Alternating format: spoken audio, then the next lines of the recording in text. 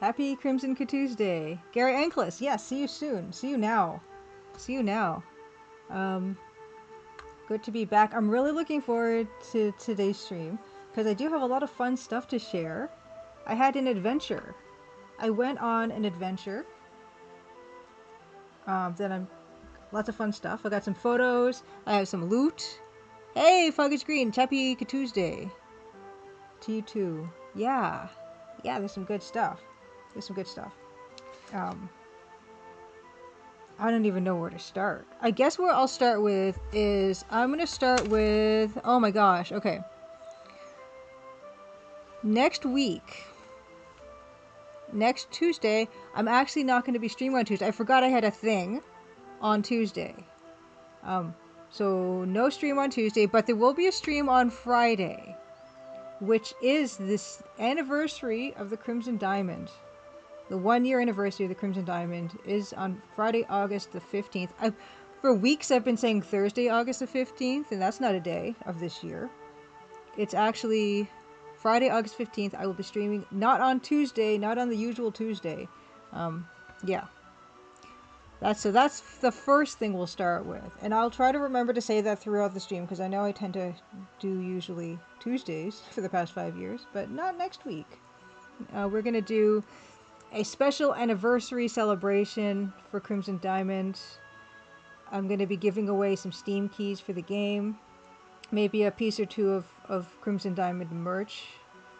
The soundtrack on Steam will be made available, and it will also be bundled with the game. Lots of fun stuff to look forward to. I don't know, maybe I'll play some. I don't know. I always feel weird about playing it, but I've never actually finished the whole thing on the stream. So maybe we'll do some of that as well. What else? Let's look at next week. I think that's all I have to say about next week. But yeah, let's talk about what I did this previous week. Lady Norman, happy Crimson Tuesday. Yeah, I'm just going to get into how I spent a bit of my long weekend, my Canadian Civic Holiday long weekend. I had a lovely time, actually. I went north of me. I'm in Toronto. I went north of me. I visited a fellow amazing streamer, McMonster. Happy Crimson Tuesday. Yeah, I've mentioned before that I've hung out with Ann K and Tuigia recently, and actually Tuigia. Oh no, some of it is getting keyed out. But Tuigia made in the car ride on the way to Ottawa to see Dan and Sean Paul. She made this lovely friendship bracelet. But yeah, I visited. Wonderful. Let me give a shout out to wonderful. I'm gonna give a shout out to. Can't do this. How do you just do a shout out to someone who's not here? Yes. I visited Hungry Goria over the weekend. We had a nice little time. Seagull 2000, Happy Crimson Tuesday. It was a wonderful, wonderful, wonderful time. She showed me around where she's at, and we went to a flea market. I bought some wild blueberries and corn. Hey, Commodore Chronicles, happy Crimson Tuesday. Yes, Hungry Gloria is awesome. And I can vouch for the fact she's awesome. She's awesome on stream, she's awesome at IRL. Everyone is doing well. I'm doing well, Gary Ankles. Yeah. I had a fantastic time with her and her husband. And we actually played some Double Dragon. And I got to play Double Dragon. Well, we did not play the EGA DOS version of Double Dragon, which I will be trying to finish tonight. That's another thing we're planning on doing tonight. I gotta confess something. Like, I mentioned that when there are a lot of sprites on screen for the DOS version, the game really slows down, which makes it hard to do inputs properly. Like my good old elbow, my good old that thing that he does, this thing. But if I up the cycles, it actually is a bit smoother to play. And off stream, I was doing some experimenting and seeing if upping the cycles to 1,000 cycles was going to make it playable enough for me to finish. Oh, Hungry, yes, there's Hungry. No, you're awesome. No, you're awesome. But yeah, we did not play the DOS version, but yeah, I was experimenting on my own, and the first time I upped the cycles up to 1,000 on DOSBox, I finished the game. I finished the DOS version of the game. So I'm gonna try to do that again. I didn't do it. I didn't repeat it, but I will try to repeat it now on stream. But yeah, Hungry has an amazing collection, and she showed me the NES version of of of the DOS version, which is very similar to the DOS version actually. But I never got the handle at D-pads. Oh no, they didn't know. Power outage. Hope it doesn't last too long. I did not finish that version, but Hungry also has an arcade cabinet set up with, I think it's called a Mister. I don't know any of the technical stuff, but it's loaded with a bunch of arcade games. And I actually played and finished the arcade version of Double Dragon at Hungry's house. And it was on infinite lives, so it's not like I'm awesome or something. It just was the fact that I just could just keep doing it until... And they patiently waited until I finished it, so I felt really good about accomplishing that. And then we played Tika. Happy Crimson Tuesday. Yeah, the arcade one is good. It is really good. I love the little joystick and the buttons. And then, okay, yeah. Hungry and her husband are like, okay, you gotta play. We gotta show you the Atari 2600 version of Double Dragon. It's so janky. And I was excited to play it. And I looked at it, and when you see the Atari 2600 version of Double Dragon, it does look hilarious. But I'm like, okay, let's give it a try. And I was starting out just playing it on my own just to see what it was like, and it was very, very difficult to play. And Hungry mentioned that she had streamed it once. Disaster Squad, Happy Crimson Tuesday. Yes, everything about it is so funny. Like, I just had a smile on my face the entire time. Pangaway, Happy Crimson Tuesday. Yes. Commodore Chronicles, I actually like the music. I don't know, I'm so sorry. I like the music in every single version. I even like the Atari 2600 version. And so I started playing it because I'm like, we figured I was only going to play it for 5 minutes. And Hungry had streamed it before, and she said she never even got past the first screen of the game. I'm playing it, and then something weird starts happening. I really start to get into it. There's something about... I don't know what it was, but there was something about it that just, I was really compelled to keep trying, and I actually got past the first screen. And then I got past the second screen, and I was so excited, and I was having so much fun, and I goaded Hungry into playing with me. And I don't know how long we played it together, but we got really far. We got into the second mission. Apparently there's 4 missions in the Double Dragon Atari 2600 version. And we got pretty far in it, and it was so fun. Her husband's like, you guys should stream this. So maybe in the future, I will revisit Hungrygoria, and we'll try to co-op Double Dragon on the Atari 2600. Because she started playing it too, and we both got super into it. Of course I want to do a cross-stitch of EGA Double Dragon at some point in my life.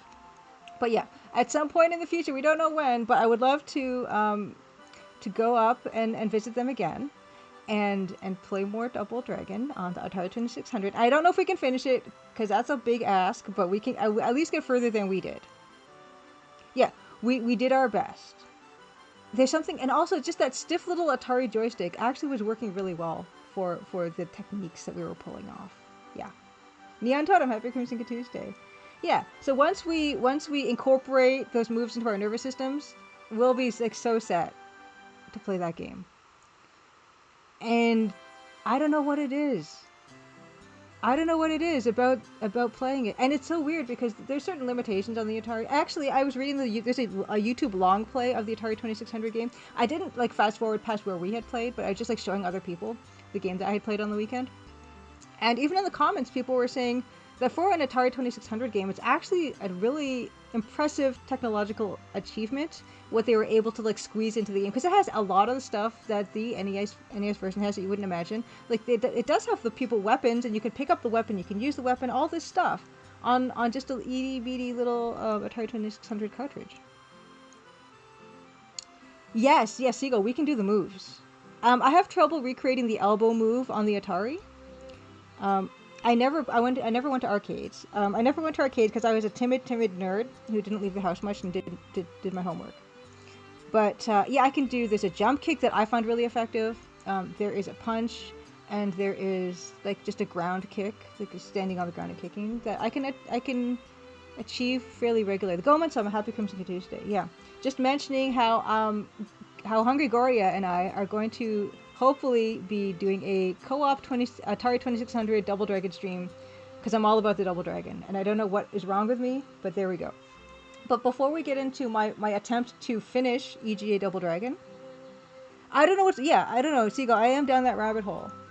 I still really like the EGA Double Dragon, but just playing the 2600 version with Hungry on the couch, just laughing my head off at that game, it's just kind of hard to kind of substitute that fun factor for playing on my own.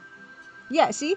Hungry agrees. So she said also, it's compelling. She was hooked. We had to like tear ourselves away from it. It's like, oh my gosh, this is what? It's like 2:30 in the morning or something. We have to stop now. we're never gonna stop if we don't stop now. It was so much fun.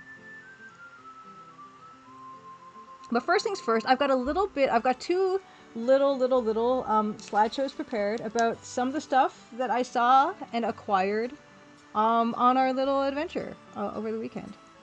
And thank you so much to Hungry and her husband. They were wonderful, wonderful hosts. They barbecued chicken wings, and yeah, they showed me around town, and we had just this most wonderful time. So, yeah, let's get into the show and tell. And this is the first thing. I mentioned, I like to do cross-stitching, and I cross-stitched this little guy up for Hungry to gift to her, because they were so wonderful to me. Yeah, it was so nice to hang out with her and her husband, both very, very lovely, lovely people. And they live in a very nice little place that is just so relaxing and peaceful compared to Toronto. So, yeah, so here is this. And so this was a joint. You can't really see the type on the bottom here that I put in there, but, my mom does the quilted borders, so it's kind of a collab between me and my mom. I did the cross stitch, and she did this back and forth, back and front. And she did put a little bit of quilting batting in it, so it's got a little bit of puffiness to it. But yeah, that's what I've done. And that's also EGA colors, actually, because of course that's what I have on hand. So this is an EGA meat stick. What else do I have? Okay, so otherwise, yeah. So Hungry is north of me, and north of me, like in Toronto, we don't have a lot of Canadian shield, really showing, like poking up through the earth, like other parts of the country.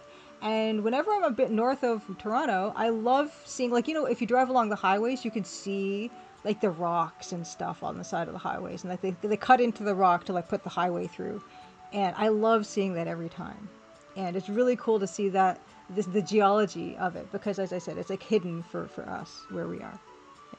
Hey Towie, yeah, happy Crimson Tuesday. Yeah, Towie, I was just showing everybody your friendship bracelet that you made in the back of the car on the way to Ottawa. And I know you just got back from a trip of your own little adventure. You went to Gen Con. And I'm very excited to hear how that went. But give also shout out to Towie. Yeah, we both had adventures. Yeah, and this is, the Canadian Shield. So yeah, I love seeing Canadian Shield. It's one of my favorite things. It's such a huge part of the geology of Canada. And it's a really exceptional geologic formation. It's very old. Yes. Yeah, I saw on Blue Sky, I think you said you had a care day, which sounded lovely. So it's good to see, and looking forward to seeing your next stream. Also, there was some, I've never seen this type of mushroom before. I think it's a kind of mushroom. I have no idea. I have not ID'd this yet, but there's that. Also, this is some nice, we went on a trail, a set of trails, and I love doing hiking as well. We didn't really see any birds. I brought my binoculars with me, but we didn't really see any birds too much. But it was still a really nice time just to be out, because although the air quality has been pretty bad lately, it was actually not too bad on this day. Yeah, Towie had a lovely adventure, and I'm looking forward to hearing about your adventures. Also I saw this. I saw, I've never seen echinacea of this color before, and so that was fascinating to me, that they grow like that.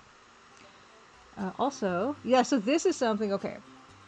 I did some Googling about this piece. We went to a flea market, and this flea market had this weird thing, and there's some writing on the underneath of the lip of that, and so I took a picture of that. It says Sumitomo Toyo Works, Best Sheet Division, Funaya Saijo, Ehime, Japan.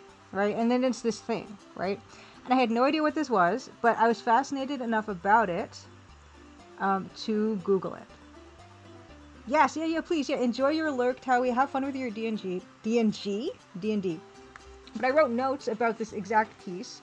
It's fascinating enough for me to like, oh, Hungry, if you happen to just go to that flea market at some point again, and if you see that, pick it up for me and I will pay you back for it, because it's amazing.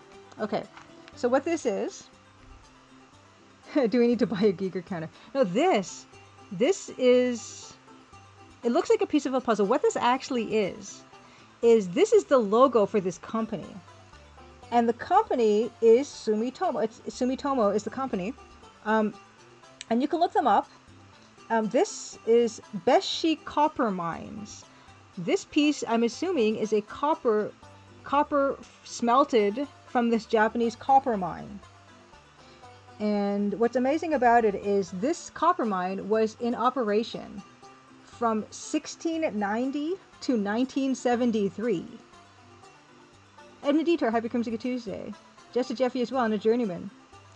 I don't know how much it weighs. It's $30 and I want it. I'm assuming this is just a whole hunk of copper. This was a vein that was discovered in a place called Beshiyama at 1,000 meters above sea level. In 1690, they found this exposed copper vein. And there was one of the leading sources of copper in Japan and also in the world. And they were mining this thing for 200 years. So we're talking from the Edo period to, like I said, 1973. Oh, I see. Oh, pound sign had better weigh a pound. Okay, I get it. I didn't understand what that was. Maybe it does weigh a pound. I'm going to assume it's pure copper. And I was so fascinated by this piece. And they still have like some of the locations, some parts of it are preserved because it's such a historic part of Japan. And I think in more recent times, people say that, oh, Japan does not really have natural resources and things. But there was a time when Japan was one of the leading producers and exporters of copper. The official value, yeah. Anyway, so I found that fascinating. That was just something I came across at the flea market I thought was really, really interesting. And strawberries are in season, although they're actually, I think it's coming near the end of the season because we were having trouble finding like fresh strawberries. But on the way home, I stopped off on the highway, and there was like a little farmer's place thingy, and that did still have some. So I was able to buy some fresh strawberries and some fresh blueberries, some wild Ontario blueberries, which are very lovely. Actually, I have some for snacks today. Next, okay, so this is another acquisition. Oh, peaches are so good right now too. Oh my gosh, yeah. The summer, like corn as well. I've just been eating corn and corn and corn. Yeah, it's the greatest time of year for produce in Canada. But this piece is what I did pick up. Yes. Oh, Jessica Jeffy also says raspberries and blackberries. Nice. Yeah, it's the best time for berries. Any other time of the year, we're not getting the Canadian stuff. But yeah, so this was $19. This is a ceramic piece that I bought. And I will show it to you because I have it right beside me, and I'm so happy with this little guy too. I don't think I'm going to need to, maybe, I'm going to turn off the chroma key just to be safe. So you can see the full splendor. Look at this little guy. Look at him. Look at this duck. And it's so funny because I was going ham at this flea market, right? And so Hungry was like holding this for me while I just was going through all this other stuff that we'll get to. And so she was like gripping it by its neck the whole time because it's the easiest way to hold it. It's ceramic, it's fragile. And so she was just marching up and down the aisles with this in her hand like this.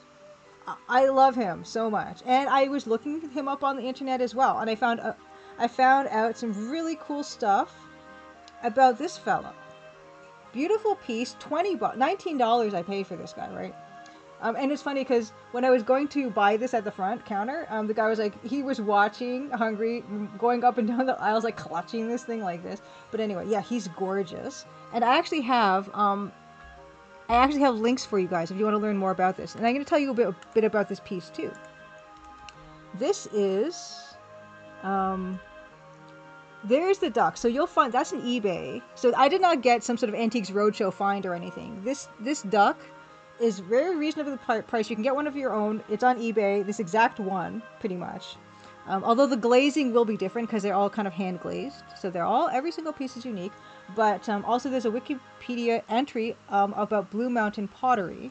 If you want to learn more about that, it's $20 duck. But I'm going to talk to you really quickly about Blue Mountain pottery because I didn't know anything about this place either. But at some of there's more than one vendor at the flea market had pieces like this.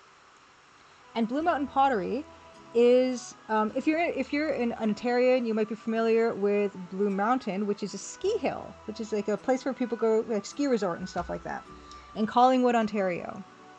And the reason Blue Mountain pottery, I'll hold the duck. See, he's getting keyed out. Look, this looks ridiculous now, doesn't it? It looks like he's made of glass. No, that won't do.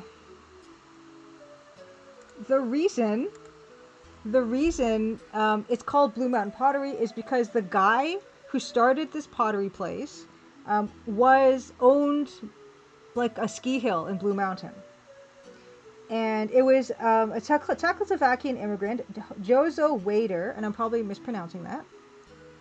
Jozo owned a ski hill, and he wanted stuff to put in the gift store, the gift shop. And he had a fellow Czechoslovakian friend who, see, Nicholas Patton, Happy Creamsicle Tuesday. That's another thing I changed today that I'm so excited about. I found in a game called Corsarios. Corsarios is an EGA DOS beat-em-up game, and it has the exact same controls as the EGA DOS Double Dragon. And that's going to be our new like warm-up game. It's going to be our new break time game. Nicholas Patton, I will get to it as soon as I finish the story about Blue Mountain Pottery. So Jozo, Blair Madison, Happy Creamsicle Tuesday. Thank you so much for the resub. Thank you for the 7-month streak. Very, very much appreciate it. Blue Mountain Pottery. Jozo had a fellow Czechoslovakian friend, who was trained in pottery. And when it was an off-season and they were doing some ski hill maintenance, he stepped into some of the soft earth and he realized that the ground was a lot like the clay that he would find in the region of Czechoslovakia that he would gather his clay from. And so they went around Georgian Bay and they found this type of clay that they could use to make ceramics. Yeah, the duck is talking. And that's what they did. They also had another Czechoslovakian friend that also was trained in glazing. And so the three of them kind of got together to form this, this pottery. And what's lovely about this is the fact that, this is from the Georgian Bay area. Like, what more kind of souvenir could you possibly want than a piece of ceramic that's literally made from Blue Mountain, right? So that's fantastic. And it really took off. Like this stuff, 1953 to 2004 is when Blue Mountain Pottery was active. And initially it was just Ontario. And then it expanded to Canada and expanded to all over the world. And at its peak, 60% of their ceramic exports were to the US. This is not also traditional color for this. And when you look up this type of pottery, like if you click on the eBay link, you'll see a bunch of like greenish black pieces, and that was their more signature glaze color. And apparently that was inspired by the evergreen trees in the Blue Mountain area. But they did experiment with other glaze colors, and this is the one I found. And I really like his yellow and brownness. And when I saw this, I said to Hungry, I'm like, this looks so 70s. Like just because the color of the glaze, and even I think the shape is pretty 70s. And when I looked it up on eBay after the fact, like this is considered mid-century modern 70s, whatever manufacturer duck guy. And they eventually went out of business. I think the Wikipedia says because of like low cost imports is what kind of put them out of business. Ghost Go Blue is Happy Creamsicle Tuesday. Oh, see, Hungry Goria says, my parents definitely had some of the black and green ones, a dog and a cat. Yeah, I never had any of these ones. But yeah, I love his little shape. He's beautiful. And so I had never known about this, but this was a wonderful, like, little Northern Ontario type of souvenir for me to pick up for $19. He's like a nice little guy. And there are pieces of Blue Mountain Pottery in the Royal Ontario Museum's collection, and as well the Gardiner Museum of Ceramics as well, which is across the street from the ROM, actually. So this is a big part of Canadian history. This wonderful pottery made of actual clay from Georgian Bay. No, Edmund Detour, it's true. A low-cost import will never replace an Ontario-made item. Disaster Squad says, my mom's entire house is filled with nothing but knickknacks. Like that. Maybe there's something here that's worth $19. You never know. But I love the fact that, yeah, this is a beautiful piece, and it's, like, fairly reasonably priced, right? You can still collect this stuff. Some people do collect it, but yeah, I mean, it's a very easy, if you want to collect a piece or two of this on your own, it's very reasonable to get into. If you go to any Ontario flea market, you're almost certain to find them. Oh, Nicholas Patton says, I actually learned of a different DOS game that is a point-and-click game with a time loop called Orion Burger, which you have to play a young man who must stop a burger joint from taking over Earth. That sounds fascinating. Let me look that up, actually, real quick. Let's turn on the chroma key. Let's turn back on the chroma key. But yeah, I love... part of the reason I'm so into geology is I love stuff that comes from a specific place. Orion Burger DOS game. Okay. Images. Oh, that's cool. That's really nice. That's really nice art. Okay. Next thing is I've got another piece to show you guys. Okay, so wait, do I have more of this? Yeah, oh yeah, also, so apologies for the poop on screen, but I mentioned that my mom has been rearing monarch butterflies, and she has milkweed that she grows in the garden, and she actually has recently been seeing some eggs on her milkweed plants, and even found a caterpillar today. And we raise these, and so here's another little guy, and another guy. Yeah, and so right now she has 5, I think, in one of her little terrariums, and there's 2 in the other that are preparing to become cocoons. By tomorrow, they will be cocooned. Yeah, so that's something else in here. And this, okay. Yeah, I mentioned Hungry Gloria has this most incredible collection, and I got to see some of it. And she has these wonderful cards. This is from 1989, Trade West Incorporated, licensed from American Technos. This, if you'll recognize the scene, is from Double Dragon, and we saw this scene the other day. Not exactly this rendition, but but this scene. And Hungry gave this card to me, and I have it right here, and it's getting keyed out, but that's okay. You see it better on the screen anyway. And it's like this little, it's a little game apparently where you can scratch off the scratch thingies, and you could like win or lose the scene depending on what the outcome of what's scratched. But because this is a very old card, here's the back of it. Yeah, depending on what you uncover, it says you win or you lose. There's no prize to winning or losing. It's just personal satisfaction. And this is, yeah, screen 10 of 10. So there's a series of these cards you can buy and, excuse me, collect. But the scratch, because it's such an old card now, these things don't work anymore. Like, you scratch them off, there's nothing underneath, because I think the ink got eaten by whatever the metallic part is. I am Fastwolf. Happy Crimson Tuesday.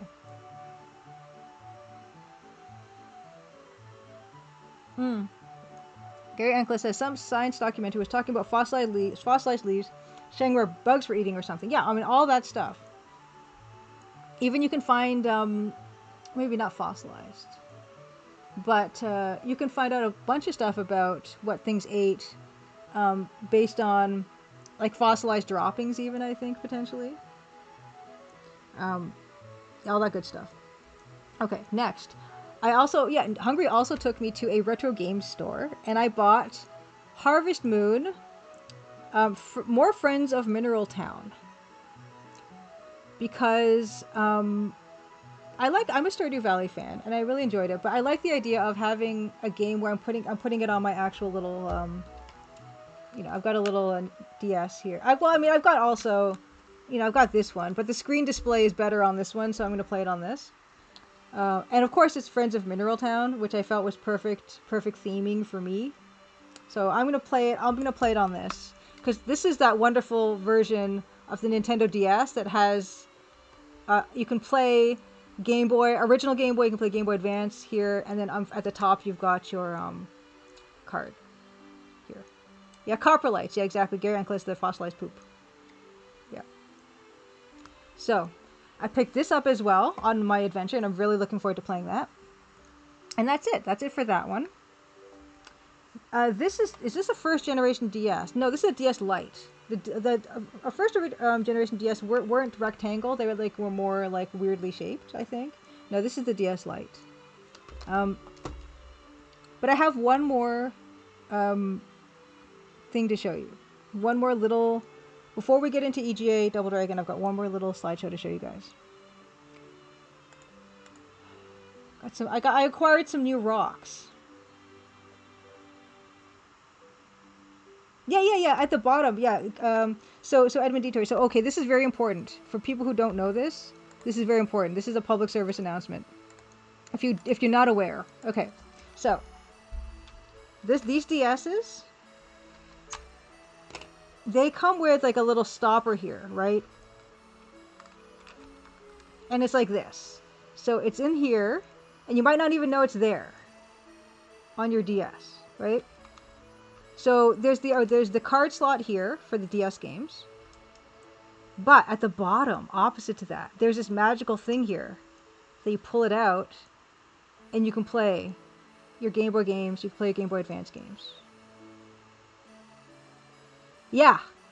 Isn't that great? Of course, it's kind of awkward because like the Game Boy games will stick out and stuff, but you can just totally play this, right? Like you're playing it here and it's gonna be fine. So yeah, you have your backwards compatibility here on that. So yes, there, now you know. Oh wow, Concagoria says it's also compatible with a GBA Rumble Pack cart if some DS games support that. Wow. Oh, Lady Norman also says it could be linked by cable to the GameCube Another Wonderful Life game. No, this is the white one. Yeah, I have the white one. I like the white one.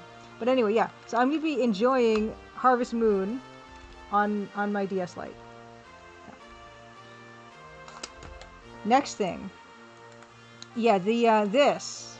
I acquired 2 rocks from the same flea market. And this goes back to me saying how much I enjoy getting things that are from a specific region.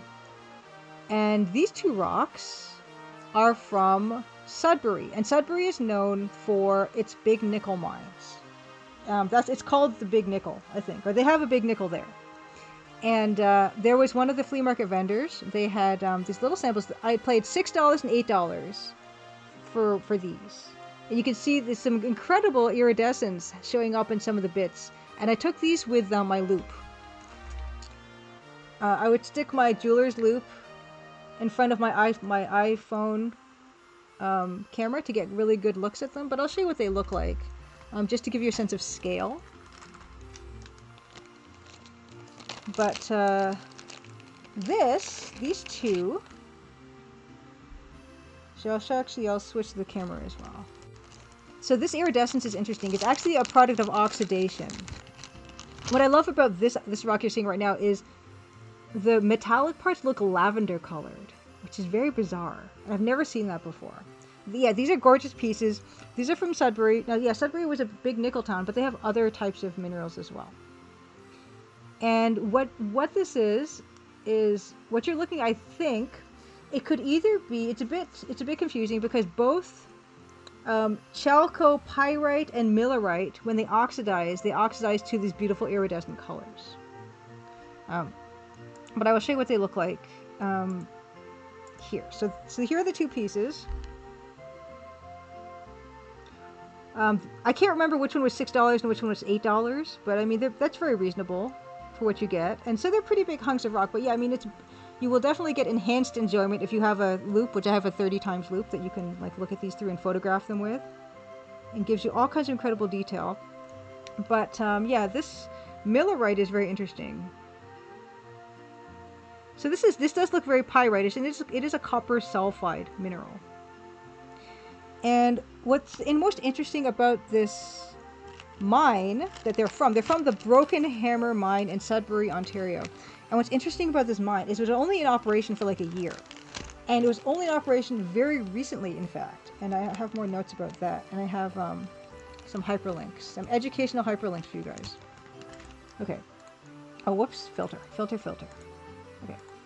This, if you want to learn more about millerite, that particular site has a really good overview of this particular site. But just to give you some background about millerite, let me go back to the show and tell.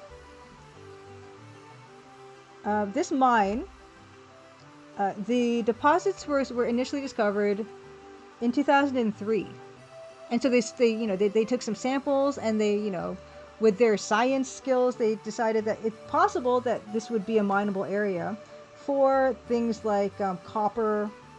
And also, surprisingly, they found a fairly high incidence relative to the rest of the region of like, they're called what, platinum group minerals, which are desirable, things like nickel, copper, silver, and gold. So higher presence of those things. And what makes Sudbury an interesting place is Sudbury was the site of this meteor impact 1.85 billion years ago, and it's one of the oldest and largest known impact structures on Earth. It has the impact diameter was 130 kilometers, or 81 miles in diameter. The meteor that hit Sudbury 1.85 billion years ago was between 10 and 15 kilometers, or 6.2 to 9.3 miles in diameter. And debris scattered as far as Minnesota. Over 1.6 million square kilometers, or 620,000 square miles debris area. So this was a big impact. There's only 2 other sites that they know of that have bigger meteor impacts with bigger craters. One of them is in South Africa. The Veredfort impact structure, which is 300 kilometers in diameter. There's one in Mexico, Yucatan, 180 kilometer diameter. So this is the third one. Yeah. And Sudbury is mostly rock.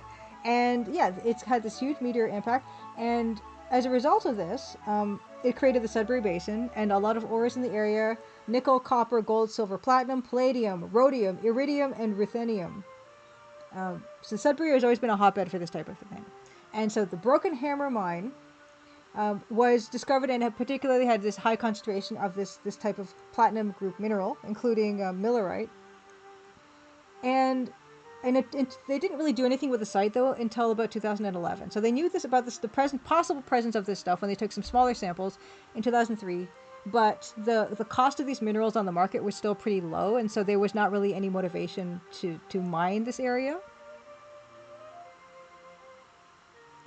Hey, young Billiam there, happy Crimson Tuesday. Yeah, these are rocks. These are all rocks. Like, rocks are basically like conglomerations of different kinds of minerals put together, right? So, for instance, if you have like quartz and calcite and whatever else all in one kind of thingy, then that's a rock. But each of those things, like quartz is a mineral on its own, calcite is a mineral on its own. Oh no, Lady Norman. Wait, okay, oh no. So that's quite a long time for you guys, because right now in Nova Scotia, it's like, I think, 6:30 or so, right? So you're going to be out of power for another 3 hours. I hope it's not too hot where you are right now, Lady Norman. But yeah, so in 2011, they decided they were going to take a much larger sample to really verify that this area would have this high enough concentration of desirable minerals to warrant further development. And they took a 30,000-ton bulk sample, and they analyzed it, and they decided it indeed, what they had discovered before upon initial survey, was really promising, and they did develop this mine. This mine was operational between 2014 and 2015.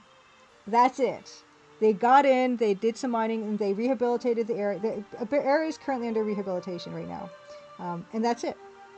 And but what's also really nice about this site is there is the incidence of stuff like millerite and also another mineral called sparolite, and those ones are relatively rare in the world. And even though this was like a mining operation, and they were of course focused on being as efficient and economical as possible, they realized the geologic significance of these samples, and they actually took samples, and you can find some of them in the Royal Ontario Museum, for instance, and in other places.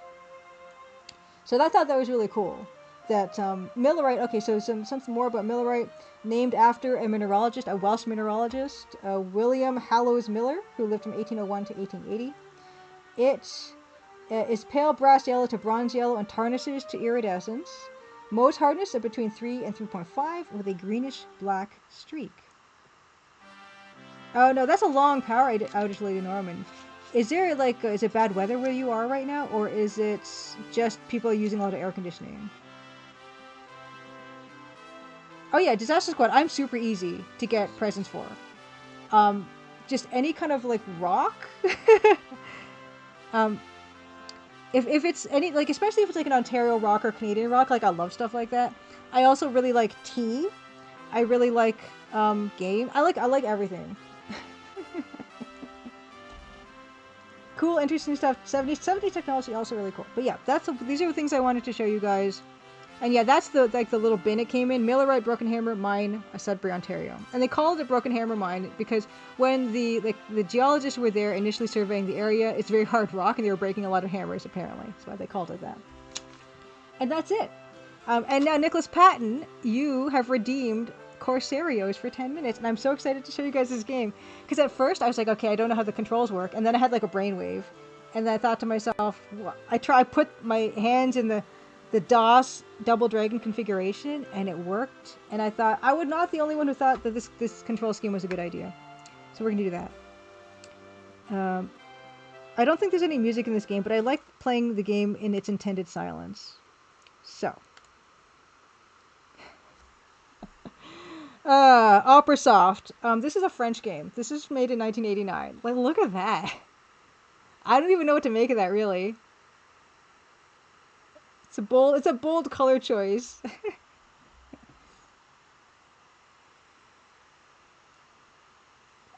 Bold. Oh yeah. Also, I love ceramics. I love glass. Yeah. I love jewelry. I love everything. Art supplies. Yeah, I don't know what I'm looking at. I think that's a dress, right? He's got a very interesting color scheme. Okay, let's just do it. Let's get into it. I'm very excited to share Corsarios with you guys. I don't know what the phases are. I didn't play much further than that. Okay. Look. Okay, look at this. Oh, they could knock me down. That's something. Okay. Wow, don't knock me down. No. Okay, that's bad. Okay, let's move up. Let's get out of harm's way. Oh, that wasn't good. Listen to that sound. Yes. Okay, here we go. What? Oh my gosh, that's not... It's too easy to fall down in this game, I'm finding. Okay, 10 minutes. Time check. 8:43. Okay, so 8:53. Maybe I only need... Oh, boy. That's a jump right there, though. I don't... Whoa, what's happening? What? I don't know what... Oh, boy. I don't know what phase 2 is in this game. Wow, I didn't do well at all.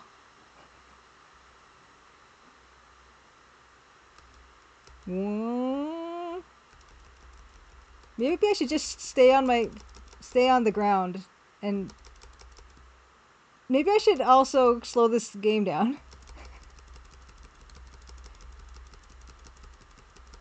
I think that probably would help too. Let me slow... Oh no. Wait. Maybe next time I'll slow the game down. Okay, maybe all you need to do is kick. See, it's the same thing, because... Okay, so up... So this is punch, and then up and punch, and then this is... It's the same thing. Oh boy, I didn't want to do that. Okay, that guy's a bomb. That guy's a bomb.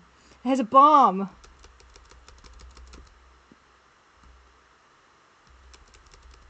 Okay. Huh. We make our own music in this game. Boy, oh boy.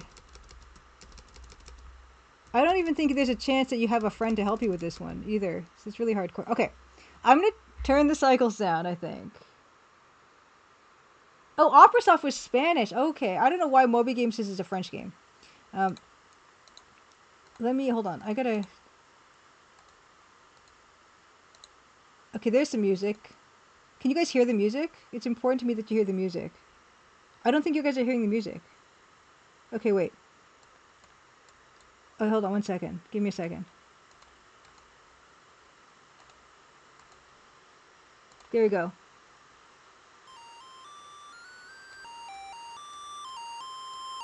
Pump up the volume. Okay, how's that? Okay. There we go. I'm so sorry. Okay, I'm gonna also...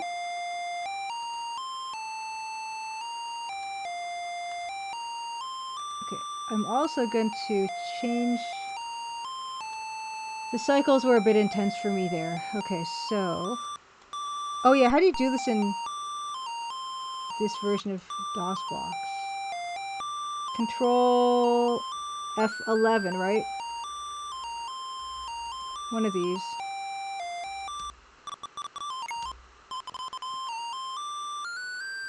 I might have to launch this again. Hold on, give me a second. I'm gonna relaunch it.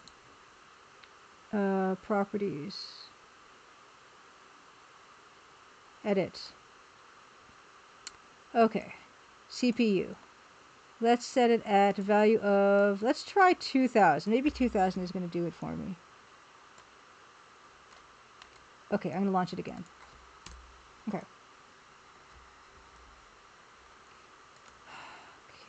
Naturally, EGA naturally. I like it when EGA is like the most, you know, the highest one. It doesn't go any further. Because what else do you need? Right? Oh, where did the game go?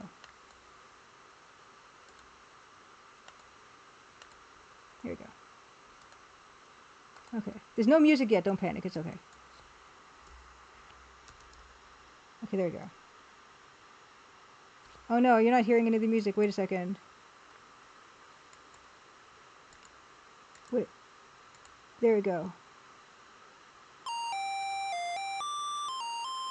There we go. Okay. Yeah. It's very important that you hear it. Okay. Corsario. Corsario? Corsario. Okay, that's much, much better. Okay. Yeah, that's a rookie mistake. Yeah. I don't think I can go into these things. No. Yeah. Is there... I don't think this game has the elbow, though. No. You know, the first rule about fighting is to actually put your hands up, right? Oh, you see they got... Oh, no, I fell for no reason. Okay. Yeah. Okay. Yeah. Okay. I'm not going to do any of that. I'm going to play it super safe.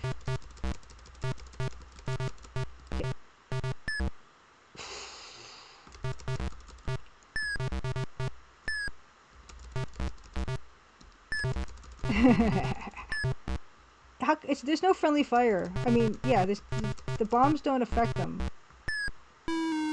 Wow, this is hard.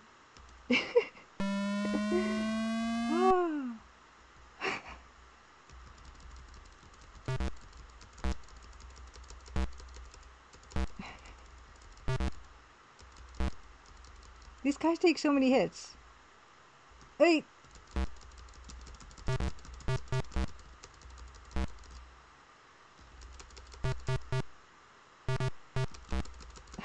There we go.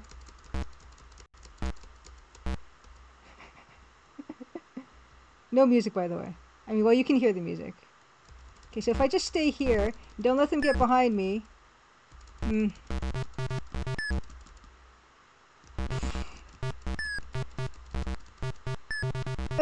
Is this impossible? Maybe I need to slow this down. Oh, wow, I'm actually... Okay, that guy has to go. That guy really has to go. That guy has... Okay, I need to focus fire the bomb dude. I think. Oh, I didn't... Wait a second. Okay, I didn't change my tag. Well, all the fans of Corsario are missing out on this. Okay. Okay. Change tag. We must change it. It's very important. Corsario. Yes! I think it's the same game. Okay. Great. Now they can find us.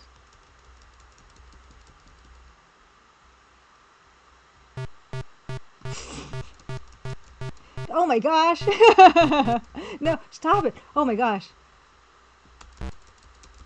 Yeah, this is musical. I will get better at this. This is just the beginning. This is like starting the Atari 2600 version of Double Dragon. Okay, at the start you're like, this is completely impossible and no one can get anywhere. I cannot get past the first screen. And then you're like, wait a second, we're in mission 2, we're rocking it.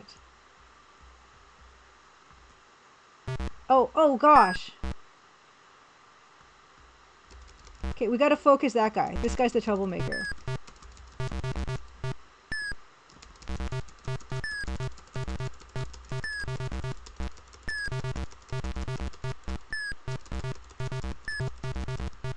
Maybe also his range. Maybe it's a range thing. Maybe I don't think that the bombs are hitting me.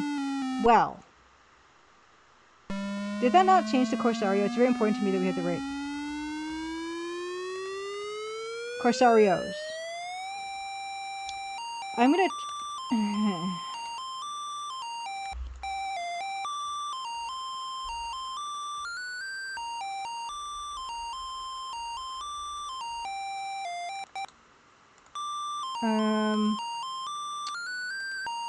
So... Do I need to slow this down even more?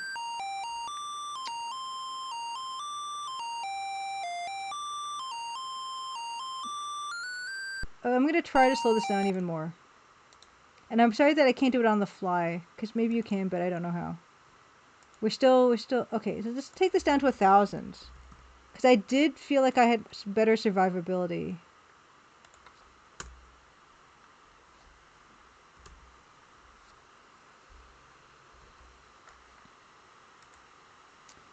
Okay, so this Corsario, this Corsarios.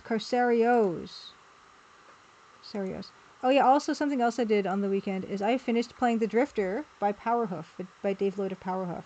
And that was also very good. I don't know what phase 2 is going to be. We're probably never going to see it. Is that not...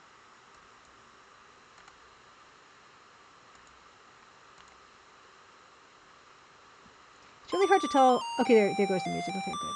Okay. Okay. Okay, see, look. Yeah, this is, yeah, there we go. This is what was intended, I think. Oh, that is my hair. I was going to say, is that my hair, or is that... Oh, what's happening?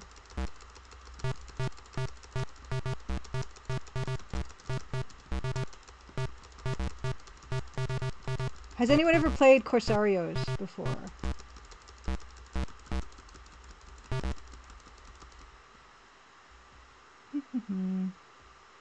Okay, this guy. Come on. He knows. He's wise to it. There you go.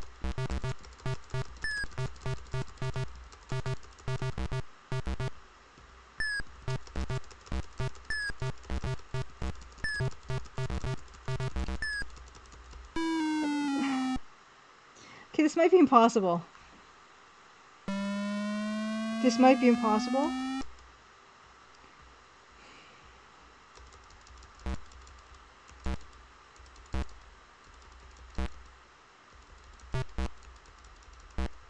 Six hits. 60 points.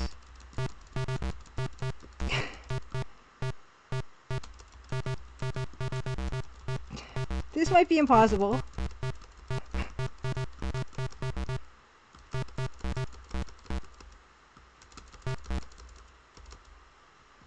Power, 320. Okay, power. This power. Sotaxcraft, happy Crimson Tuesday. Yeah, boy, oh boy. Boy, oh boy. I just started playing something called Corsarios.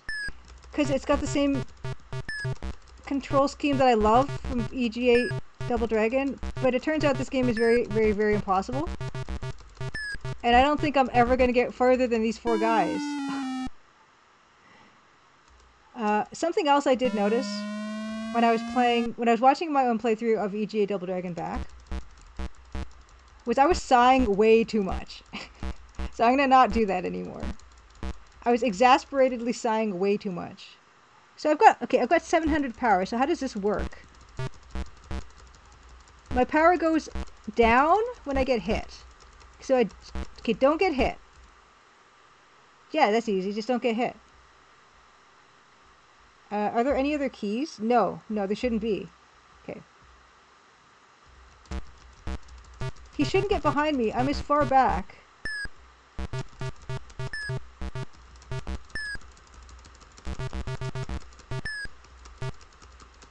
Okay, this might be impossible. Okay, how much more time? Okay, actually we're over time anyway, so it's fine.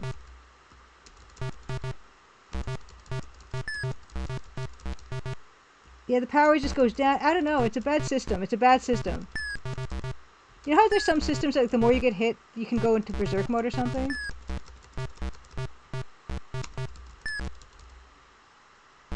Oh, I'm... Whoa. Hey, Bill, can happy Crimson Tuesday. This looks like as if Hugo 3 was a beat-em-up game instead of an adventure game. This game is so unfair. This game is the most unfair game ever.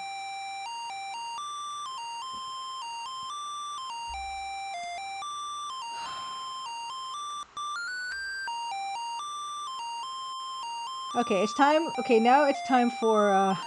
That was a really perfect warm up. That was a perfect warm up for Double Dragon.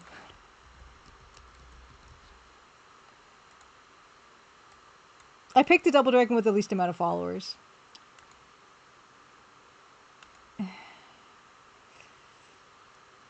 Now.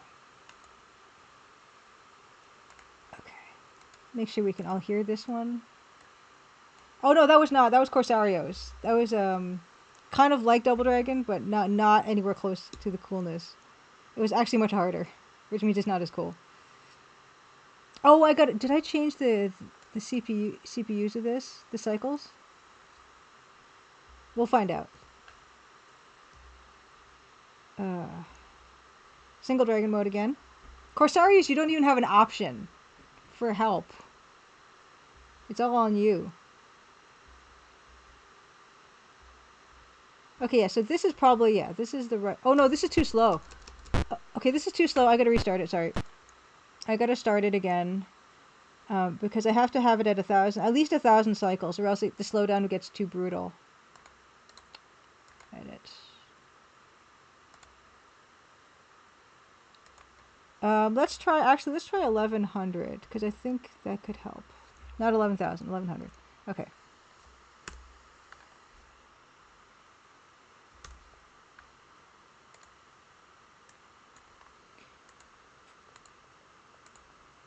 Okay, and then also pants more music. Okay, good. We're all set up again. Okay, here we go. I did Zotax Craft, yes. I shared some photos. I had an adventure. I visited Hungaroria. And we did some trails. And also I went to a flea market. We went to a flea market and a retro game store. And I showed off my, there we go. That's much better. Oh no, where's the sound? Wait a second. Wait a second.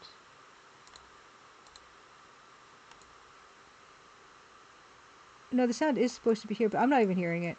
No, the sound is absolutely essential.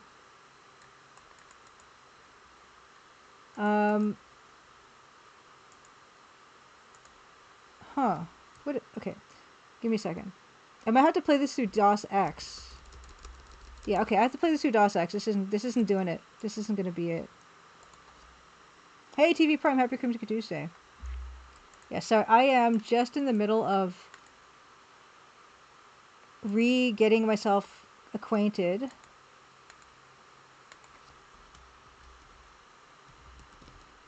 with Double Dragon. And I'm going to finish it tonight, because I've already finished it kind of on my own. Edit cycles. 1,100. It's going to be do or die on this. And...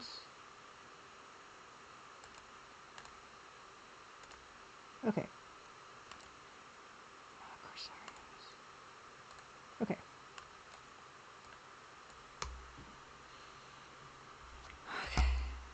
Okay. I also showed my duck. I bought an 11-inch ceramic duck from Blue Mountain Pottery, Zotax Craft. And you can find out all about Blue Mountain Pottery. It's a quintessentially Canadian story. You can find out about that here. And I showed Miller right here. Chintara, thank you for my duck. Yeah, my duck is great. I just got him. He was a bargain. Because if you check that eBay entry, you'll see that I spent less money than the eBay. There we go. Can you guys hear?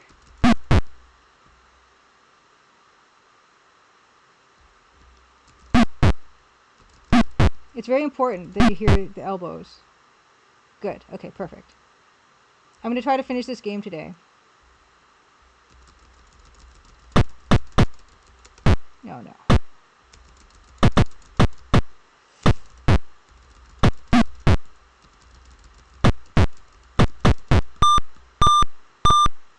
I don't usually play it this fast, but playing it this fast will help in when there's a lot of sprites.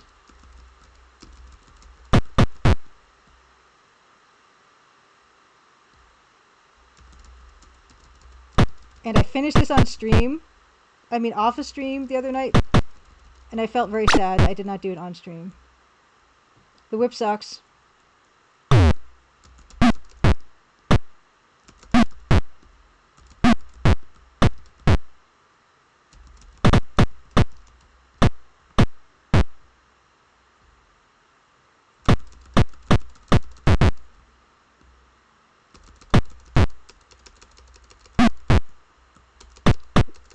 This is a warm-up.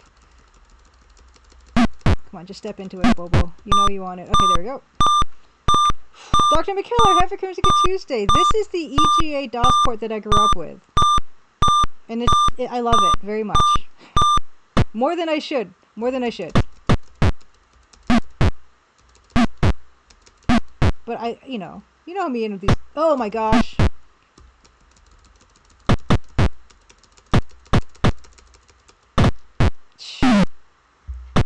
Not my best effort.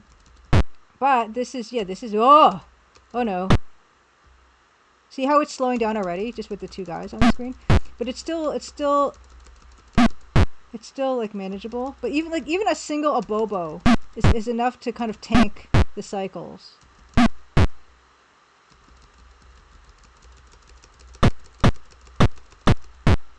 Okay. Hey, Betty Human, happy Crimson Tuesday. Yeah, it's a generic duck. It says it's a mallard on the eBay entry for the piece, but I don't think it looks much like a mallard.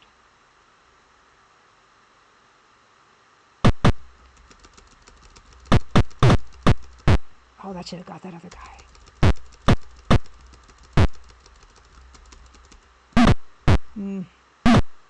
That was cheesy. You all are cheesy.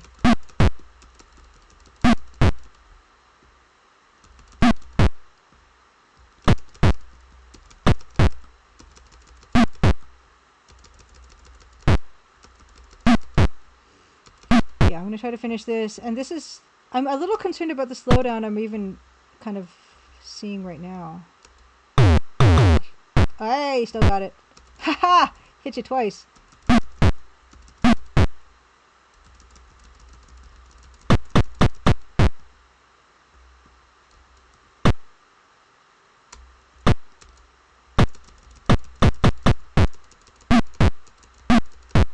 Oh, he's down there now.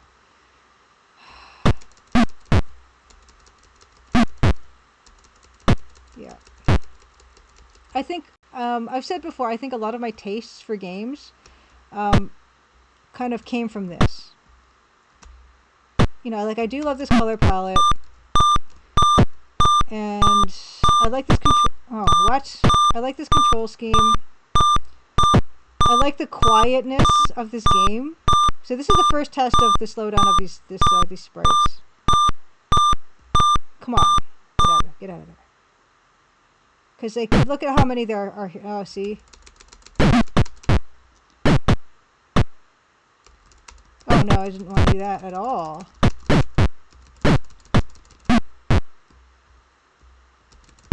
Oh, I really wanted to have the bat for more of that.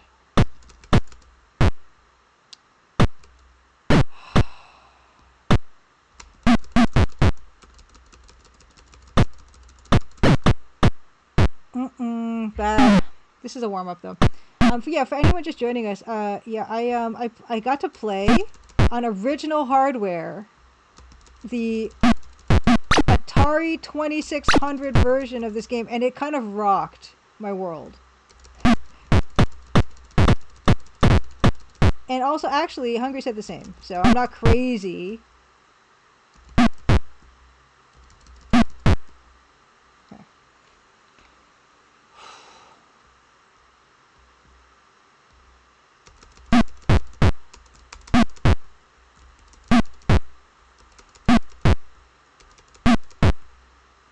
Also, yeah, I also got to play a bit of arcade version of Ghosts and Goblins on their Mister. And that game is hard as anything. But I do also, that was also, I played that in EGA originally. Oh, you used Chintara as well. You grew up on Atari 2600. I actually didn't have one. My neighbor had one, and I don't remember what game we ever played on that, but we never played Double Dragon on it. He had, I don't remember what he had. I think he had the ET.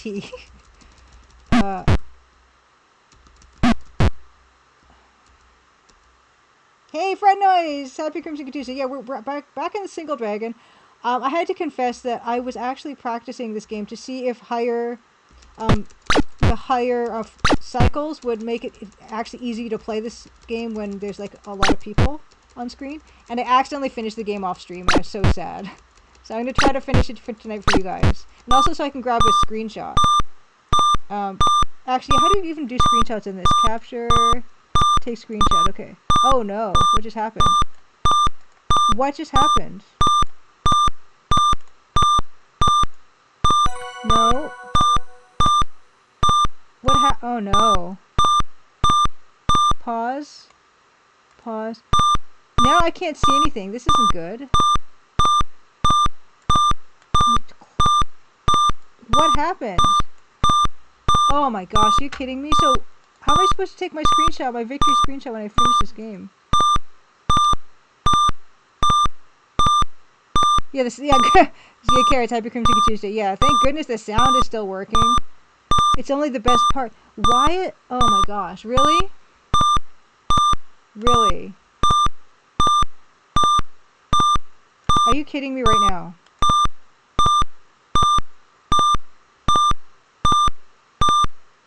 I guess we're restarting.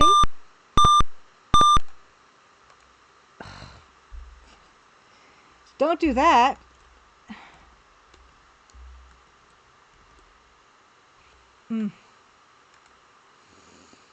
Oh well. You know, it happens.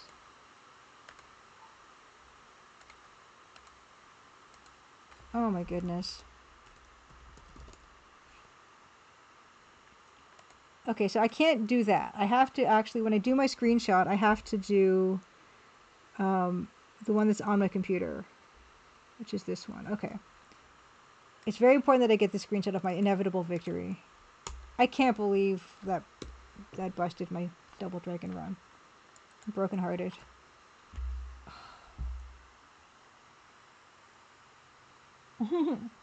Yeah, I wish Crimson Diamond was playable in DOSBox. It's just I'm not a technical soul.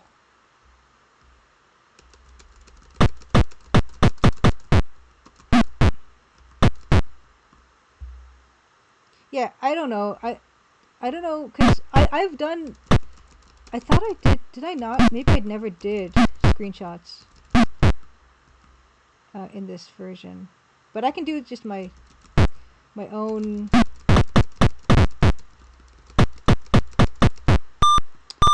My own, you know, computer can do them. So I just have to make sure.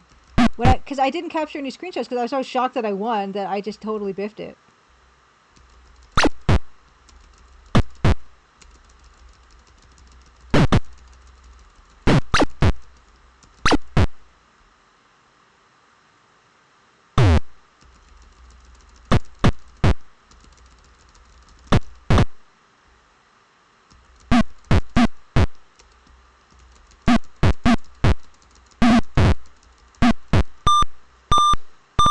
Brad Brains, happy Crimson Tuesday. Thank you so much for the raid. Actually, I can actually pause this emulation. It doesn't break anything, I'm pretty sure.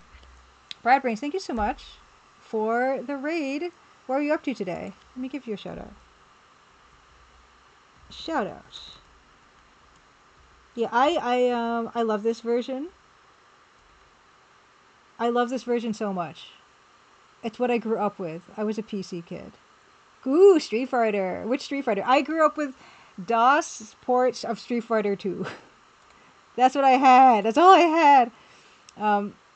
And yeah, I firmly blame this version of Double Dragon for wrecking my ability to learn any other action game. It's just this game's fault. It's just which Street Fighter were you playing?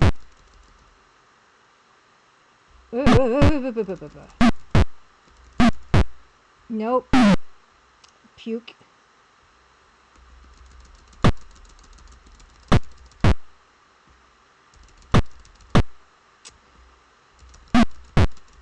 Nope. Don't hit me. Don't hit me. Don't hit me, I said. Whoop.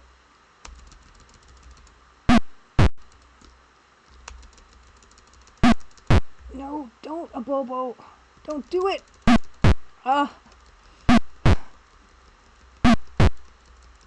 Okay, you're playing... I didn't even know there were 6 Street Fighters. That's how behind the times I am. I never... Oh, yeah, my first... Yeah, I never played Street Fighter 1. Street Fighter 6? You don't say. Are they even adding characters anymore?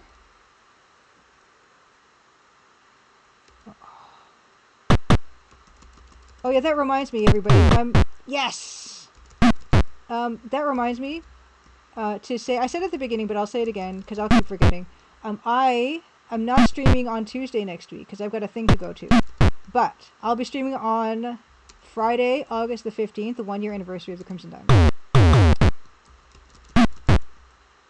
And we'll be doing... It'll be a real party, like I do, which is what we do usually, except I'll give away some Steam keys for Crimson Diamond. And I'm going to give away maybe a merch.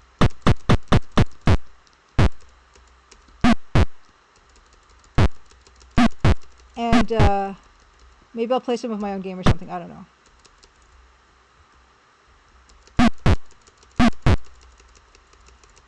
Hey, Fatinsky, happy Crimson Tuesday. Dr. Butt Doctor, happy Crimson Tuesday. The crate. We make our own music in this game. The crate does have some beautiful beats to it. Oh, thanks. I'm glad you like the Crimson Diamond. Yeah, come on out. Come on. No, that also didn't work out as well as I would have liked.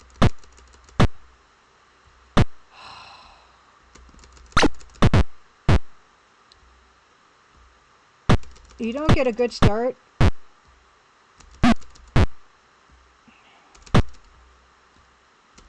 It's kind of hard to make up for it. They do they're smart. Okay, well.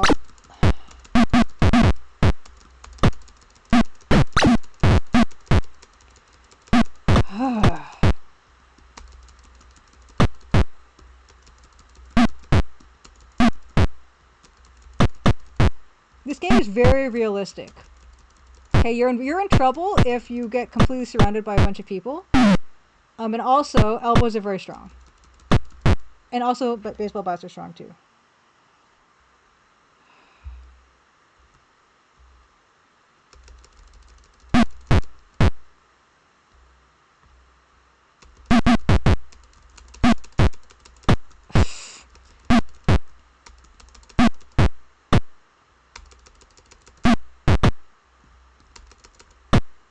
Oh, you. Okay.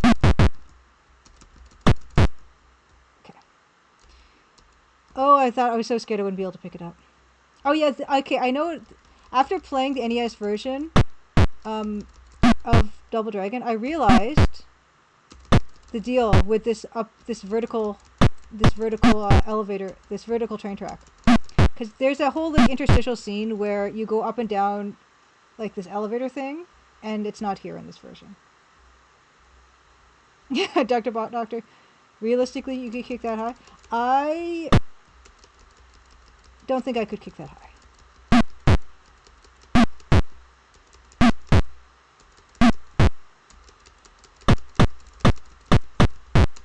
You're probably not going to want to kick high anyway, because it's super, like, a super vulnerable position to be in. If you want to kick anybody, you should kick, like, in the knees. Or their shins, or stomp their toes. Don't kick too high, because it's gonna leave you off balance. And you don't want to be knocked to the ground. No! No! What? Lady Norman, no! Power outage until 2?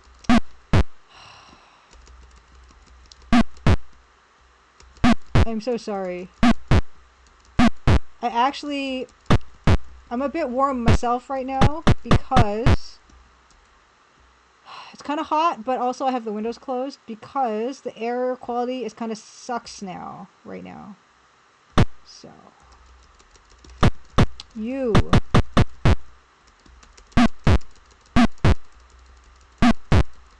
Okay. I mean, this isn't that bad. I can't remember how I did before. And then after this, maybe we'll do some work. I don't know. Ugh. Anyway, we get 5 credits. And that's the benefit of being a single dragon, is that I get all the credits. Oh, really? Apparently, I've been told that this guy's name is Roper. See, this game is not good because, yeah, you see how he punches like 4 times? When you hit that punch button once, that's not good. You don't want to punch in this game.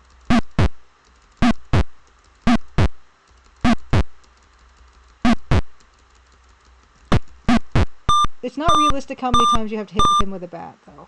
Ugh.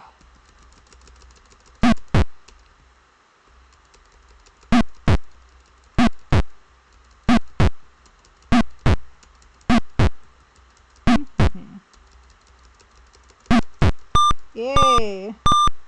Yeah, the smoke is bad. Yeah, there's been some bad smoke days here.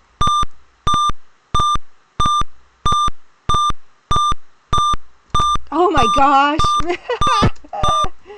Oh. I can't believe I did that. That's not good. Why is he dressed like a Williams? He's dressed like a Williams? Good human, happy Crimson Tuesday. Oh, hey!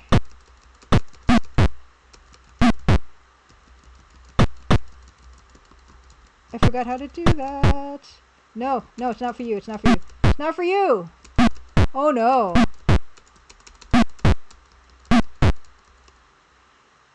Yeah, wildfires. Yeah, wildfires. Yeah, Chintara. Also, we have the awesome temple part to look forward to with those pillars that come out that take your whole meter away. I can't wait for that part. Yeah, it's the wildfires. Ace, happy Crimson Tuesday. They're just. It depends which way the wind is blowing. Yeah, honestly, this is a very comfortable control scheme for me. It just comes so naturally.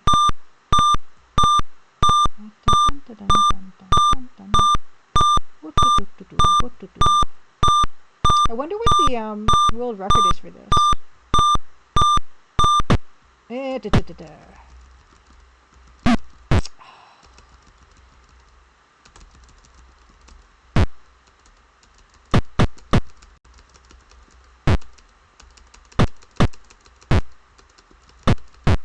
Really?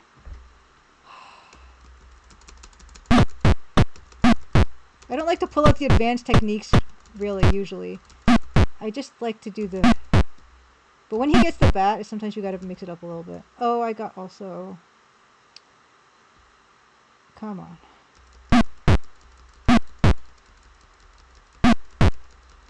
Cuckoo.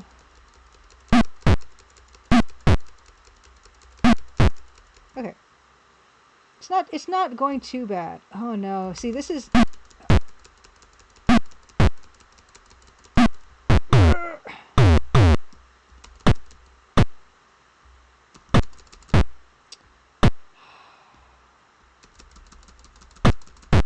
Yeah, the slowdown gets to be a little bit...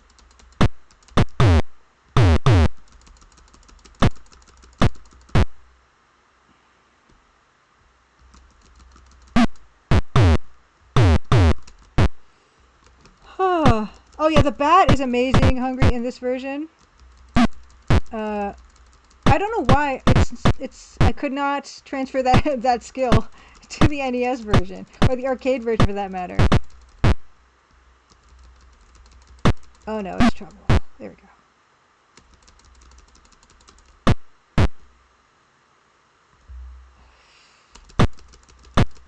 Oh my goodness, these guys.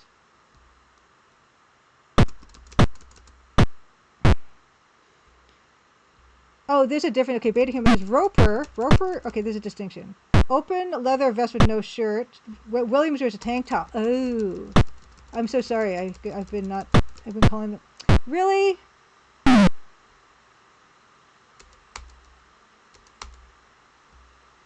It's just.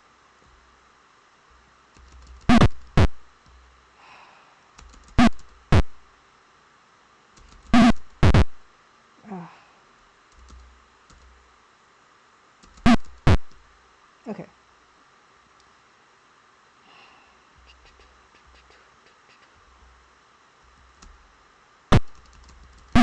Mm.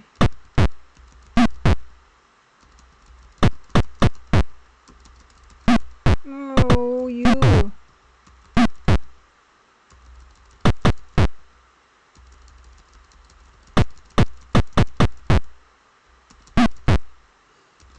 Mm.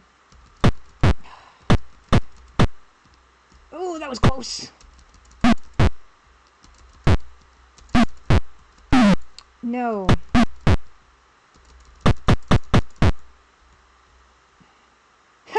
What? Chintara says, just check speedrunner. There are no entries for this PC version of Double Dragon. Oh my god, so we could be just hitting a record now. Oh no, no. I don't know. I don't need that rabbit hole. I've got so many rabbit holes already.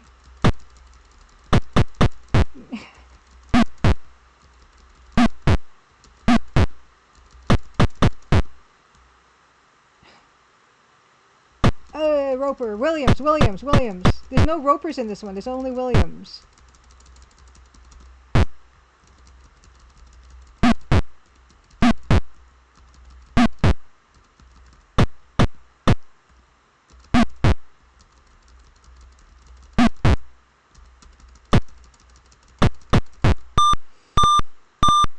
Oh, the NES version? Okay, what is the NES version speedrun record?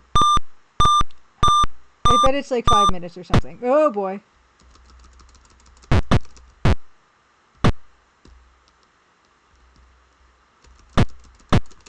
Stop it.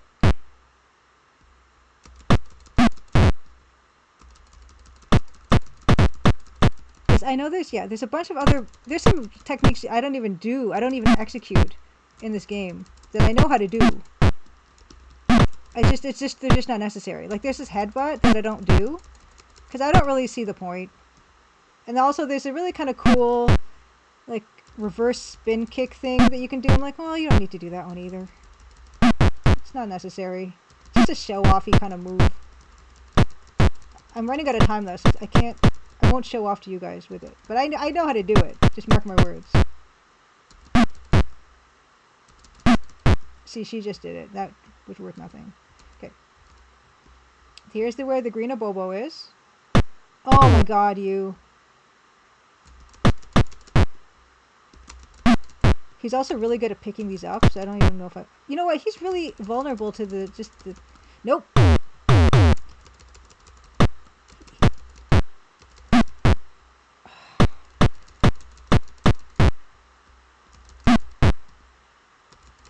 I wonder if, like, that platform up there on the left has any strategic importance. Like, if it's...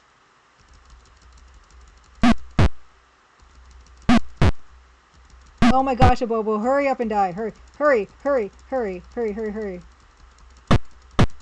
Oh no.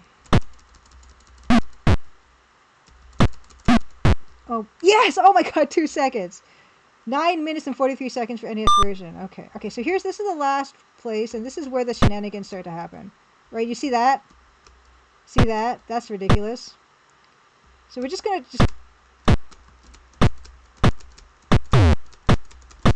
Oh boy, I just died. I just jumped in the wrong place.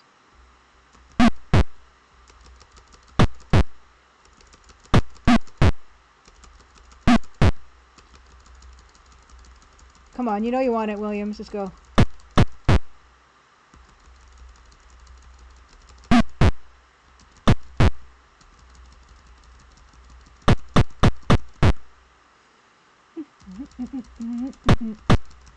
There, see, that's the... This is like... Oh, shoot! Oops.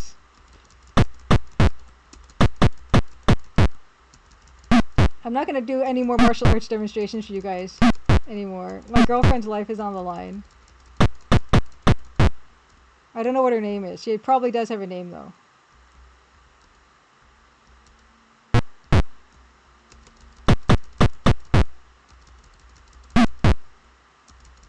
This is not like Street Fighting Man where we actually know the names of everybody because they're displayed. I don't know who's... I know I'm Billy or Jimmy. I'm pretty clear about that. Marion. Okay, thank you. Marion. Oh, that's nice. That's nice. Oh, oh, oh.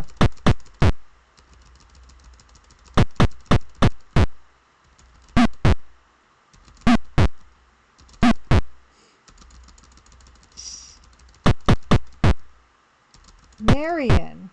Marion.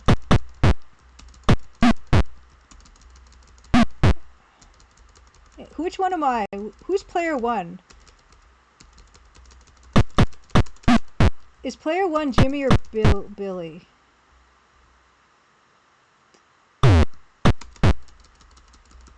I'm Billy? Sweet.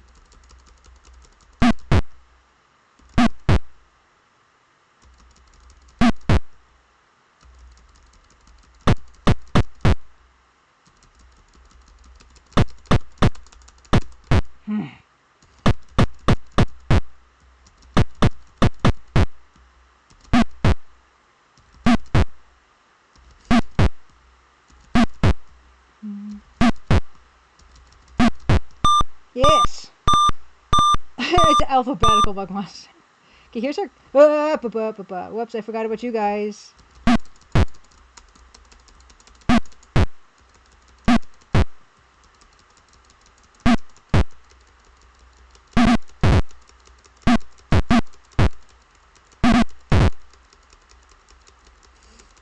Yeah, see, there's a bit of a pause happening now. Yeah. These guys love it. They soak them up. I almost feel like they're more vulnerable to kicks. This Seagull, thank you. This baseball bat once used by Babe Ruth. That's a real fact. Come on. Oh, gosh. See, no, my...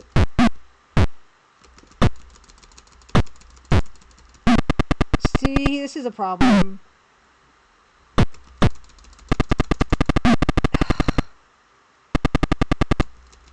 I don't have any self-defense advice for if you're facing someone with a machine gun.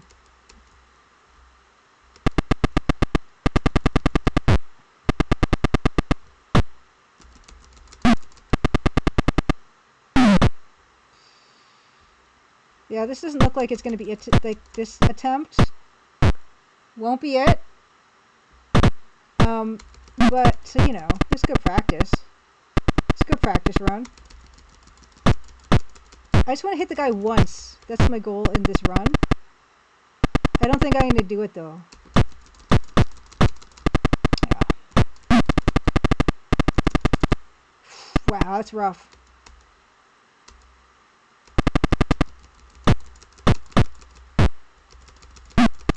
Okay, well, I hit them once. Oh, see, there we go.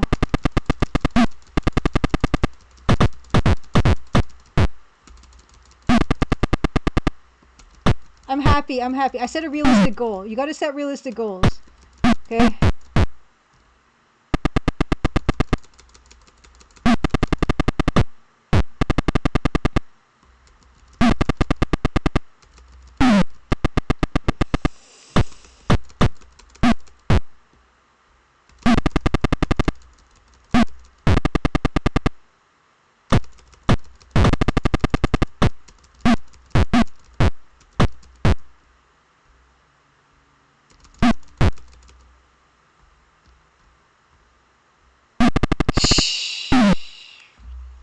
Not bad.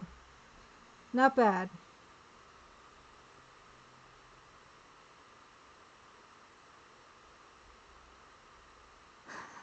Oh, Dr. Buttock, you grew up in Streets of Rage? Like, this is me. I forgot to pick up the magic medallion. Okay, that was a good first attempt. Zartashcraft asked, ate anything good lately? I've been enjoying Ontario blueberries, Ontario strawberries, and corn. Here's the tall mug. Here's my duck. Here's my duck friend, who looks see-through right now, but is not see-through. This is my duck friend. I'm gonna do another. Let's do another attempt. I'm ready. Yeah, strawberry season is the best. I missed out on. Oh, I forgot to tell you guys. I forgot to talk about. My arms are really sore right now because I did more driving than I'm used to, and I'm really paranoid about having enough room between me and the steering wheel. Because airbags are scary. Because I was reading up on airbags before stream, and yeah, they'll deploy at up to 200 miles an hour. And if you're sitting too close to them, they'll break all the bones in your face and all your ribs. But I did read that, you should try to leave like 12 inches between your chest and your steering wheel, right? And so I actually got my tape measure out, and I measured, and I'm like, okay, like I was measuring my arm, and I'm like, okay, well, I was definitely more than 12 inches, my chest was definitely 12 inches away from the steering wheel. But then I was thinking, am I sitting too far? I don't know. But at least I'm not sitting too close. But I am really freaked out about airbags because it sounds like I'm sure they're a great idea, and I'm sure they saved lots of lives, but it just sounds on principle like a very, very bad idea. Like, this thing is going to come at your face at 200 miles an hour while you're moving forward, probably at another, 100 miles an hour. Just Jeffy says, I know doom scrolling is a thing. Is doom researching a thing? Yeah, Bilkin, your air comes out of you at over 100 miles an hour when you sneeze. Yeah, all that stuff. But yeah, I mean, I'm really kind of scared about that. So when I was driving, I was probably like sitting like more far back than my arms can comfortably accommodate. So the past few days, my arms have just been aching because I was like driving for hours over the weekend, right? So I'm just thinking, should I be sitting closer now? Maybe I'm not sitting far enough because also, if you don't know, most of the safety stuff that gets tested on 5'10", 180-pound crash test dummies, right? And if you're not a 5'10", 180-pound man, then they're not really tested for you. And that's why in most traffic accidents, fatalities, there's a high incidence of fatalities and injuries among petite people and children. Hey, Art of Noise, happy Crimson Tuesday. I'm finally getting to join you live, and as you're joining me, I'm like telling you about how scared I am of airbags and why. Dr. Buttock, you're going to have to overclock your airbag. Because then I'm wondering, okay, so even if I'm at the right distance away, am I at the right elevation for optimal airbag protection? Or am I at the elevation of the airbag where it's going to punch me in the eyes, right?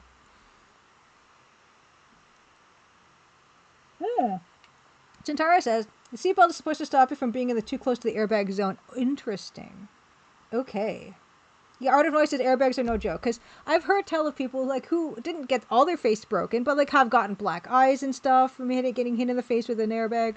Because it does sound like just like a giant fist is punching you in the face. And the same time you're moving forward. And that sounds like a real bad time to me. Oh, Nate is better than being dead. Absolutely. Having all the bones in your face broken and being spatchcocked by an airbag is definitely better than being dead. But it doesn't mean that I'm not scared of it. Because also, I know that it's not designed for me. I know that it's not designed for someone of my height and weight, right? So that's a concern.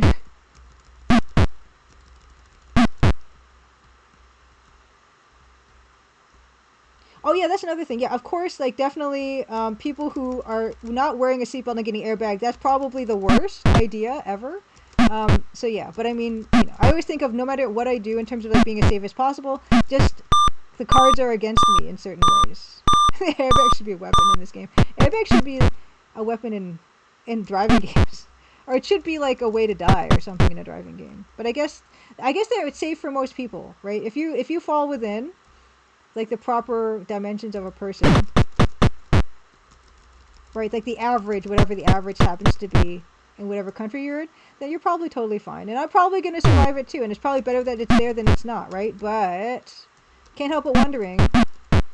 Because you won't be like, first of all, it's too fast for you to stop, protect your face, and you would break all your hand anyway, if you even tried. Right, so.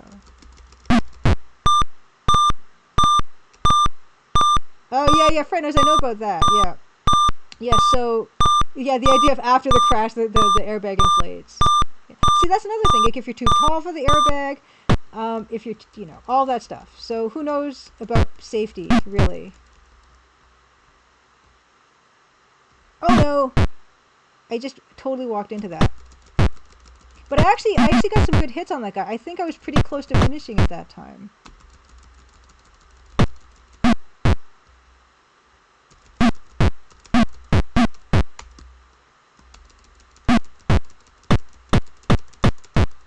Hey, that was pretty good. Channel your inner airbag. I'm just like the force and stuff, and like also, I read that also people get burns on their skin from airbag because of how fast it's deploying. It's made of fabric or something. Like it actually abrades your skin because it's like. So oh boy. Anyway.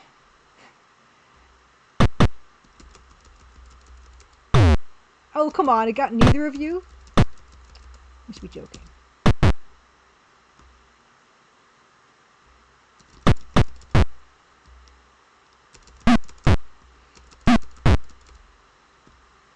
That's what I was, when I was Googling, lots of stuff. I was Googling the Blue Mountain Pottery Place. I was Googling Millerite. I was Googling broken, what's it called? Broken shovel mine? What was it called? And I was, yeah. What are the most common airbag injuries? Oh.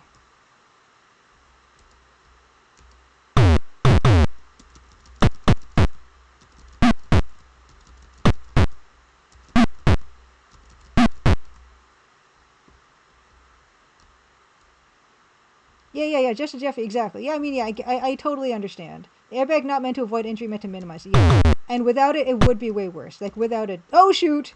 I almost got myself there. Oh! Yeah!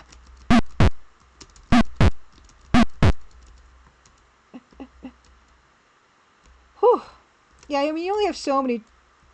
What? Okay, that's not... That was a waste of time. Yeah. There's only so many colors you get on this.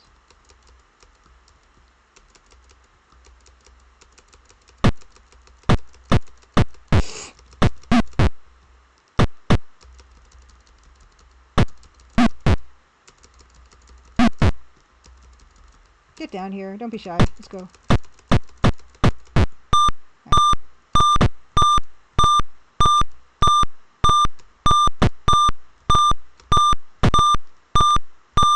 Oh, I didn't know there's a Technology Connections guy who would call the fallacy of but sometimes. There's a YouTube channel called Technology Connections. Yeah, I mean, I'm not gonna, I'm not gonna, shoot. I'm not gonna, like, deactivate the airbags in the car or anything. Like, I know that it's probably gonna save, if it comes to it. Well, wow, I got them all. Oh boy. It probably would save my life, for sure. I just, I'll have a broken up face. That's fine, though. Like, it's definitely, I'd rather be alive.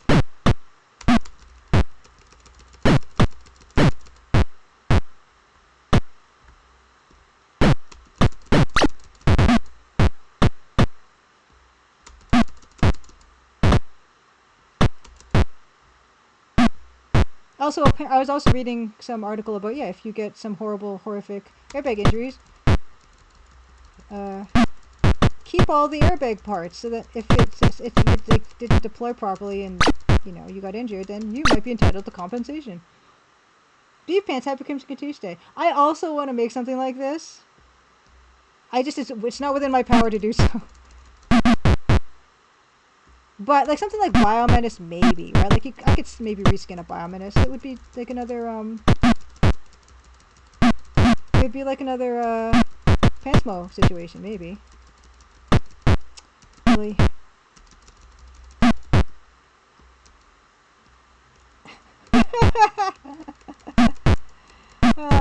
Yes. 2 double diamond. Double diamond. Yeah, Justin Jeffrey says, you're doom researching things like car safety and air quality is akin to my doom researching asteroid impacts or super volcanoes. Yeah, I don't actually, like, I doom research stuff where it's like, oh, that actually has a chance of affecting, like, I mean, yeah, super volcano. I guess if a super volcano were to, it would affect all of us. I mean, it's like, like, in terms of, like, doom scrolling, in terms of doom researching, I think about stuff, no, lady. I think about stuff that I could try to mitigate on a day-to-day basis.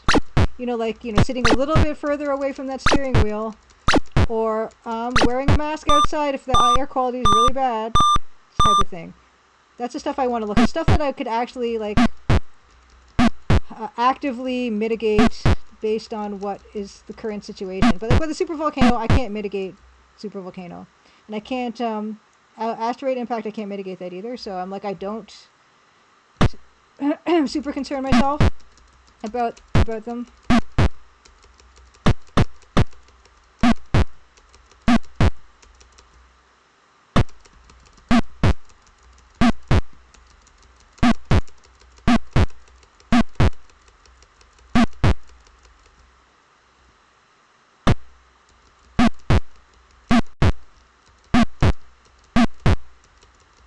I mean, yeah. It's, drop some drop some doom about that super volcano for me. Yeah, thank you, Seagull. Oh boy, this is where they filmed Return of the Jedi, the Ewok stuff. No kidding.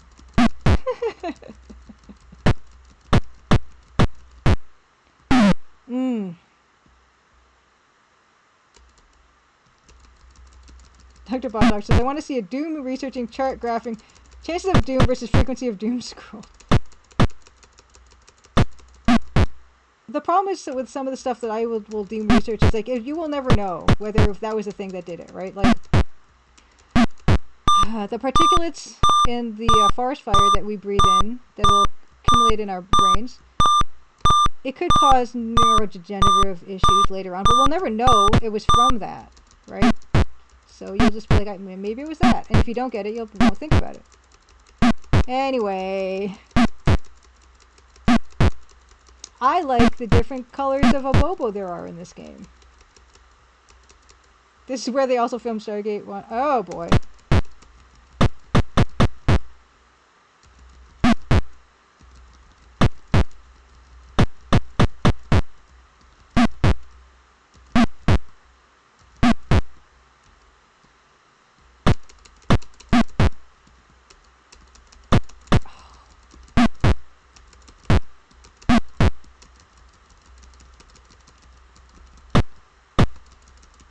Don't hit me with the bat. It's my bat. Whoop. Okay. I have not seen any Stargate. I hear it's good. I hear it's good.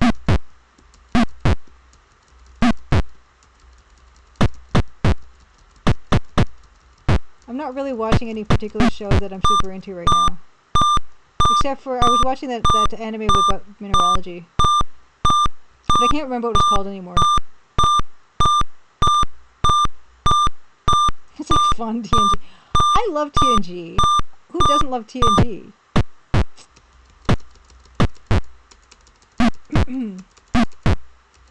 Oh yeah, like I was telling Hungry Gloria that I have, because she gave me that lovely Double Dragon trading card from 1989. I have these TNG trading cards, and I think the guy who is the celebrity who is a fan of TNG, that was the fish diplomat on like season 1 or 2. I think it was the guy from a Fleetwood Mac guy. I have that autograph somewhere. Someone in chat is gonna know that piece of trivia. Yeah, okay, see, Dr. Bot Doctor knows. Yeah.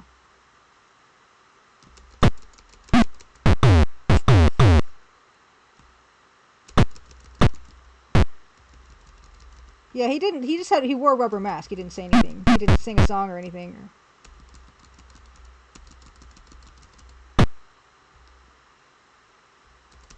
I don't know Fleetwood Mac, so I don't know the name of the guy or anything.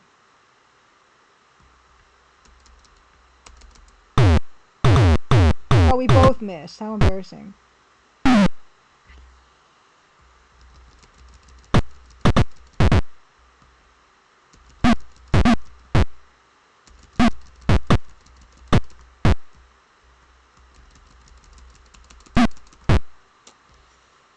Nope. Oh, you almost had me there.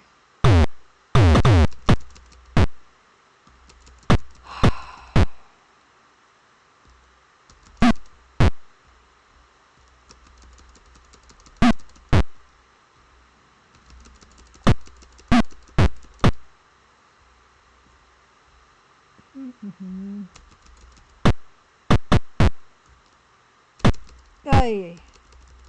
Oh, his name is Fleetwood? Is that true? His name is F.L. Eatwood? I would believe it. So Fleetwood of Fleetwood Mac was on Star Trek TNG. Nice. It's a terrible lie. I don't know.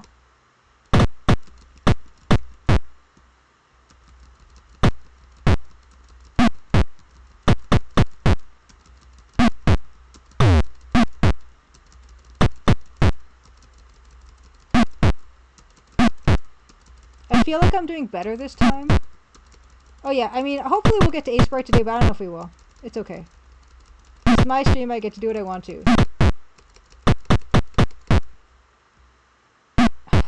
You're kidding. What? You cut that out right now. Don't use my own trick against me.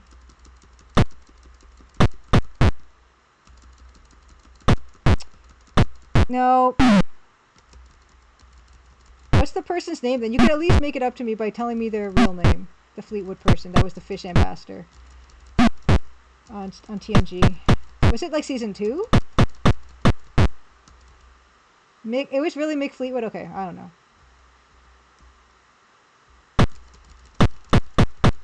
Barry Fleetwood. His name is Fish Diplomat Fleetwood. Right?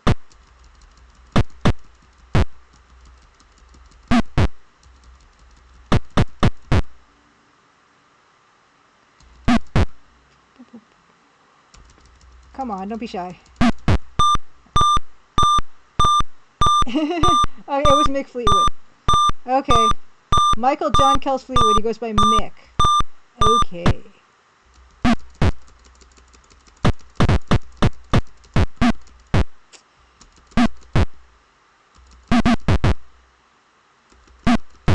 I think I only know the one Fleetwood Mac song.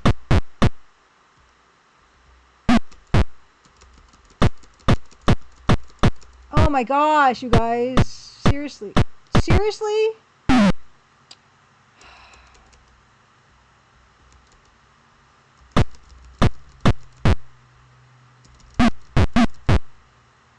don't know what it is about the green lady. I guess because she is armed. See, I called her green lady again because I said early on when I first started playing this that when I first played this, I didn't know the Double Dragon lore and I thought we were a blonde lady. And I thought that was really cool. So I still see these as female, like women, because they look so kind of, you know, they look kind of like they've got women chests. I don't know what it's called.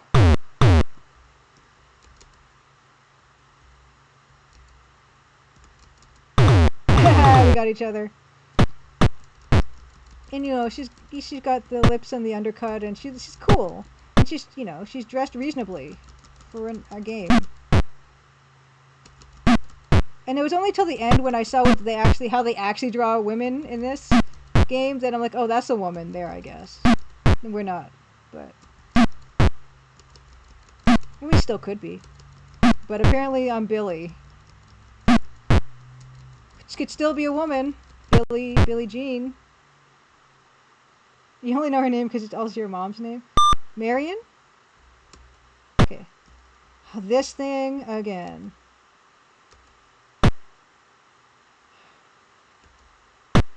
It's gonna just come out. You know it's gonna come out the second I try to do this. Yeah, wow. Oh, hey, oh my goodness. Oh my goodness, not a single hit that time. Don't mess it up. Linda the Whip Girl. Oh, Linda. Yeah, Linda, her. Yeah.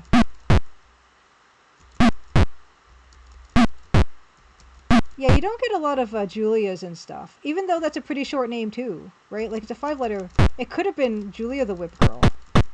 Right? There's no one called Julia in games. Is there any person called Julia in games? I've never seen one.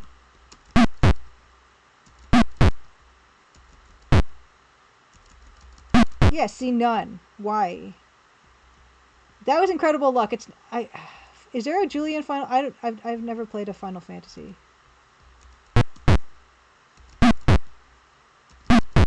That I'm gonna try to. I'm never gonna not get hit by that ever again. I'm gonna try to replicate that. And I'll never be able to.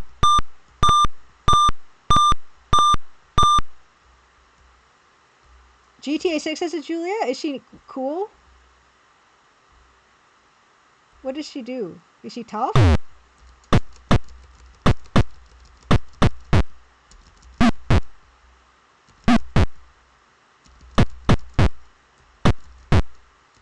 Oh, just a little GTA 6 humor. It's lost on me. I've never played a GTA. Now there's not even the DOS version, if there was one. Is it because you can name them anything? Your person? Oh, okay, it hasn't been released yet.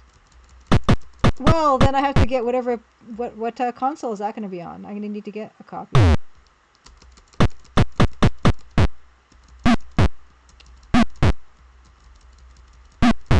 They'll have one customer.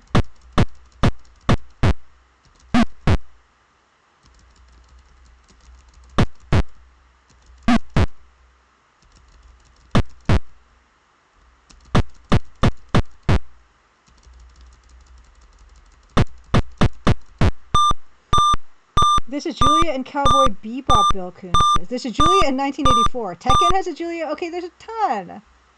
Oh boy. What's Tekken Julia like? Is she one of the fighting characters?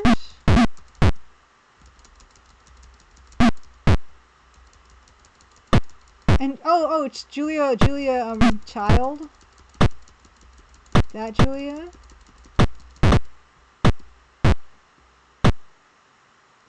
Oh my goodness. This was going so well.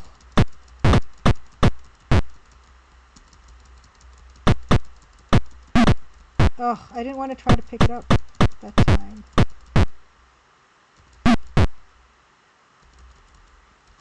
Not a lot of Julias around. Just in any form of entertainment or media. It's okay though.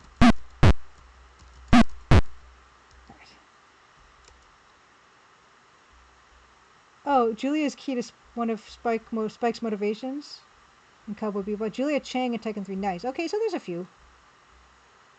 Okay, so he doesn't even come out the door. They didn't even animate the door. Oh. That's that wasn't the worst start. Just let me get up. Just let me get up.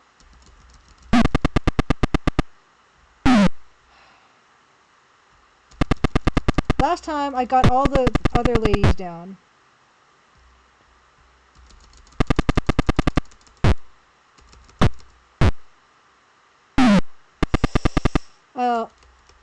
I've got a fair number of chances to soften these people up though, I guess. Yes! I love hitting him. He's so satisfying.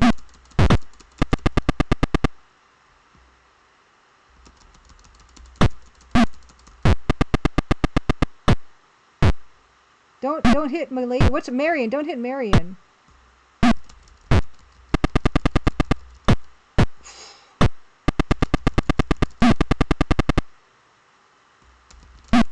Yes.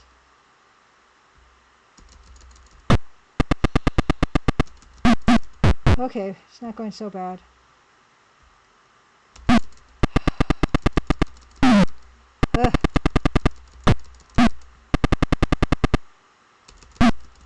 Oh, that was nice.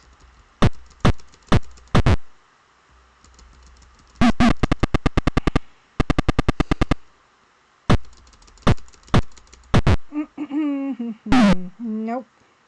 Hey, Whiskey Tango Foxtrot, happy Crimson Tuesday. I don't know if he can shoot his henchmen. It's too frenzied for me to tell. No, I don't think he can. Just looking at that, like he was totally... You would think at that point he would have.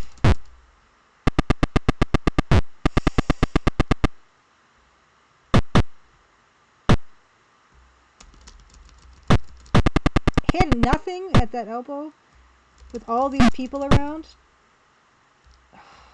Ooh, don't go that way.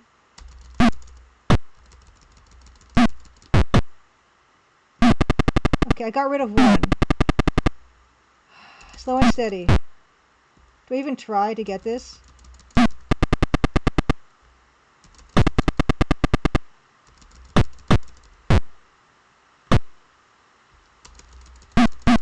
Okay, okay. Oh! Oh, what? How did I just drop it involuntarily? It's just you and me. Let's go. See, he just makes me drop it. That's a bunch of BS.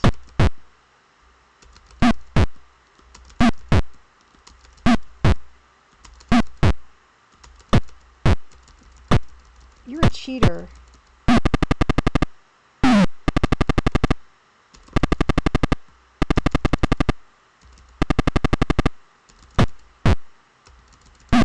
Ugh!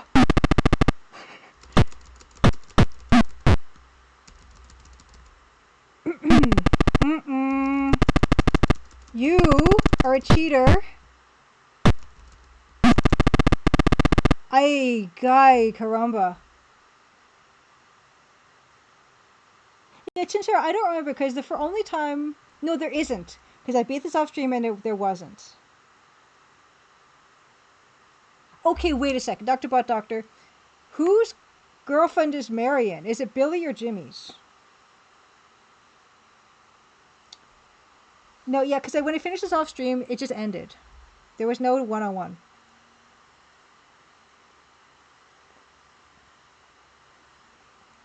No, there's no fight at the end if you only play single dragon. Oh, Keen456, happy Crimson Tuesday, by the way.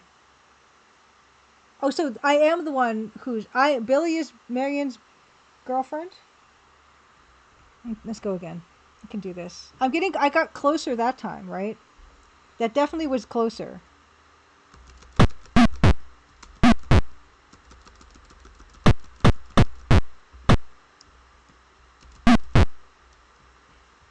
It's Bill. Okay, thank you, Yay It's Billy's girlfriend.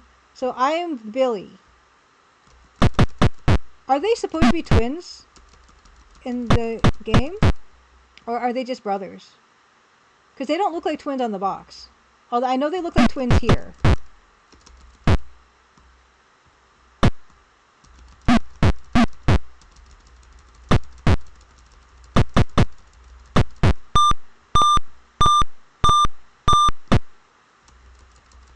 And is this set in like a country on Earth?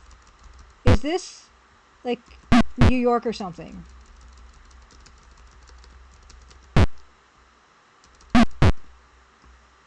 They're twins. Okay, they're twins. And where is this? Where are we?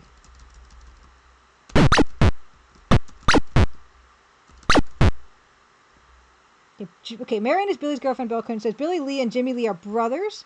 In the first game, Billy's the hero and Jimmy's the end boss. In the sequel, Jimmy joins Billy.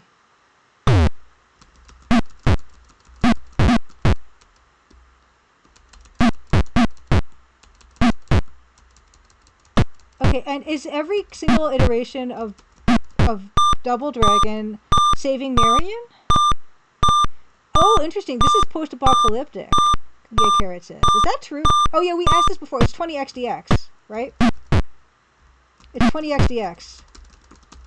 I forget how to... Yeah, I don't know how to do that. Okay, so post-apocalyptic, but we don't know where. We don't know what country this is.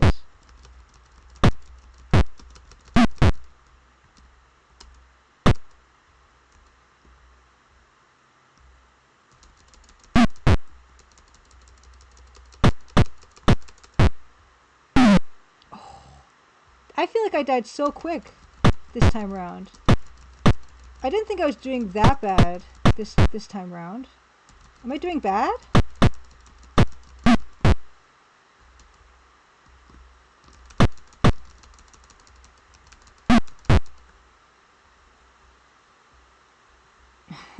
No, the bad is potent.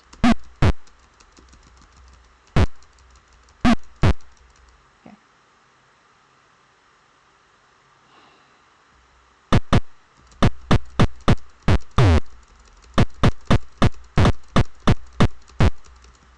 Bats and elbows. That's all you need.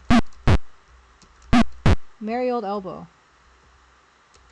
Oh, it's not intended. Boom, boom, boom, boom. Let's get you down here. Let's get you to. Let's save ourselves some time. Let's get you in the. Oh.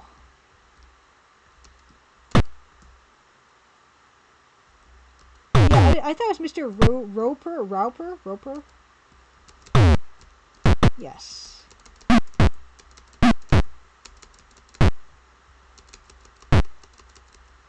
Yeah, like Three's Company, which again I never watched.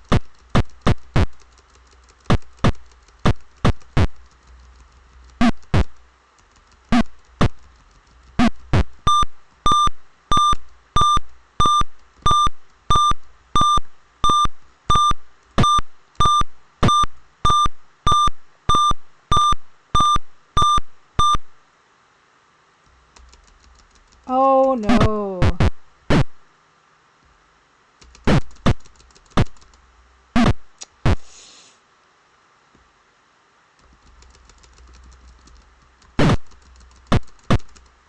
Oh my goodness. Oh, that was great. What a great move that was. Linda still has her whip. Can you imagine?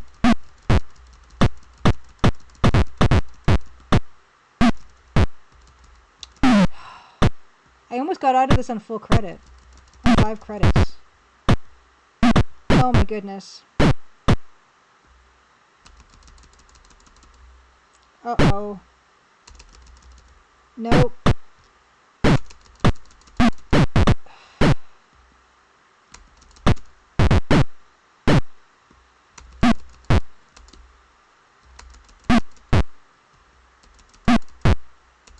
Oh no, I faced the wrong direction. Why?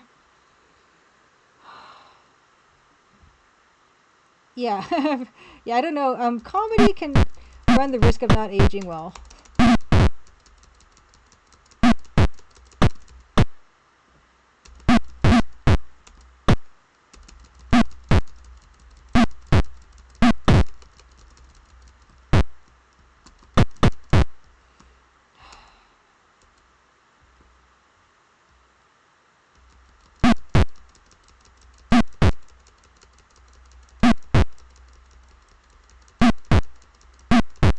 I think this is the game, the arcade game I'm probably the best at. Like not the best out of anyone, but the best one I'm at. I'm not good at stuff, but I feel like I'm good at this game, and that feels really nice.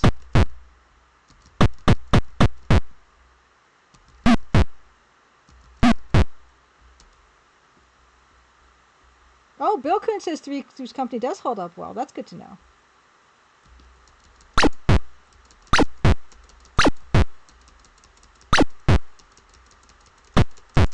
Oh, Linda. No, I don't want your whip, Linda.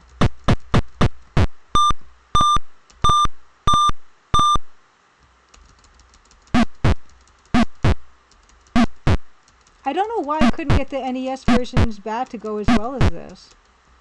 It's essential.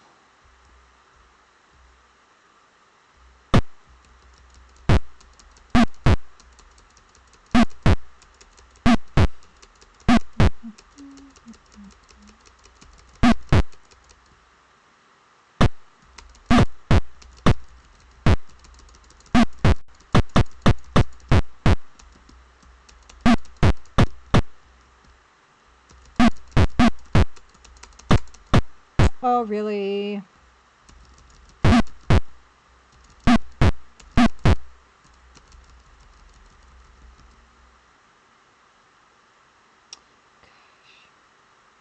Oh, come on.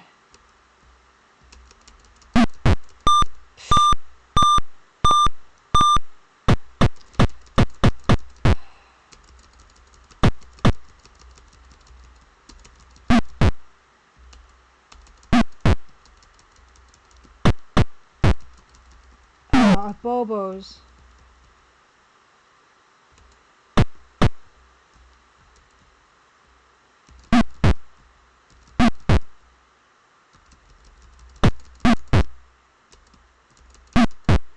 Yes.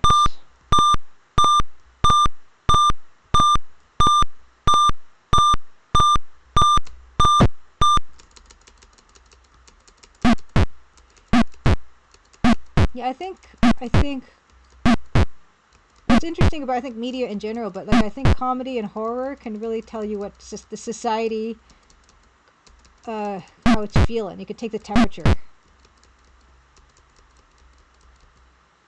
Oh, Roper.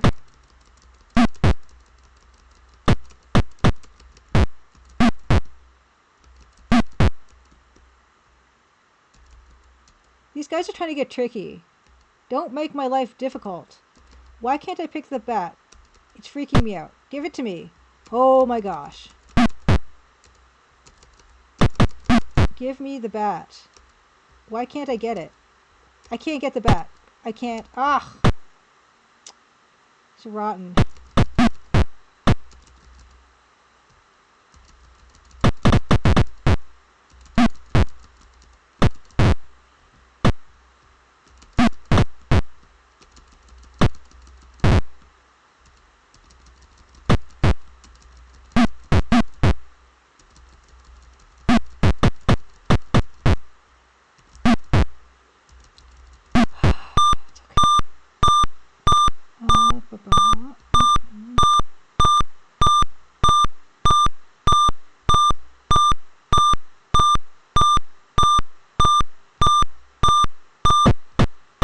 You.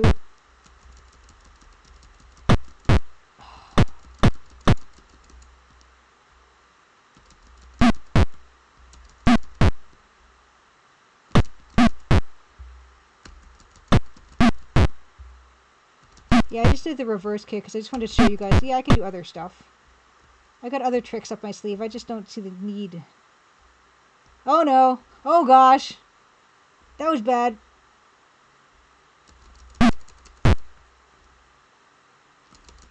Oh, I'm toast, man. I got too many guys.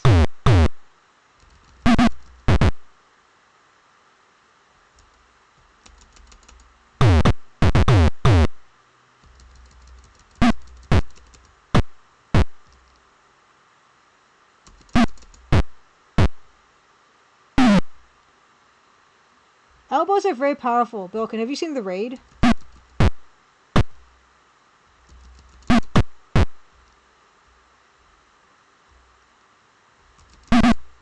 Mm.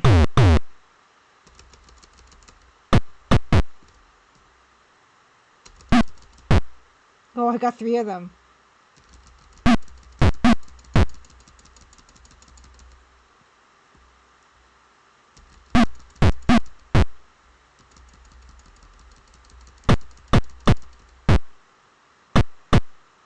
I've been told that kneeing is also very good, but I'm so short that I just don't see like I could do that effectively to anybody because I'm too short. Elbows though, elbows for everybody. Ah, I got your own bobo.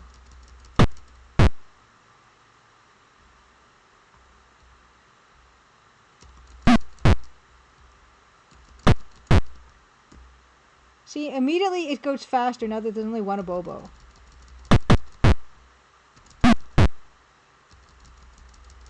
I can't believe the first time I did this at 1,000 cycles, I finished the game, and it's like my 3rd attempt now. Ooh, Double Dragon 2 knee is spectacular. I should try. I wonder if there was a DOS port of Double Dragon 2. No, I know there is. I know there is. It's just not EGA. I wonder if it can be played as EGA.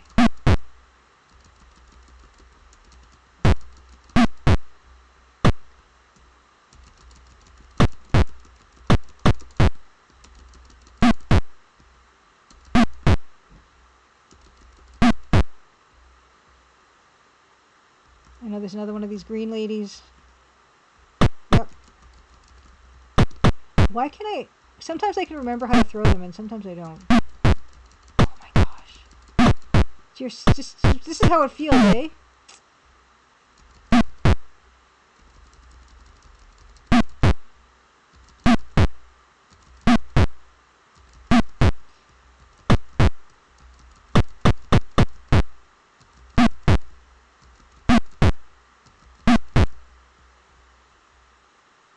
Because this game doesn't have a knee, actually. It has a bunch of good stuff, but it doesn't have any knees. Oh, shoot. What about that? I want to get this guy off the edge. I don't think I will, though.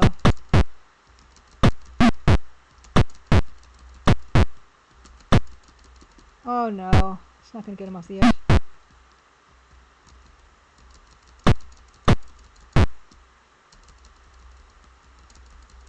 Oh, I'm running out of time. There we go. Yeah, too many colors. I wonder if there's an EGA version for that one.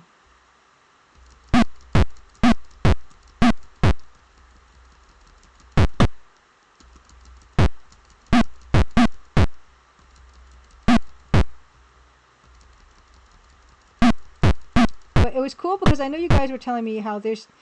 The most recent Double Dragon was made as like in the 2000s or something.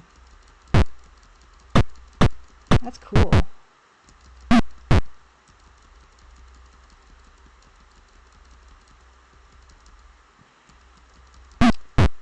We have 15 seconds. And then there's still Green Abobo. We're not going to make it. I cannot down Green Abobo in 15 seconds. Right?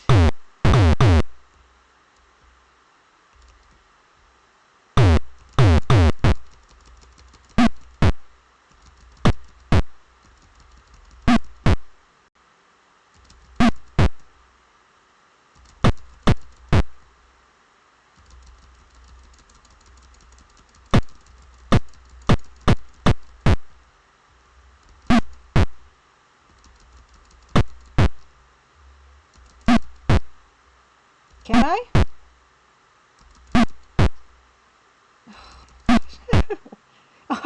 Okay, that was actually more time than last time. Okay, we're going to do this with 4. Oh, yeah, this. I'm never going to get that same sweet.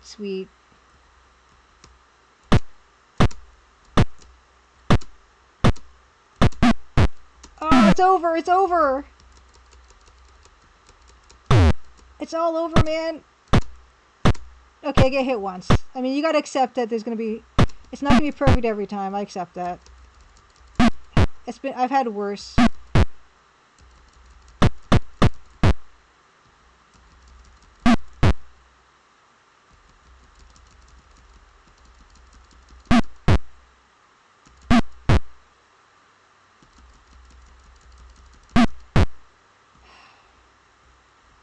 Yeah, it's true. Actually, Hungry Gloria actually realized that when we were playing it. I think, or maybe her husband was like, yeah, these are not seconds that are ticking down. These are just units of Double Dragon time. I don't know how those are defined. I know in France they've got like a platinum rod that's got like the meter or whatever. So maybe there's something for Double Dragon time at that same Institute for Measurements and whatever it's called.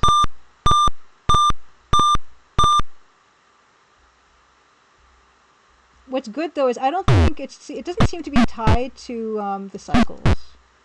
I don't think.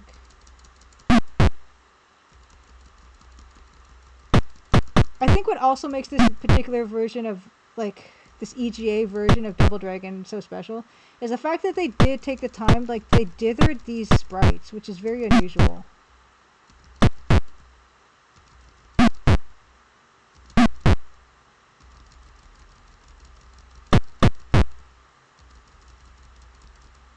Get over here.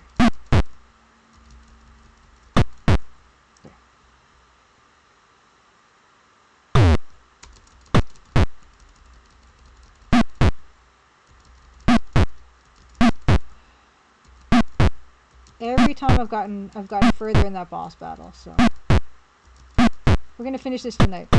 I'm gonna get my screenshot. I don't know if there exists on the internet a lossless PNG version of the victory screen or the ending of Double Dragon on and DOS, right? For posterity, we should have that. Oh,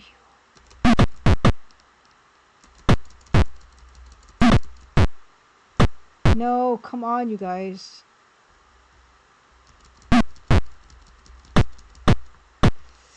I was just talking.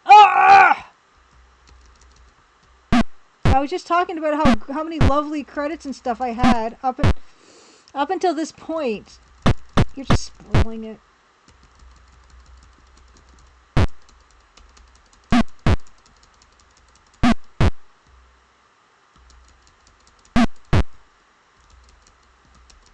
One of my favorite sayings, I think.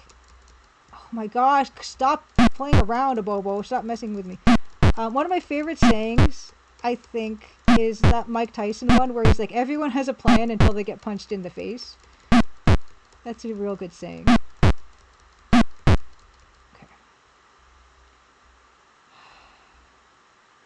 Here we go. Just come on out. You guys don't even come out of the door.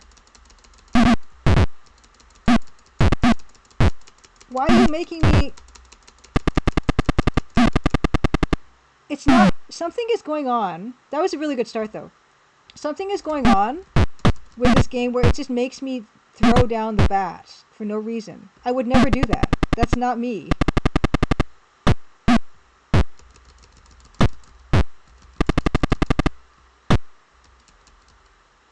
I got some really good bat hits off, though. Like, way more than I was expecting. That's probably the first time I even connected with the bat in this one.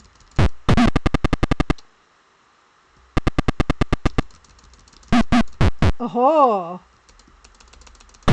Oh, you! I picked it up. It's all mine. Ugh, get out of my way.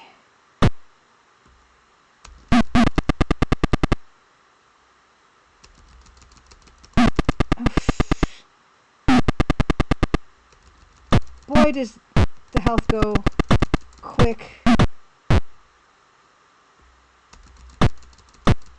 Ooh.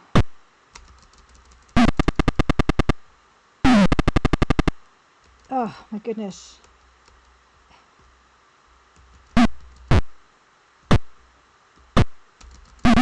There we go. Okay, come on. See? Oh, okay, I see what's happening. So apparently something to do with the firing of the gun is making me drop. Maybe I'm blocking the machine gun with my bat. And that's what's happening. And I don't like it.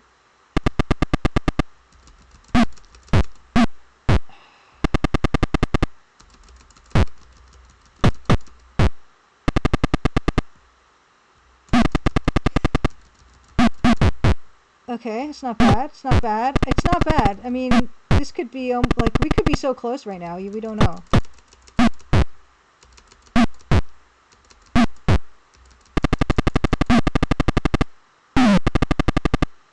Okay, we have one more set of credits. And it's not bad, right?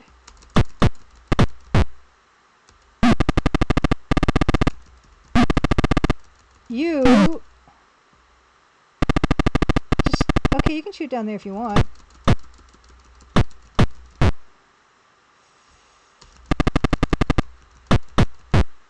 Oh! Okay, wait. Okay. I'm doing screenshot. You can probably still hear me. I really need to do this, though. Hopefully you can hear me. Oh my god, what happened? It's killing me. You guys saw it. Did I even get the darn screenshot? This game at every turn is trying to mess with me. Did I get the darn screenshot? I did.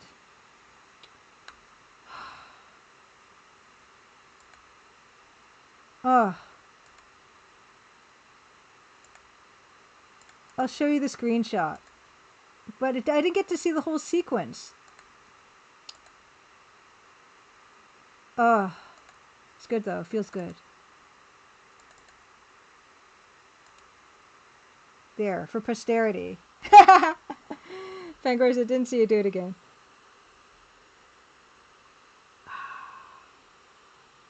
There she is. Thank you. Thank you. It annoys me that we don't have it on, you know, on recording. The whole, cause yeah, I just this particular I didn't use the screen capture for taking because we know taking a screenshot in DOSBox X for whatever reason at that part of the game just completely crashes it.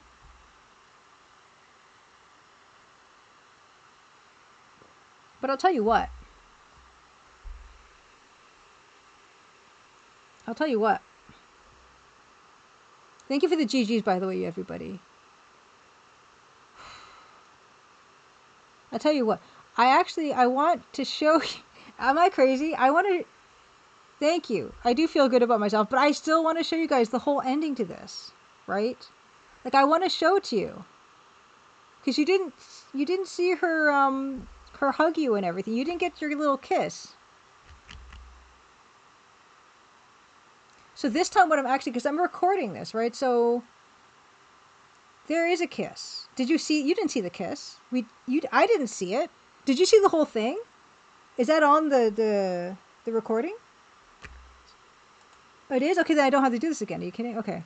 I'm gonna check my own I'm looking at my own clip. Give me a second. I want to see what you guys all saw. So you see, in case you walk up. Okay, you did see it. Okay, because I didn't see it. That's good enough for me. Thank you. As long as I have it on video, where I can like grab like kind of okay screenshots of it. No, that was it. She comes up to you, she kisses you, and you just go right back to the front of it again. So no, I'm happy. Thank you for letting me. I thought it's because when I pressed the screen grab thing, all I saw was her standing there, and then it just went to the title screen. I didn't see the rest of it. Wow, but I feel good. Now I'll actually have, at least I'll have like kind of decent quality video if I want to grab like any other part of that sequence, you know. Thank you guys. I feel good. That was a long time coming, you know. Aside from doing it off stream last week, I actually only ever finished it once in my childhood. So thank you for that. Now beat that Double Dragon Tiger handheld game is probably the worst version. I know Hungry Gorio was like the Atari 2600 one, and then we both got proven so wrong. And Corsario, perfect. Let's roll this into Corsarios. Yeah, I'm ready for more Corsarios. Well, I'll play for 10 minutes and then we'll get into some other stuff. But yeah, thank you for joining me for that incredible feeling of accomplishment that Double Dragon has just given me. But yeah, why don't we play some Corsarios? Corsarios is still in the background with this really good song.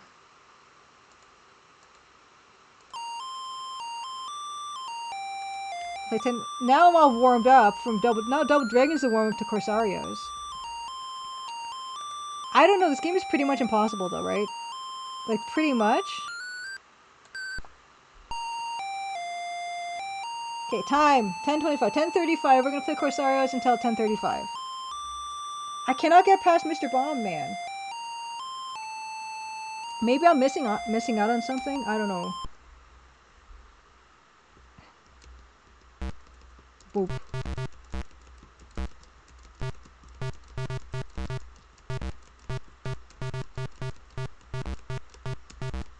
Maybe I don't. Oh my god, I forgot.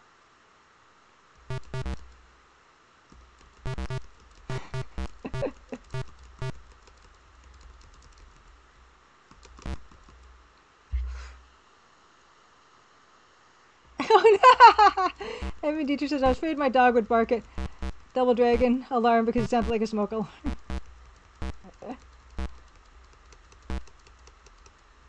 Okay. I've got a power of 280. Like, I really, really...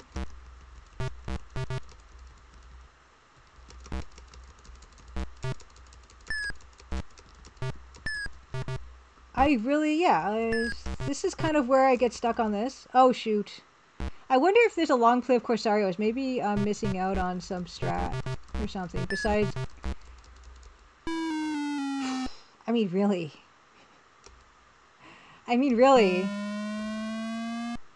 What is phase 2?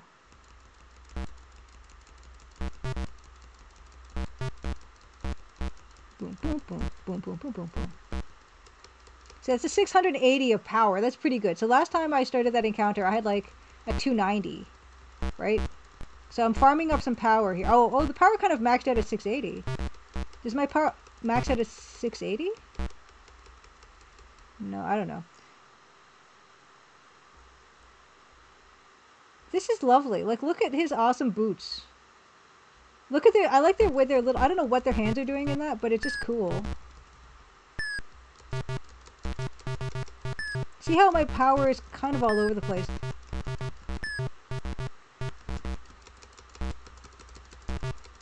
Did I get the... No, bomb guy's still there. Bomb guy's still there. But at least I've got everyone lined up in a row.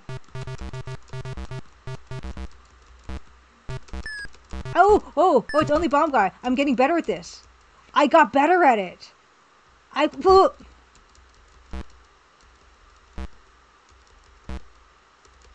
Why am my power not going up at all? Do I have to like do different techniques? Oh wow, that was some... Oh my goodness. I'm kind of sad that I got a bit better at this, because that means like it's possible to get better at this game. Oh no. No, Bill could. I'm supposed to do work today. Oh my god, they're Bobos. Wow, look at those high pants on those guys. Oh no.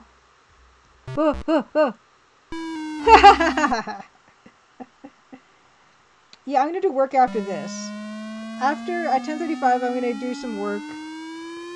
But I'm so sad I got better at that, because I was about to give up on this forever. Saying you're happy Crimson Tuesday.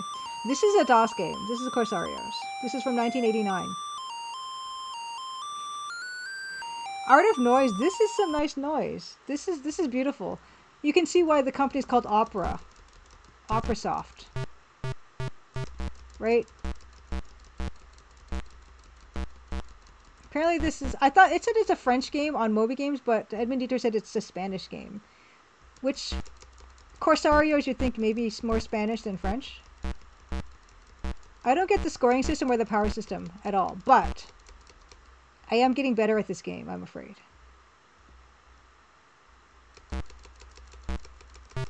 Okay. My strat for this was just trying to get everyone lined up, so that when I hit everybody at once. Or maybe it's a matter of only people can be on the vertical... Did I kill the bomb guy first? That's incredible. That was my goal that whole time.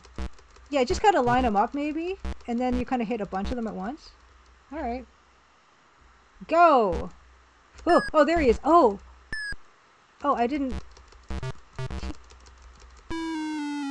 That was good. I don't know how I managed to like cancel out the bomb guy for that encounter. Modern Verbs, happy Crimson Tuesday. By Operasoft. Modern Verbs, we finished on screen EGA DOS Double Dragon on single dragon mode.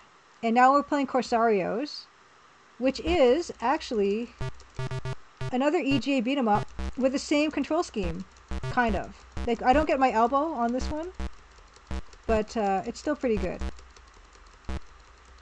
But it's much harder. It's much harder than Double Dragon.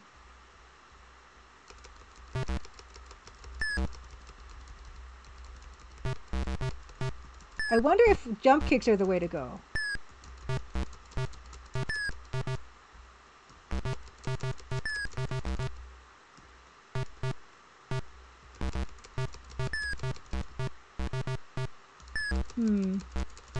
You can hit a lot of people at once in this game.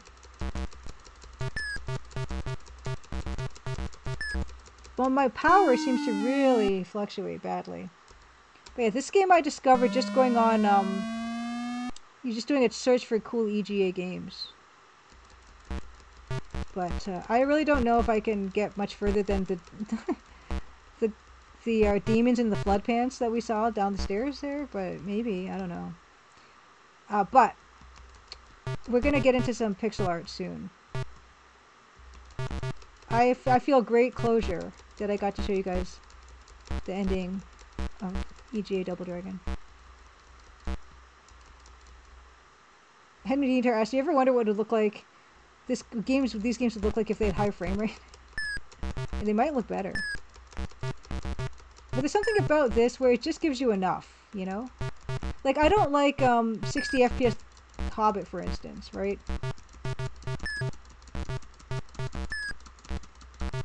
Sometimes something is too smooth. Oh, I did it. Is my power my life, you think? Okay, here are the scary demon guys. Oh, I fell. Oh, they don't even let you stay fallen. Yeah, there's some scary guys down here. See them? Oh, they don't even get knocked over. Yeah, I actually got hits on them.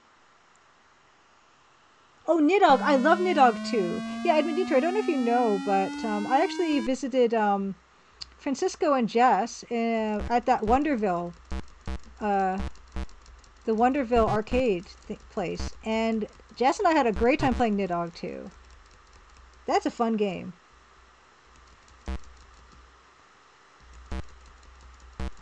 Senior Halfway says, how about CGA beat 'em up with more animation and 60 FPS? Yeah, I just... Sometimes it's too smooth. Sometimes something can be too smooth.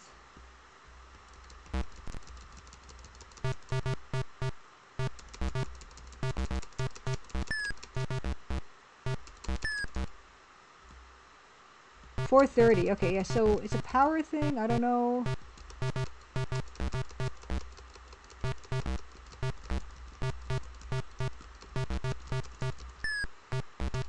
Is it a successful hit gives me more strength? So I just have to hit people successfully? Is that what's going on? Is that the deal? Well, Bedino, happy Crimson Tuesday. I've never... Bad Street Brawler does sound familiar. Maybe I have played in arcades.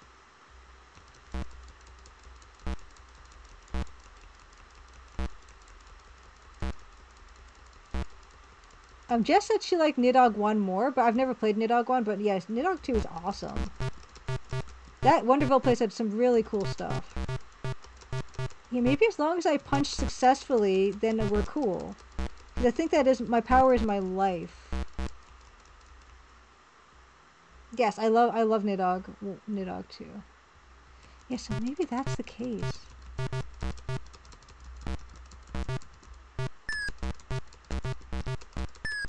So, because I feel like...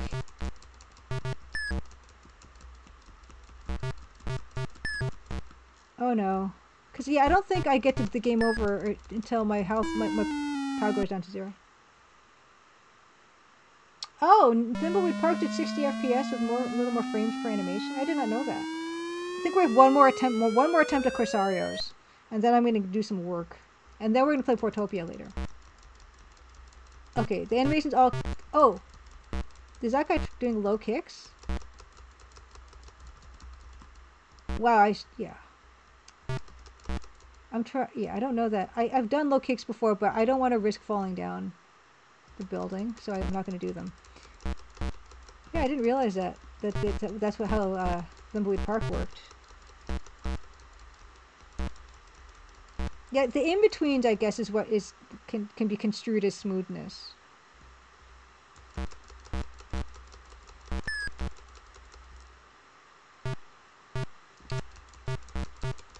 Because I know, like, Edmundito, you made that mod. You made that mod for the in-betweens, right? On AGS. See, I fell down, but I got back up again because my power is not 0 yet. So that's kind of... Maybe that's... Yeah. That game is hard. I don't know if I can keep playing that one.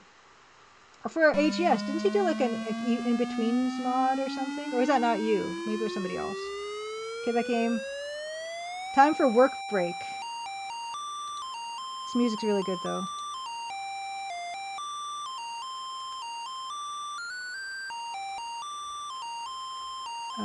Yeah, I thought it was you, but I could be mistaken. I'm probably mistaken. AGS in-betweeny? Tween something? Alright, Corsario. Change this to art. Oh, yeah, the tweening module. Is that not the same thing? I don't know anything. Okay. So, for those of you who have not seen me do any of this before, I'm looking at these screenshots from Gold Rush. Yes, yeah, Bobadino, yeah. Corsarios is realistic. That it is indeed what would happen if you attempted to fight that many medieval pirates. It is true. This is from Gold Rush. This one, which might be a nice reference point for my piece that I'm working on. Of course, this is from. Speaking of pirates, this one is from King's Quest III, and I am kind of creating my own seaside bluff type of area. This is a photo I took of Wasson Bluff, so you can see why I'm looking at what I'm looking at for inspiration. But this is a photo I took in Nova Scotia, and here's another one. This is pretty much the same one, so I don't need this one. These have been, yeah, our references for the past few weeks for this piece.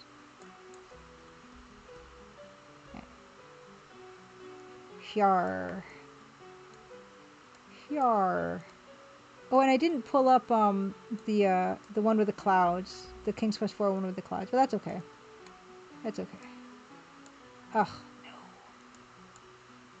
no. Okay.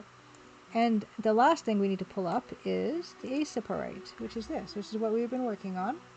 And the vote was for this version of the seaside, which I quite like. Yeah, I love the way these games look so much. Which is why I'm kind of trying to do my own version of it. And right now we're just in the middle of taking what I had with the black parts and kind of trying to actually fill in all those spaces. So I've got my Intuos 4 here, I've got my Aseprite, I've got my references. We're going to work on this maybe for an hour, and then we're going to get into more Portopia. There's plenty of locations in Portopia that we can check out that we have not been to yet. But yes, Alt 1 is just any. I just want standard. Standard brush. Okay, that's standard brush. Okay. So this stuff won't remain black, for instance. So we have to kind of decide what color that's going to actually end up being.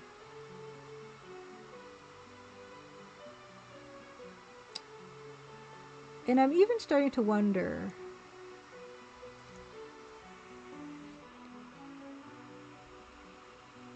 What's Alt 3? Well, there is no Alt 3. Okay.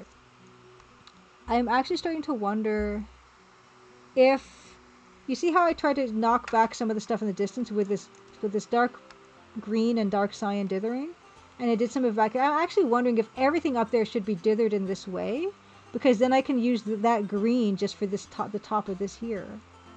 Or you know what? This other color we completely haven't used it, which is this. So it could be. Isn't G bucket? I thought G was bucket. Yeah, paint bucket tool. Because we haven't used that yet, so maybe. I mean, it would be just that area. Yeah, that kind of works. I don't actually need to, I like the separation. I like all the kinds of different depth that I'm getting with solid green, dithered, and then also I'll probably do dithered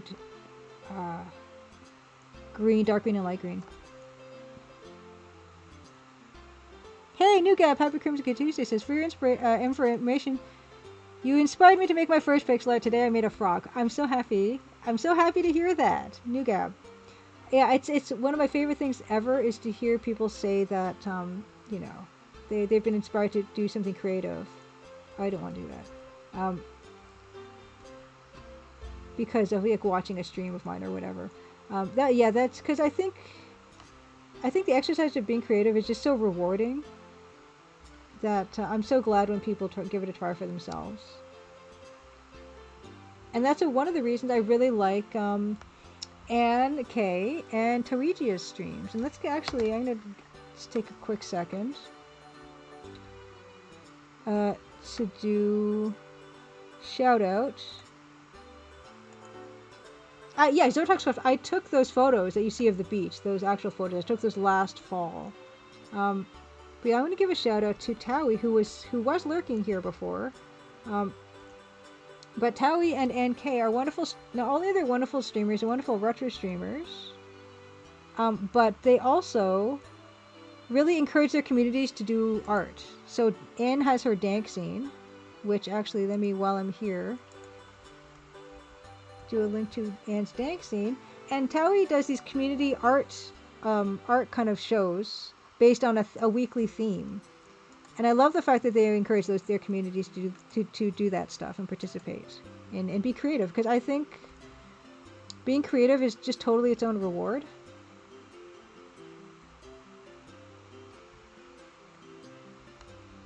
Yeah, so I actually quite like that for that area. And when you think about it, and yeah, Anne with her dank scene has like a lot of contributors who contribute artwork to that, like some beautiful fun art. So I don't have a zine. I don't do like a weekly community thing, but yeah, like I just like on these kinds of stream things, I like to encourage people to be creative. And just have fun with the process, because it's kind of all about, for me, it's all about enjoying the process, having fun with it.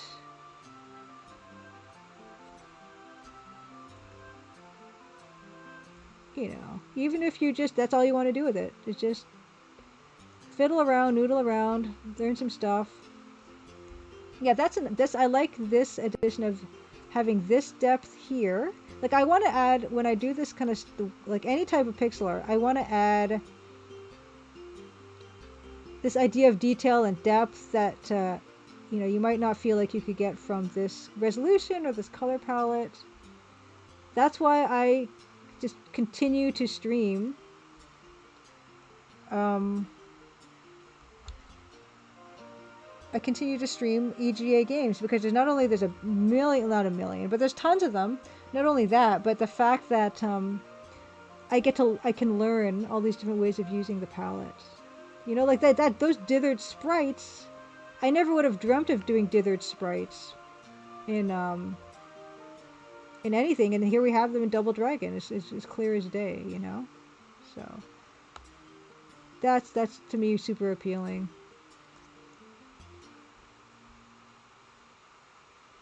So we have that rock, and then this rock here can be looking like it's closer to us because the shadow part is going to be black instead, right? So that's kind of how we going to separate these two things, because this will be like looking like it's more in front of that other stuff because the shadow will have a higher contrast, because stuff that's further back will be lower contrast. And in fact, what I could do if I really wanted to show more depth here is I could actually carry through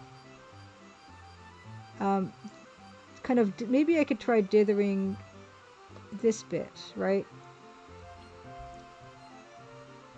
And I'm just doing this part by hand. I do have that fill brush that would do it, but yeah, what the heck? Let's just Alt 1, I think, or Alt 2. Okay, Alt 3 is that fill brush. I'm too lazy. Yeah. So having that, yeah, so that is kind of maybe going to give us more depth back there too. I like really trying to push what this style can do. Especially like the double wide is like a fun new kind of thing for me too. So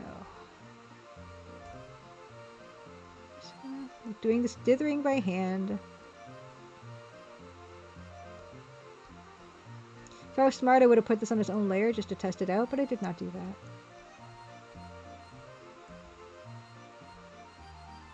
Oops.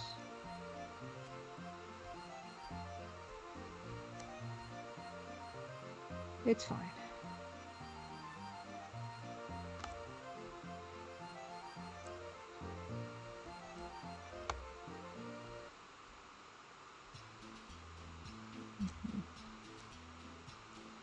And in Portopia, we're now, we went to, I think we went to Toshiyuki's place. I can't remember whose house it was. But I don't know if I actually used the magnifying glass on the memo that we found. I don't remember.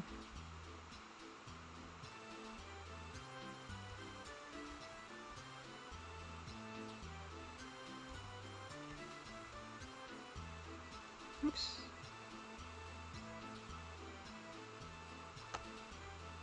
Okay. New Gab says, do you ever have trouble being an online person known to people seen? That thought really bothers me and sometimes prevents me from wanting to create.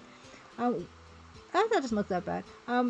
The thing is about it is, I think, yeah, it takes a certain amount of, like, you kind of have to have a bit of, yeah, I guess, I don't know, I don't want to call it courage or bravery or something, but, yeah, comfort level of sharing your work online. But it doesn't mean, like, you have to be, like, no one has to know your real name, no one has to see your face, or anything like that, you know? Like, you can just share your work online, even though, like, getting feedback about it like that can also still, you know, feel really personal. But you can definitely control how much you're sharing. You know, like Hungry Goria. Hungry Goria does not, you know, show her face on her streams. She doesn't use her real name. A lot of streamers don't, you know. So you can. What's nice about it is you can kind of pick and choose how much you want to, you know, share. But I will say, like, there is such a benefit to sharing your work online, even if you're kind of more anonymous, because then you kind of, I really want that. I should just buckle down and do it. You kind of like will meet other people who are creative and like the same things you like, and I think that's really valuable. And also, like, it does help you get better too. See, I remembered this time how to do this without even having to look it up again. So I can learn new tricks. So I would encourage, yeah. I mean, it's something that I kind of learned to be more comfortable with from just being in school, because when I was in college for art, you have these critiques and you get feedback from your peers and you know your professors and stuff. So you kind of get used to that, and I think it is very helpful.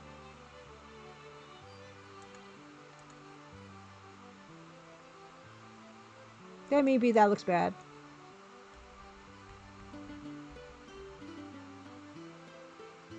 Even that looks bad.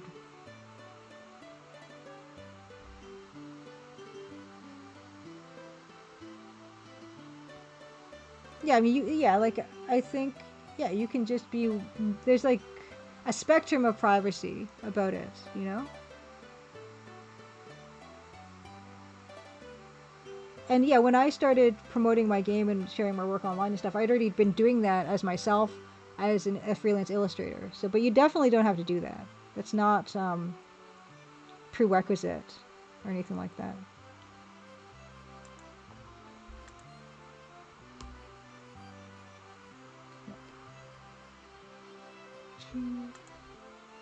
What if I just get, yeah, what if I just make this super distant? And I was thinking, like, if you want a specific example, I think about Aurus. And Aurus, he made his first game called Road Warden.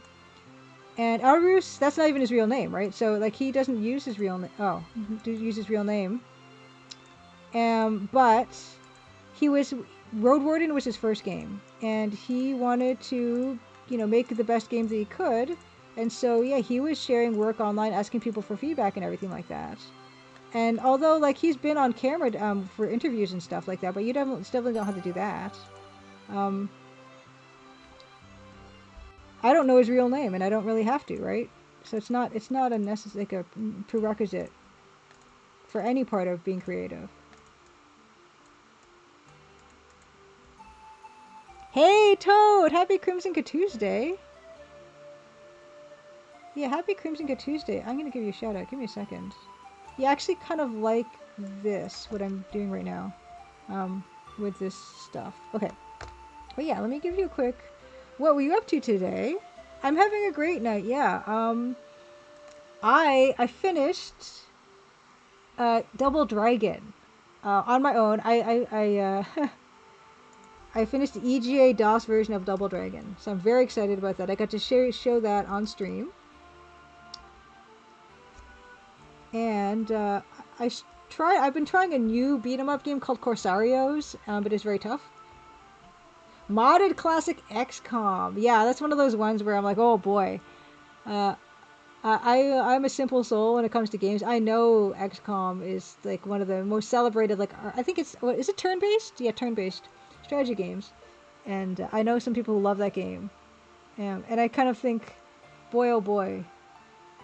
I don't know if I've got it in me, or I don't know if that's kind of where my interest lies. But I love the fact that people are playing this stuff, and this stuff lives on and on. Oh yeah, so speaking of, like, this is a screenshot from Gold Rush, which is the same style of pixel art that I'm doing right now. It's like this double wide type of pixel art. And I love the style, which is why I'm trying my hand at it myself. It's wonderful to see you. I hope you're having a good time enjoying a classic. And I love knowing people are they keep going play. If it's good, people will play them, you know? You don't need state-of-the-art graphics. You don't need any of that stuff. You could just have an amazing game and people will keep playing and playing and playing it.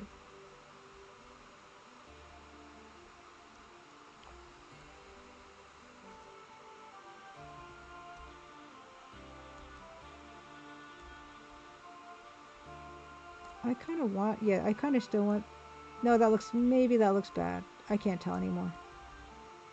Maybe that's fine. Oh, thank you so much. Toast, I love your pixel art. Crimson Diamond is so good. Thank you so much. I appreciate it. Yeah, and I just, right now, I'm just exploring this new style of thing, right? And I also really like getting people's feedback about what I'm doing. And I'm learning as I'm going, too. Like, I'm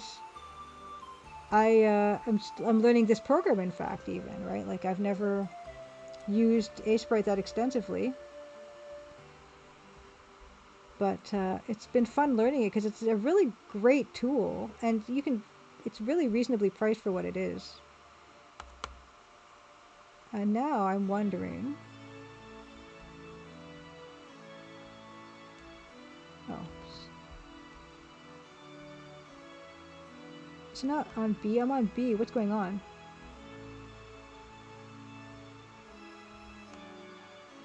B, pencil tool. I say that now I'm all of a sudden saying, what? Am I not on the right layer? So this gonna always be... Why is that not something I can...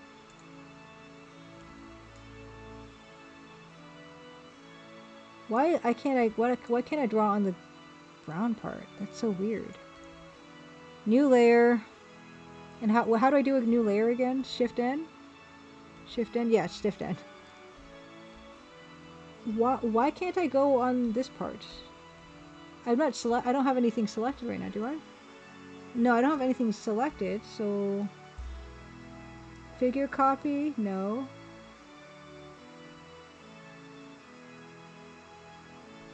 Is it on this? Yeah, why can't I draw on that layer? What is going on? B. Oh, it's because black is... is black considered transparent? Like, oh, wait. I've got the wrong thing. Wait. Stop it. This, and then this. Okay, that's not black. I want black. Why is black considered see-through? Oh, thanks. Out of Noise says your art is amazing. Hits me right in the feels. Thank you. As I sweat and just can't figure out this tool. Black. How is this? Why is this not black? Why is this all of a sudden? I want it to be black. Why is it not black? There. Can I have black now? Okay, fine. Is it even the right color black? I don't care if it is. I just want it to work. You can not be the right color black if you want. It's fine. Okay. No, thank you. I appreciate it, you guys. I am trying to learn new tricks.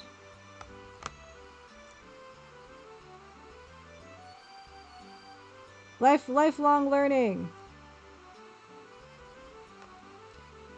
Yeah, I guess it could be that means it's just a transparent seagull like thingy. That's what it appears to be indicating to me. So I guess I could have sworn I was using black before though, but maybe I wasn't. Anyway. Trying to learn new things, right?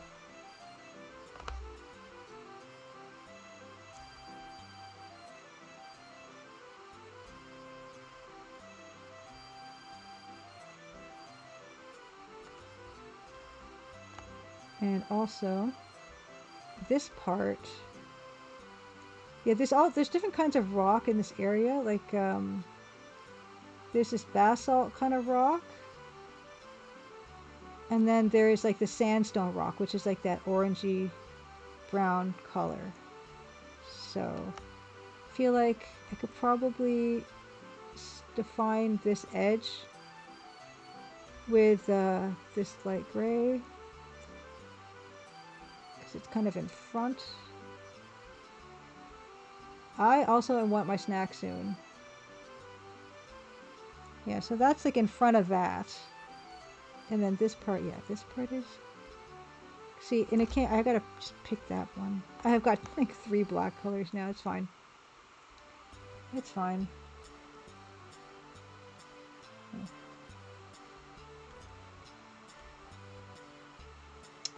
Okay. But I don't want that to be completely black. Can I wonder if I can dither more?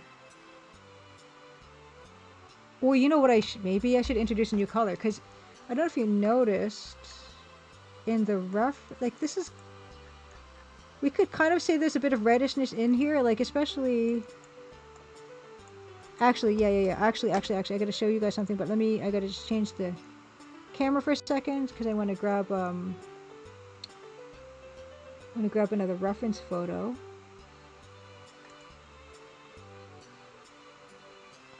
Sandstone is very orange. Yeah. So, if you'll see in this picture here, like this is the same bluffs. And you can see how orange some of it is. So I could actually start maybe introducing the dark red color for some of the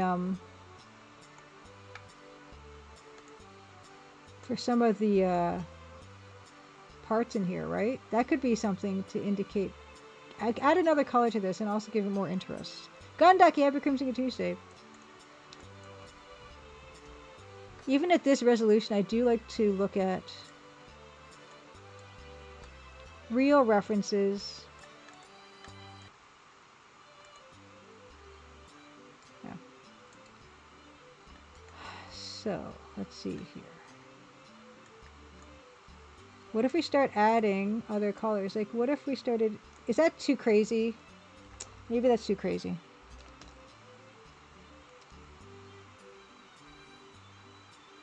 You know, I should start this as a new layer. Shift N.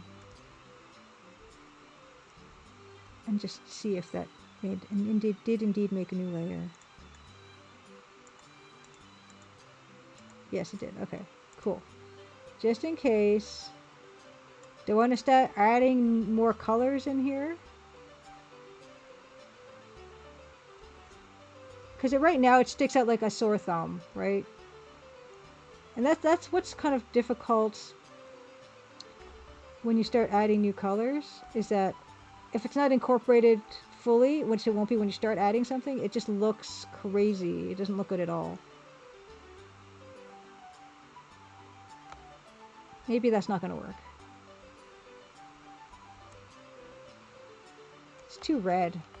But if I start then adding it in other places, like, oh, what if on the shade side of these trees, you know, what if I start adding it in other places, right? And then you're like, okay, all of a sudden maybe it could work. Maybe.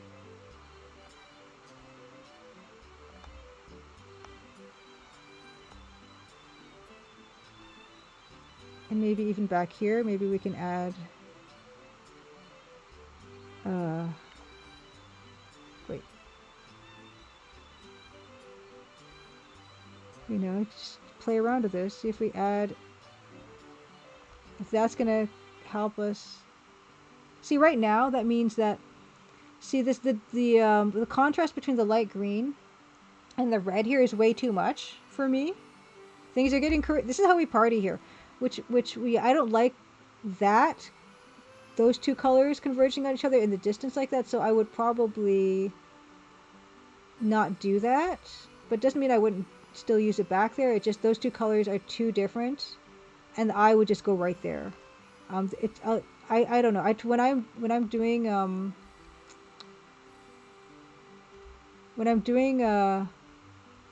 you know, limited color graphics, I try to be mindful of the contrast that's being created by the values, right? And if it's too much, then yeah, it's gonna really stand out too much. But if I just kind of put it a bit here, maybe.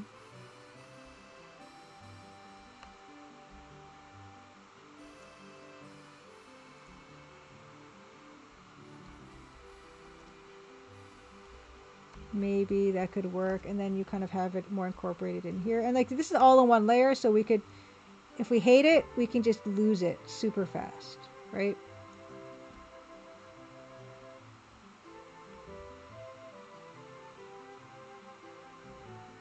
Yeah, sometimes, yeah, modern verb is exactly. Sometimes you have to just start blending and putting it in other places and see if it's going to work or not. And sometimes it will, sometimes it won't. Yeah, pixel art party. Um, just kind of scribbling everything in. Ooh. Ha! Oh, that's interesting, Belkoon. Belkoon says, speaking of early internet, my dad's favorite superhero by far, Superman. Me too. My mom recently started rewatching Lois and Clark. I used to watch Lois and Clark: The New Adventures of Superman. I recall that I read at the time, maybe in TV Guide when that was a thing, that the picture of Terry Hatcher as Lois Lane in the red bedsheets with the red and yellow S emblem was by far the most downloaded picture on the internet at the time when it took more effort to do that. 1993 to 1997. That's awesome. Haha. Yeah, I remember that show. I watched that show.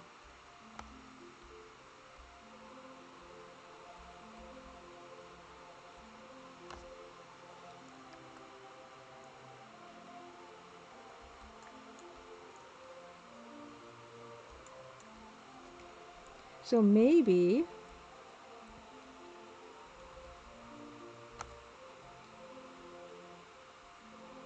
at this point, like, and this is just super sketchy, you know. I'm gonna just do an on-off kind of thing and say, do you like this better or do you like that better? Hold on, we'll get to it. I just need to.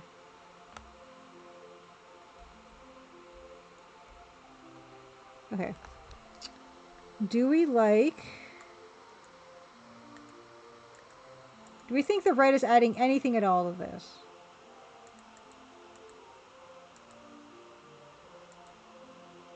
Yeah, McMonster, I know. Good old Dean Cain.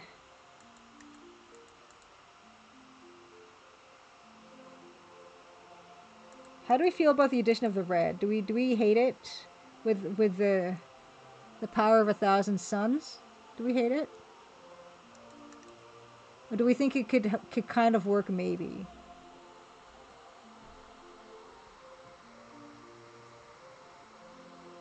You love the red seagull? Ah, interesting. Well, we don't have to commit to it. Yeah, color theory. Happy Comes a Tuesday. Yeah, I am trying to add atmospheric perspective. What atmospheric perspective means is, like, usually when things when they recede in the distance, they tend to get bluer, kind of bluer, which is why I added this dithering here. And also, like, the contrast, like I said, tends to be, like, lessened because it's, you know, the haze of just the atmosphere. Even on a clear day, even when the air quality is decent, there's just water in the air, right? Because we have moisture in the air. And it's gonna, that makes it look kind of bluer as it fades back. Yeah, it actually, yeah. And so what happens now is, it kind of, Yeah, yeah, it really pushes that stuff in the back way far. Yeah. And also, cooler colors tend to recede, and warmer colors tend to advance. And this high contrast is why I still have the high contrast up here. Okay, well, we can go with it. No, Bilkun, this is going to be, hopefully, part of my mini maple mystery that I'm working on. And I want it to be, yeah, like very much looking like this AGI double wide style art. It's definitely more lively. Definitely warmer and happy. And you know what we're probably going to end up doing is, as much noise as we made about dithering this yellow, there's probably going to be places when I'm, like for instance now, what I'm probably going to, just for the sake of, you know, interest, is I'll probably have some parts of this that are going to be completely yellow, right? Just to add some variation, you know, in there, right? So we're going to add more brightness here. Maybe in places, you know, and which is going to make that recede even further, you know. So there's a lot of like little things to do with it when we get to it. Yeah, yeah, exactly. Bokun, actually, I did not, I didn't open that one up, but yeah, I do have a King's Quest 4 Shoreline here saved as reference. And it's like back down here. Yeah, this one. Oh, I just opened it on top of, I had it on Aseprite. Anyway, yeah, like this one. I love the water here. And that's where I got the idea for dithering the yellow and the white together. And also, like, I got the idea of adding the cyan to the edges of the clouds here as well. So I've been stealing from a lot of good places. You know what we could also do? See, I'm having too much fun here. We could also have clouds that are just cyan to add even more crazy depth to this. So let's try that. Yeah. So what, yeah, I mean, I could just easily add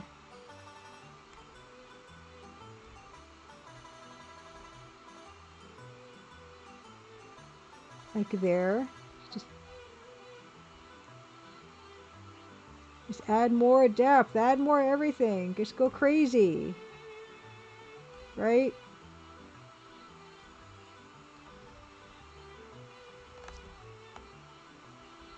And then you would dither into them because you don't want them to be too solid. You would dither into them to kind of break them up again so they look cloud-like and transparent. See, I don't know if this is a good idea. We won't know until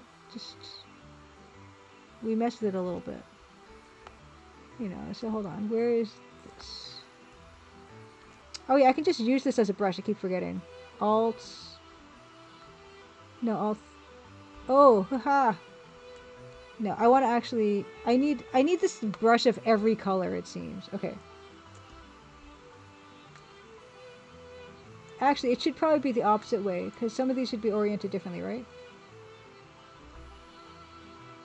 So that's Alt 3 now. Alt 4. No, that didn't work this time. Wait. Oh. Wait. It needs to go over here.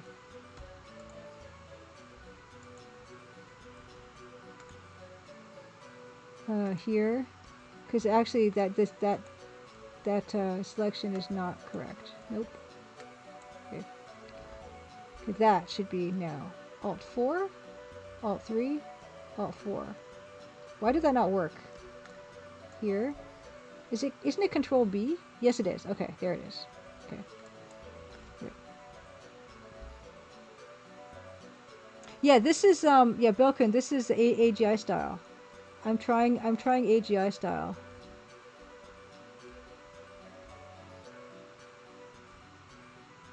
No.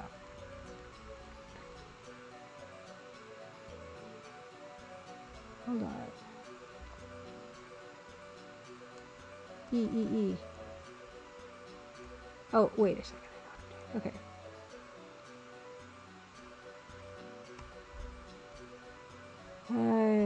I'm just gonna cheat it. It's fine. Because I was not getting the effect I wanted. This is fine. I should just have filled it. I should just fill this area. Fine, I'll just fill it. Alt 3, Alt 4, Alt 5, Alt 5.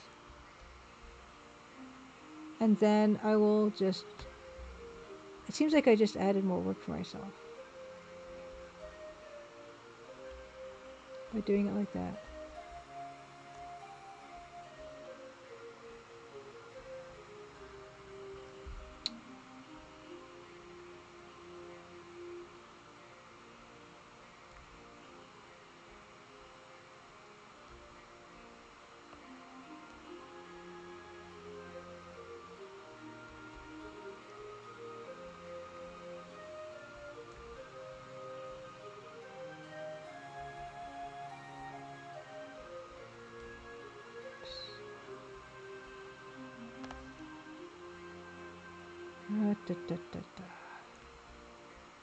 Yeah, double dragon, double everything double. What was the selling point of double mint gum? Was it just like, was it 2 sticks and 1 wrapper? I can't remember.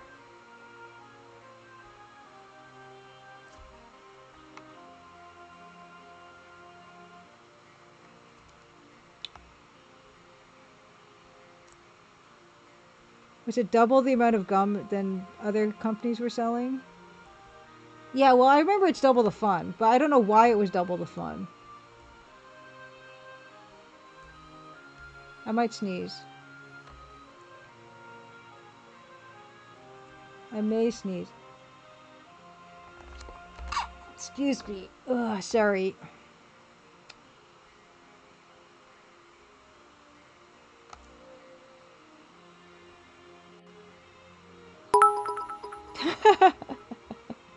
Thank you, Journeyman. Thank you. I remember it was double because I remember there was twins and stuff on that commercial, but like, was that all they had? It has nothing to do with gum. Would it have twice the mint in it that other gums had?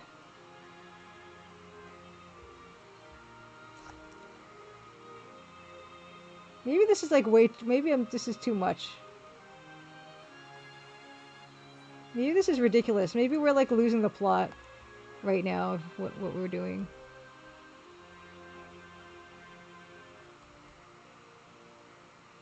I feel like they're trying to go with something salacious, but those were such squeaky clean ads, though. They played tennis and stuff.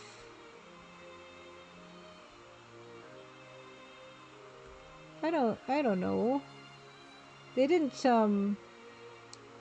they seemed very filmed very, you know, wholesomely. Anyone responsible for the ad campaigns of Double Mint Gum? They can weigh in on this.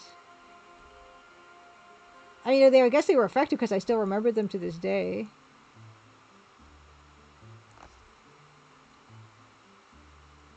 Maybe that looks ridiculous. I don't know. Double the dragon, double the fun. Exactly. I don't know. Maybe that's crazy. Now that I put, see, you can't just put one color one place, right? Like, I look at this and I'm like, oh, the grass can't just be that color now. The grass has to have, like, you can't just do that. So you have to just put it other places or else it looks silly.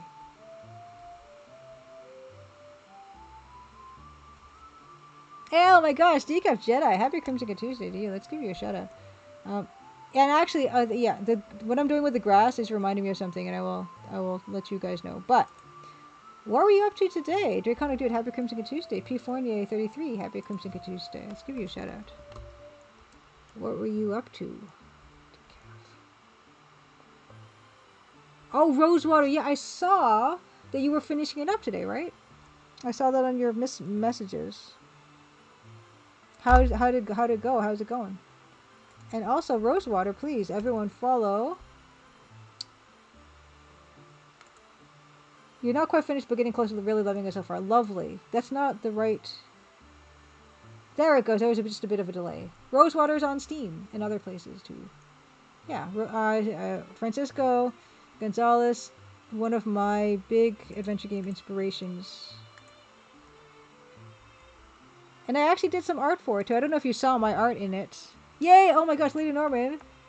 That was faster than they were anticipating, which is kind of nice. Happy Crimson Tuesday, and I'm glad your power's back on. Oh yeah. So what I was saying, okay, so these blades of grass at the front of this path that I've made, these are closer to us than the stuff back there. So it's actually really nice that we have, oh, why does the black do that? It's actually really nice that we have this. I can use this to show you this is frontal grass, right? This is grass in the front. And as it goes back, then you're not going to see as much of the brightness here, right?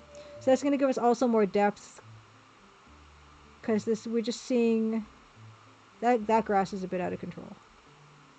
So yeah, we're kind of seeing the grass, right? So that's why that stuff would be that'd be closer to us. So that would be brighter. That stuff is receding up the path, and actually also because it's receding up the path, it should probably get grayer as well, right? So I'm gonna make this part of the path gray, and then for the rest of it, I'm gonna kind of like hand dither it into the background, kinda.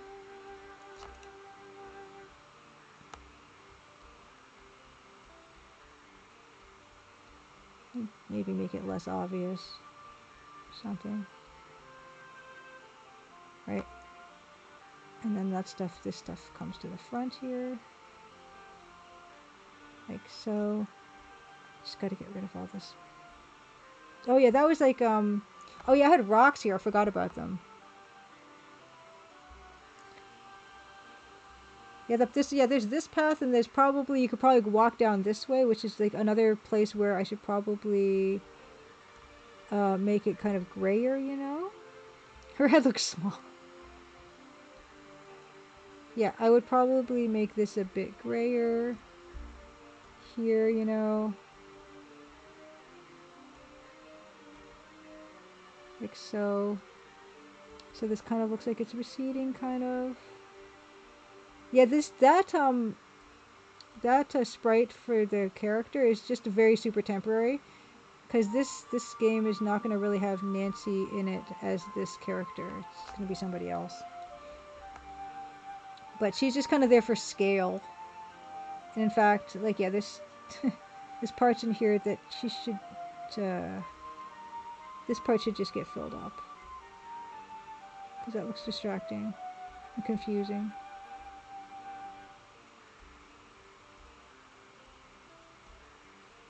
My weakness in all this is I want to I really like I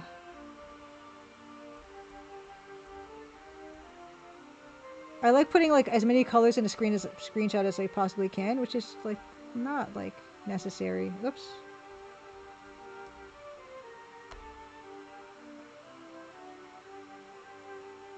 Oh, okay, here we go. Journeyman has the Doublemint lore. Internet says that as part of a modernizing ad campaign featuring everything doubled to emphasize the brand name, the company hired a twin musical duo to both write and perform the song in the ads. The rest is just their lyrics to fit the theme of doubling everything they could make rhyme. It worked. I don't know why it worked, but it did. So yeah, these used to be rocks. Oh, whoops.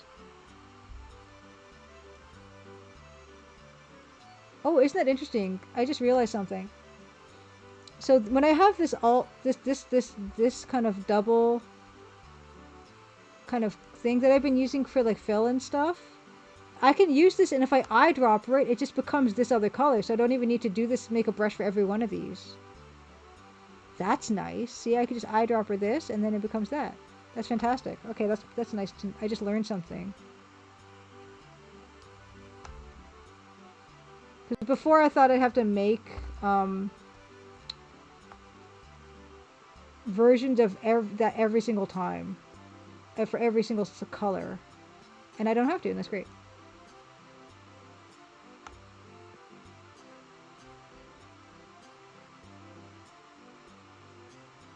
So yeah, I was gonna have like rocks here that were gonna be casting a shadow.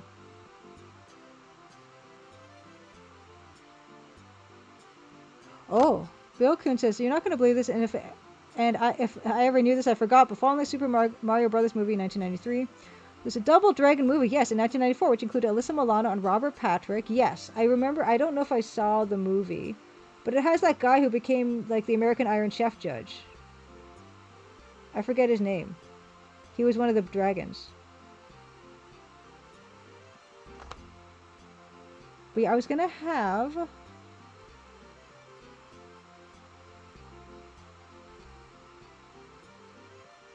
Yeah, I was gonna have like, I don't know if I'll have rocks with the completely dark. Maybe, you know what, that's probably too dark for a rock. I'm just gonna get rid of these for now, and I'm gonna probably, I'm probably gonna add in other rocks, but the darkest colors for the shadow is gonna be probably the dark gray on this. Because it's like daytime, you don't want the shadows to be that dark. I don't think. Oh yeah, this is the transparent black. I hate the fact that it's transparent black. I think what I'm actually gonna do, I don't know if you can actually do this in Aseprite. Eyedropper tool. Can I just, no, I'm gonna just fill in all the black areas with this because I've been eyedroppering and it's kind of annoying me. Every single one of these is just maybe not all the areas, just places where I would try to eyedropper to grab the black, because I keep doing it and it's annoying me. Okay. Right. Eating with Happy Crimson Tuesday. How are you doing? Good evening, Adrian Bauer as well. Yeah, new cab. There should be a frog named Hube at the water's edge. I don't speak for myself, I speak for the gods. I like having animals and stuff. I really like how in King's Quest 3 they have like squirrels and birds and stuff. I would love to have that in this, and I didn't have enough of that in Crimson Diamond. Yeah, we're doing it. We're getting some progress. We're getting to be 11:30, which is going to be time that I'm going to start getting into Portopia after my snack. What I'm actually going to probably do first is like looking at these clouds. I don't know if I'm even going to keep those clouds, but if I do, I would want this. I would want them to continue up here, because it just feels weird that they're there but not other places. So I would do that, I think. But I'm having a heck of a fun time just doing this. That's another thing. When it comes to doing creative stuff, it's just a really nice way you can just have fun, kind of on your own, and you're doing your own thing, and you don't need anybody else, and it's relatively cheap, right? Because you don't have to.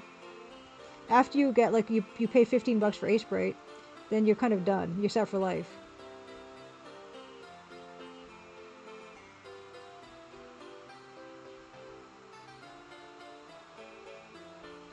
I'm so ready for my snack though. I told you I have got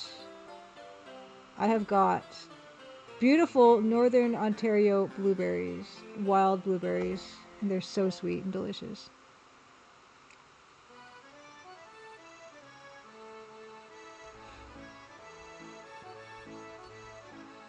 Yes, the squirrel flipping animation, tail flipping. It's lovely.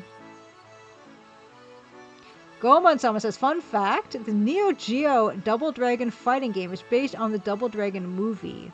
It even featured some brief FMV from the movie in attract mode, so some good came from that movie.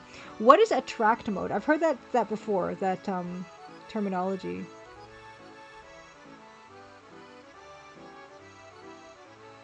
I forgot that guy's name. But I think he's an actual martial artist guy. I don't think Scott, whatever his name was though, was he? I don't know. If he is, I apologize.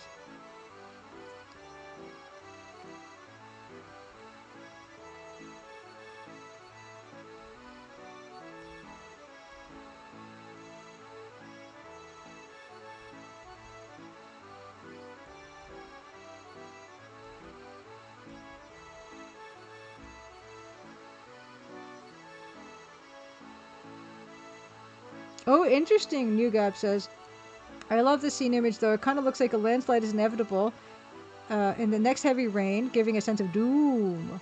Yeah, here's what's interesting about what you just said, New Gap. And I'm so glad you said that, because actually, yeah, you look at these, right?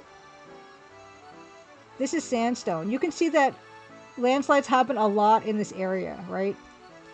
And so I really like and like even you see how some of these trees are falling over. It's very active, actually. I don't know what that is. What is going on in here? I don't know what that is.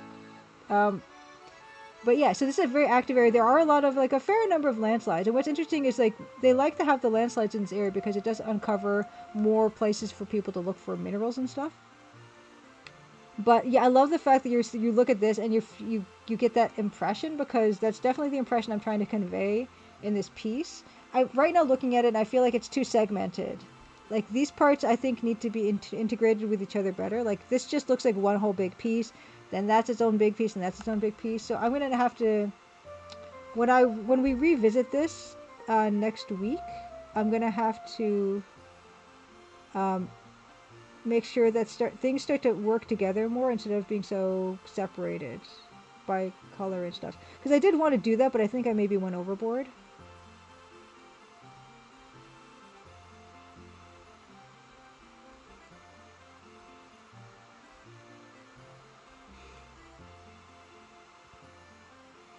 But I'm just gonna have to wait. And also, just a reminder, because I'm also reminding myself. Um, Next week, I'm not going to be streaming on Tuesday. I'm streaming on Friday, August the 15th, the 1 year anniversary of the Crimson Diamonds. And yeah, if you're just joining us, we're going to do a thing. I'm going to give away some Steam keys for the game. I'm maybe going to give away maybe one or two pieces of Fourth Wall merch. The soundtrack is going to launch on Steam. And fun stuff. And have a fun time. Or maybe I'll play some of the game, I don't know. Give some directors, commentary or something. I don't know. We'll do fun stuff.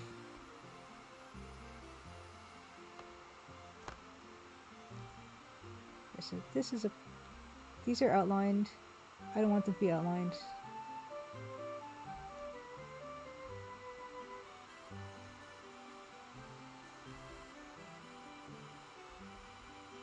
That's a problem. Like I'm trying to create light at the top of these rocks, but at the same time, the rock is also like the path is that color.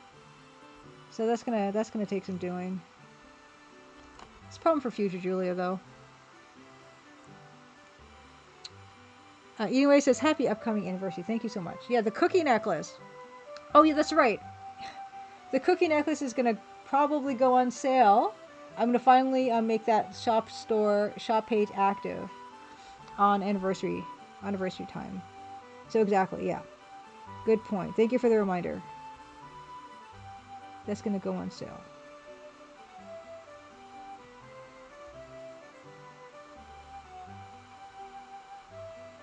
And they are, yeah, I designed them, and they're 100% produced here in Toronto by an independent business. Okay, so yeah, this did actually. I'm getting really up into this now, and I don't want to stop. But so this there would be like, yeah, if the sun is over here, sun is over here, right? So I'm gonna keep that up there just as a reminder, because then that means like, we're gonna do some shadow here. That's gonna kind of look like the cast shadow of that rock shape, but on an angle, maybe. And same here, right? And then yeah, also like here, the shadow is gonna be here, shadow gonna be here, right? And then yeah, the shadow. So these are all things to think about.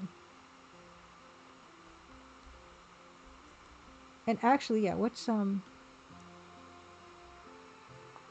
Alt 2, and then this makes Makes the brown. Why didn't it make the brown? Why didn't I was just bragging that I mastered that tool, and I didn't master the tool. This color. I didn't master the tool. Never mind. Modern Verb says, I like when you are surprised by some of the things you forgot you put into the game. Yes. That's also one of my favorite things. It's happened. Because, yeah, there'll be times when people will try something in the text parser. I'm like, that doesn't have a response. And it does have a response. And then I'm like, I'm so pleased. I forget a lot of stuff, just in general. But I also forget a lot of the stuff that has happened in the game. And I feel a little bad about that because I think I did put some cool stuff in it, but I just forget. I forget I did that. So, oops. Anyway, it's 11:33. It's 11:33, so we're gonna call it now at this. And I mean, it's looking pretty good. Like I'm still getting a handle of the style, but I am having a lot of fun with it. We are going to go back to another camera thingy, and I'm going to save this on my Gmail. I made my Google Drive for safety. I don't know where I put it usually, but that's fine there. Okay. And I am going to... Thank you so much. Yeah, I'm having like so much fun with it, and so I don't know how quick I'm going to be about getting through the art for this little mini game that I'm making, because I'm just thinking... Oh, so thank you, by the way, for the follow. I don't hear the notifications. But what I'm going to do is, while we're waiting, while I have my snack before we start Portopia, I am going to... There's just chat. Okay. I'm going to put it on just chatting. And I'm going to put... Maybe I'll put... Yeah, I'll put this one up more. Oh, no, this is the one that's not automatic. No, you're going to get the Millerite one. So, yeah, if you're just joining us, I went to a flea market, and they were selling bits of Millerite. And Millerite is a mineral I'd never heard about before, but it is taken from Broken Hammer mine in Sudbury. That was a fairly recent mine. That was in operation from 2014 to 2015. Yeah, if you want to learn more about it in Sudbury, it's kind of like it's like a very metallic-y gold-looking thing, and it also oxidizes quite interestingly into these incredible colors. Anyway, I'm gonna put that up on loop while I have a snack, and then I'll rejoin you for Portopia. So, BRB.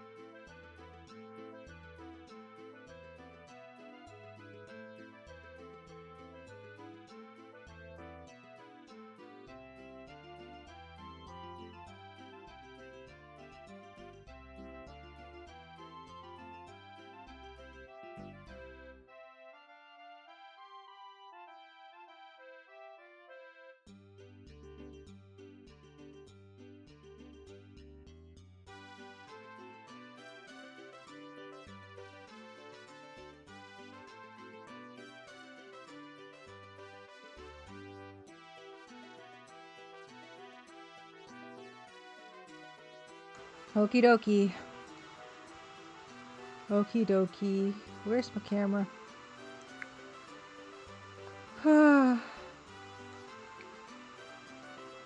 Camera. Camera. Yeah, see, I sighed hardly at all while I was playing the Double Dragon, but I just sighed then, so I'm sorry. Portopia. Let's change the category to Portopia.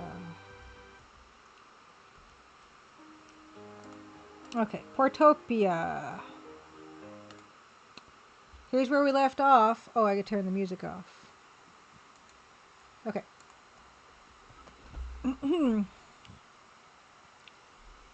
That is a Zelda 1 meet. I think it is, New Gab. That is Hungry Goria's. This is Hungry Goria's, like, avatar. Actually, yeah. I think I'd did a shout out to Hungry Goria. Let's give another shout out. Hungry Goria is a wonderful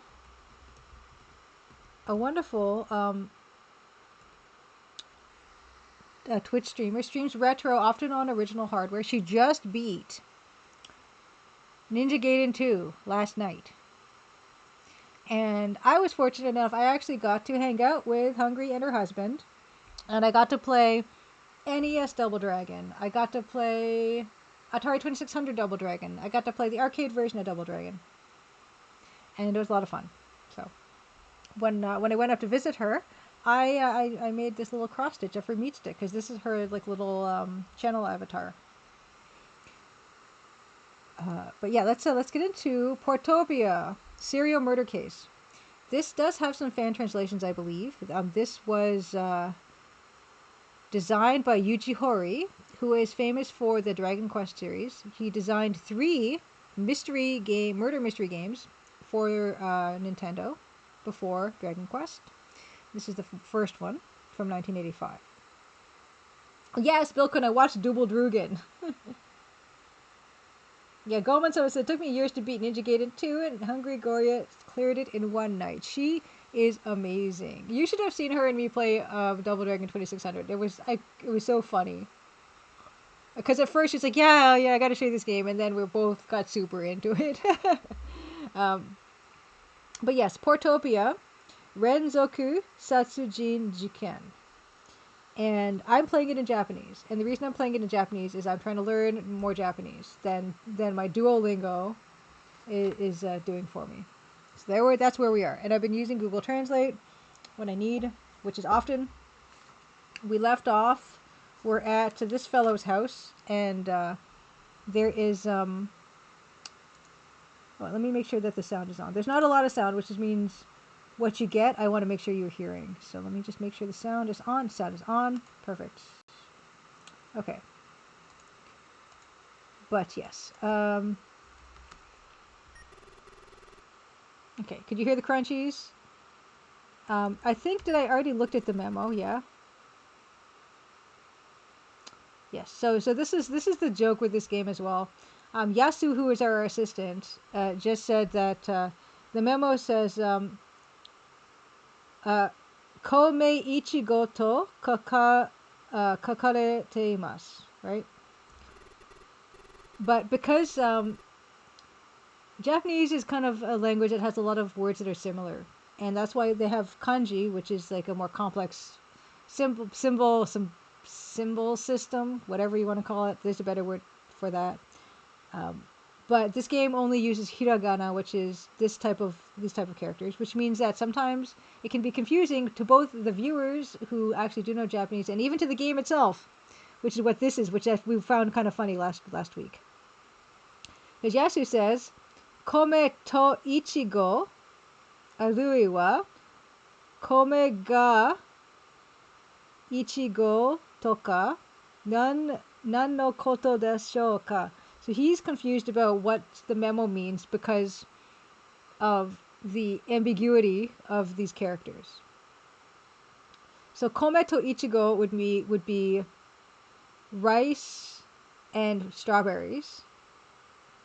Or it could be 1 cup of rice. Kome ga ichigo. Or whatever. So that's all that is. I was kind of hoping that I could use the Mushi Megane, which is the magnifying glass, on on the memo, but I don't think it's one of the options. Yeah, it's just about the stuff that we see on the screen, which we've already looked at everything here, and nothing was of interest or suspicious. But I'll look at the. Did I look at the window? Yes, I did, or I didn't, but it's not interesting. Frightnoise says, reminds me, I need to start using Anki again. I used to have a deck with 3-sided cards. I think one side was English, one side was kanji, and the other hiragana, though I think I lost the deck. Yeah, I was drilling Anki for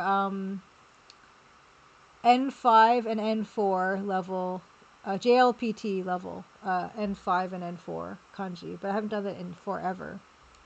But yeah, I don't know if there's anything else we want to do in this area. Like, yeah, it's funny because people were asking why this is. It looks like a hammer, but doesn't this look like the hammer from the Hammer Brothers from Super Mario World? Or that first Super Mario game?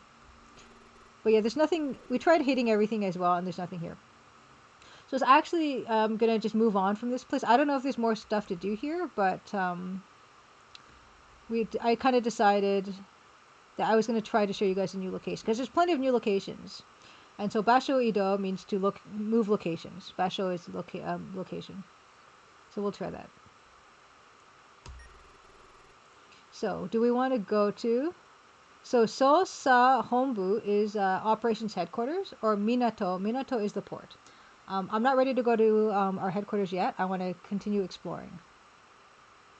And from Minato, the port, there are other places we can go. So, we're going to try this one.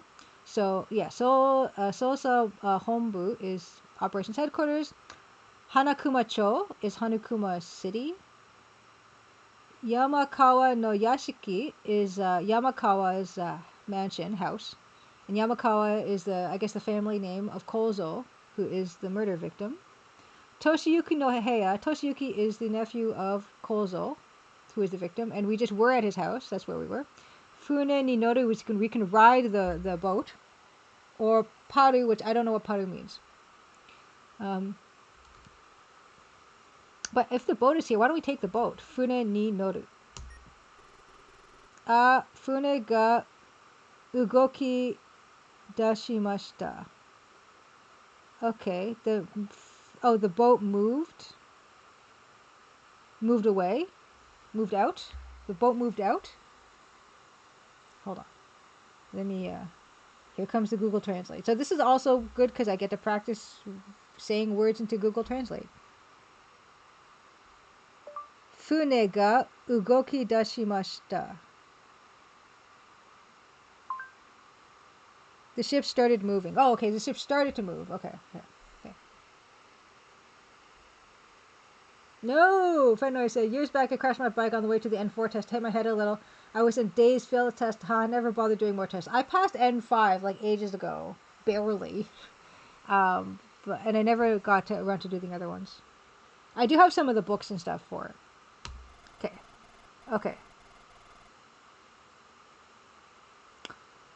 Okay, it says, Gojo men arigatou gozaimasu.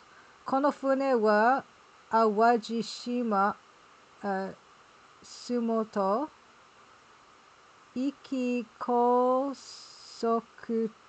Why can't I read today? It's even worse than usual. Iki Kosoku Tei desu. Kosoku Tei desu. Okay, well, I know what arigatou gozaimasu means, but I don't know what gojo men means. So let's look that up. Gojo men arigatou gozaimasu. Thank you for the... I don't think that's what that says. Gojo men. No, that's not right. Kono fune wa Awajishima Sumato Iki Kosoku Tei desu. Okay, this ship is a high-speed boat that goes to Awaji Island. Fantastic. Whoa! See, there's Yasu. So Yasu appeared to us at the very beginning of the game, and that's been a while. So here's what Yasu looks like. Sumoto desu. I don't know what that means. Anyway, so this is fantastic. We're in a new location. The boat's taken us to the island whose name I already forget. So, let's look at stuff in this area.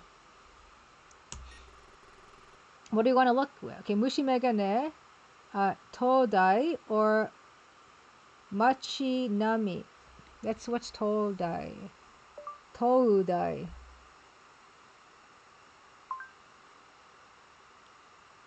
Okay, that can't be right. That says University of Tokyo. That's not right. So I'm going to try to write that stuff down.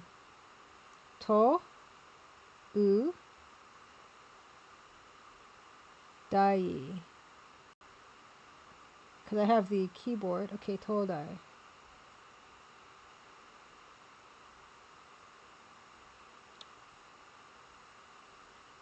Why would it show me the definition in Japanese?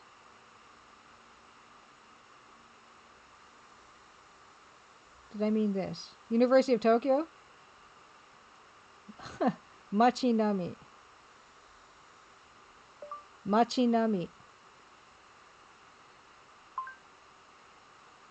Cityscape. Okay.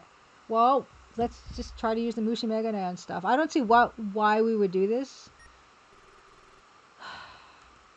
So there's like, I don't know, is this a mailbox? Okay, there's nothing suspicious there. Okay. Yeah, I don't really know. Can I look at him? Can I look at Yasu? No. Yeah, he's like, why are you looking there? I'm kidding. There's nothing there. Nothing to find there. So why don't we look at the Todai? Maybe that will tell us what it is. Ano naka ni wa hairemasen deshita. You can't go there. You can't go in there, I think. Hey, Marugun says, Mada Portopia o yatteru nda ne. Yes, I'm again with the Portopia. We're struggling through. So let's see. Ana naka ni wa hairemasen deshita. Oh, come on. Ano naka ni wa hairemasen deshita. Yeah, I couldn't get in the Todai. Oh, is the Todai just the thing over there that I was just looking at?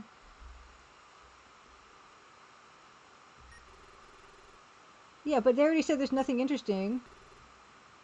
Nothing interesting on this thing. Right? That's the only thing to look at there, and there's nothing there. Okay. Okay, fine. Let's look at the Machinami.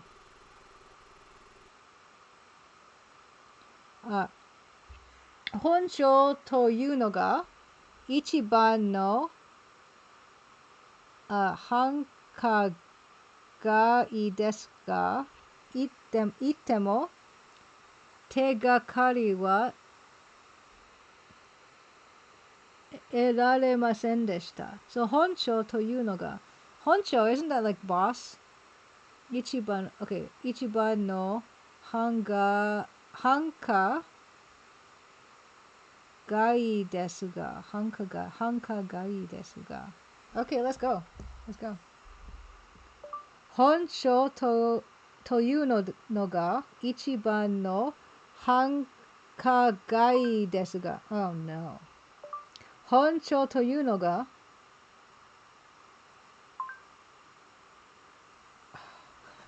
This is really harder than it would be if we also didn't have kanji, is what I've been told, and I agree now. Okay. 一番の繁華街ですが The busiest downtown area. Okay. 本性というのが本性というのが I don't know what that means. But anyway, it's the busiest downtown area. Yes, Chadley. Yes, Honsho is Japanese. There's a few words that are Japanese that are not obvious. Like Honsho, definitely one of them.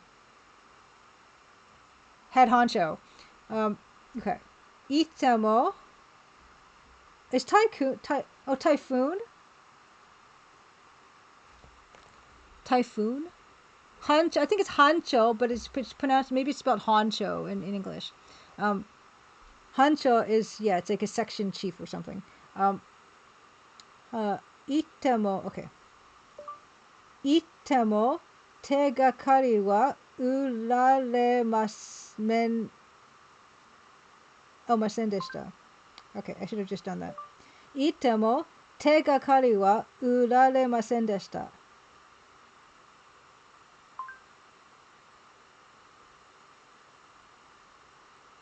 行っても手がかりは得られませんでした。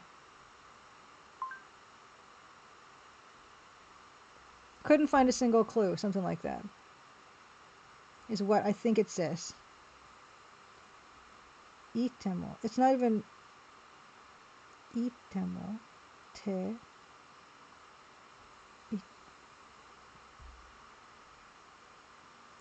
Okay, something like that.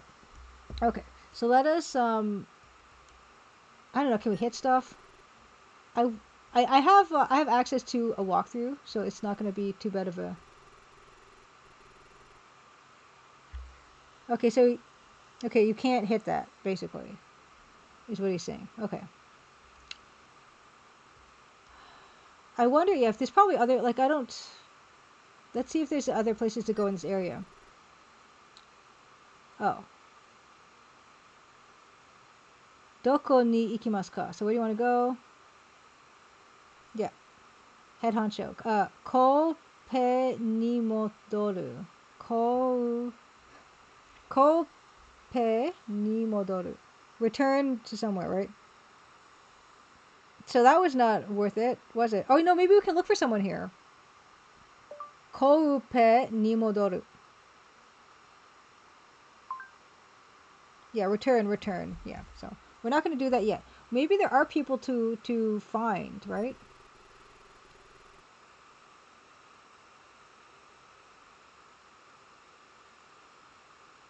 Oh, well, so he's saying 意味もなくここに来ましたが、事件と関係あるのでしょうか? I think he's saying 意味もなく. I don't know what he's saying. Okay, let's find out. 意味もなくここに来ましたが、事件と関係あるのでしょうか?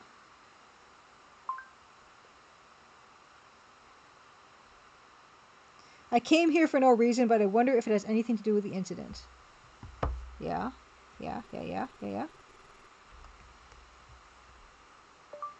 聞き込みしましたが、やっぱり何も聞けませんでした.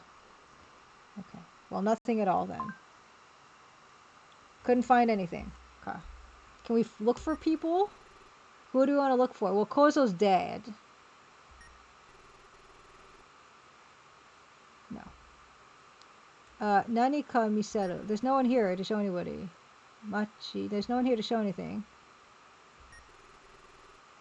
Let's look for Hirata. Is here? Okay, looked but kono atari ni wa no. Didn't find him. That was unfruitful. Well, anyway. We have not exhausted all the locations yet, so why don't we do that first? Before we start complaining. Paru is just back? Go back? Okay, doesn't understand. Okay. Is it time? Okay, Hanakuma-cho we haven't gone to. Oh, this is this is where we started. We started at Hanakuma-cho. But I actually never really looked around this area. Okay, so this is the same as before. Doro is like the road. Toku ni te ga kari ni naru you na mono wa ochite imasen deshita. Yeah, I don't think I don't think there's anything here. I was just looking at the road.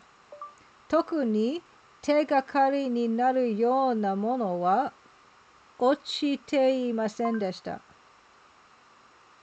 Yeah, anyway. I did not think so. What about machi nami?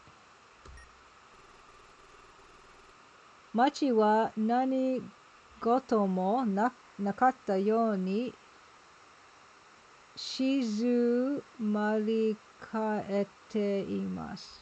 Okay, let's look this up. Machi ni nani goto mo nakatta yo ni shizumari kaete imasu.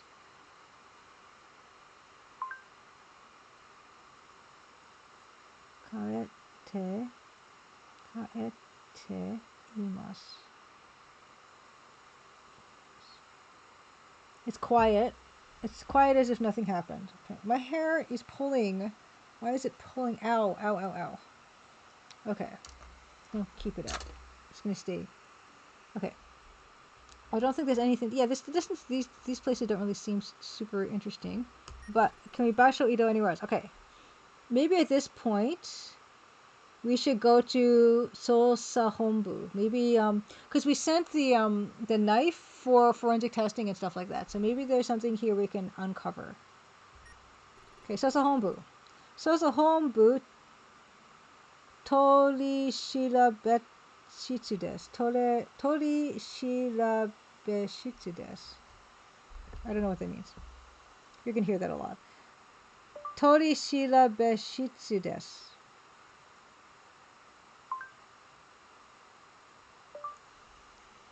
I think it's maybe some interrogation begins or something. Okay.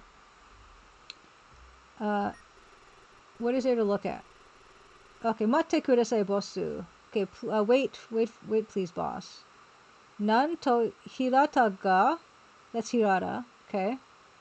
Musume no Yukiko ni chotto ni ikitai to itte ita so desu. So, hirata ga musume no Yukiko. Okay, so Hirata's musume no Kyoto ni ikitai. So someone wants to go to Kyoto. It seems like someone wants to go to Kyoto. Okay. Hirata ga musume Kyoto no ikitai to itte ita so desu. Let's see.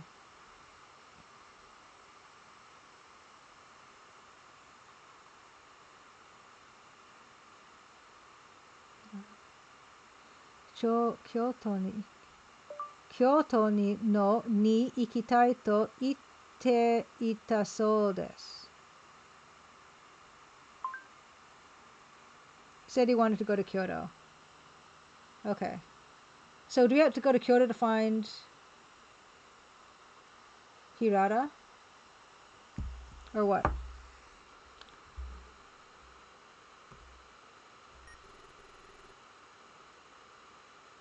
Oh, okay. I wonder if... Okay. Can we, like, investigate our own, like, area? I don't think so. No. But yeah, maybe the knife people have something for us. Okay. Machi. Okay. Okay, Paru. So that's the number we had before. And it's for a snack bar. Okay, knife.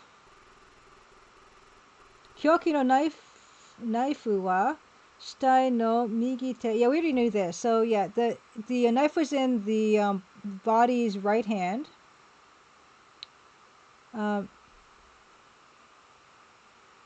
Jibun de sashita tomo kangae. Yeah, so could have been. They think could have been himself.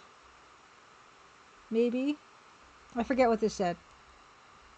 Jibun de sashita tomo kangae. Thought to have stabbed himself. Okay. So nothing here new. A memo. Okay, no, this is the same. So this is, yeah, this does not change based on our location. Okay. Can we take anything? Oh, I forgot to try to take stuff. I forgot to take stuff on those other areas. Oh no. Shashin. Dare no shashin o torun desu ka? Sore ni wa dare ka yobanai to. What?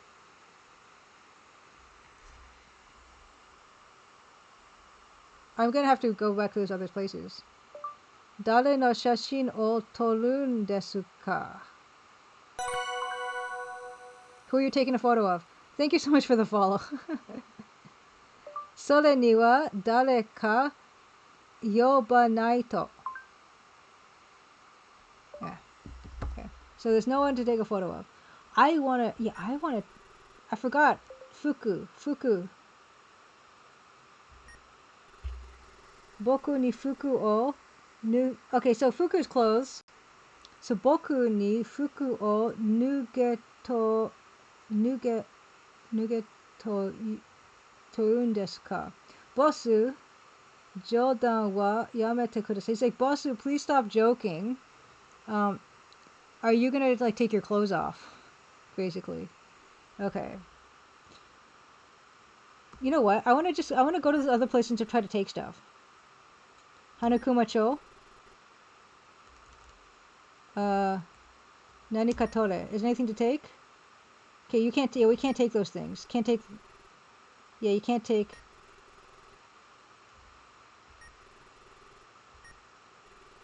Okay, can't take those things. Okay. Just quickly. I don't think doesn't seem to be like there's any time here. Oh, we can go to Kyoto. So someone wanted to go to Kyoto. I haven't been taking notes. I've been too interested. We can actually go to Kyoto. Now that we know that Hirata wanted to go to Tokyo. So why don't we just follow this thread? Oh, this is so cute. Kyoto des. Okay, so let's save this. Next save slot. Save under 5. That's so cute. Okay. Oh my god, we're in Kyoto, everybody. Oh. Can we look at stuff? I think it's like futile to actually. I love this picture. There's no reason they're not going to let me look at this whatever this is, temple or whatever, with this magnifying glass, right? No, they won't. It's fine. Okay. I understand.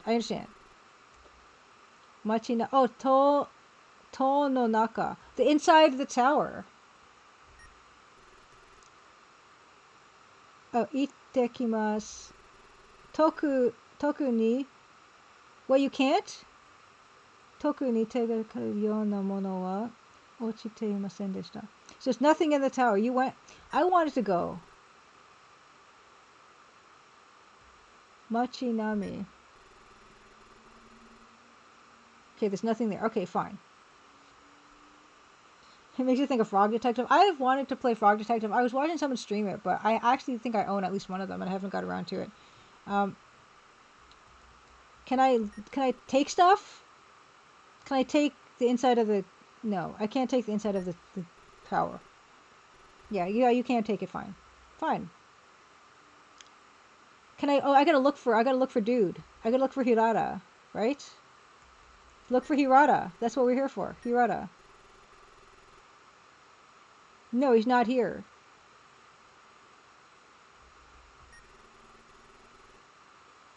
Okay.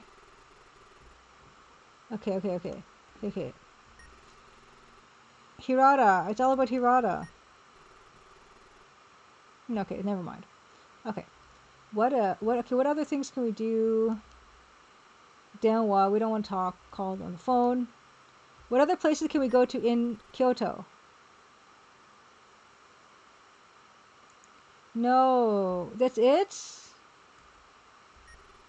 That's it. There's no Hirata here. Why don't we just look for other people then? Oh, we can only pick him. Okay, he's not here. No, he's not. Yobe.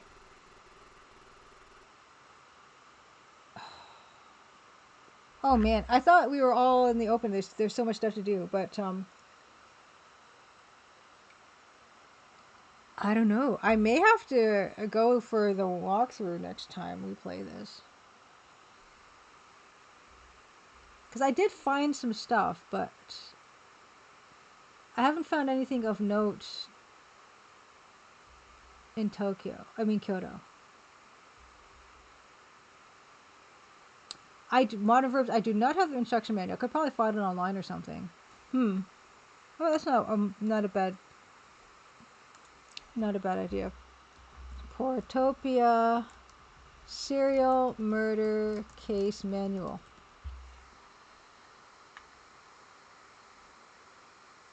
Because there are walkthroughs and stuff, but it would be cool if I could see. There's a guide. Okay, I found something here. So why don't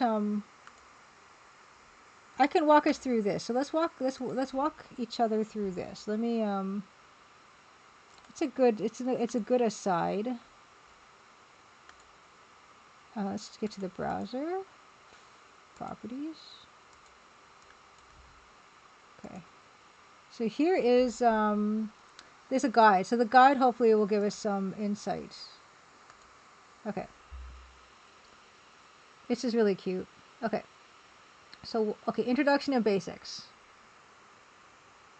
Okay, yeah, bottom verse says, I just read some of the English translated one, has a lot of helpful info. I should have started with this. Oh, well, better late than never. Okay. Welcome to Portopia Renzoku Satsujin Jiken for the NES, an adventure game released in 1985 by Enix Corporation. The game is often officially spelled Portopia Renzoku Satsujin Jiken, although I personally think this sounds a little odd. The game was also released on several other platforms, including the NEC PCs and on mobiles. It was one of the earliest games released by Enix and often regarded as the inspiration for Hideo Kojima to enter the video game industry.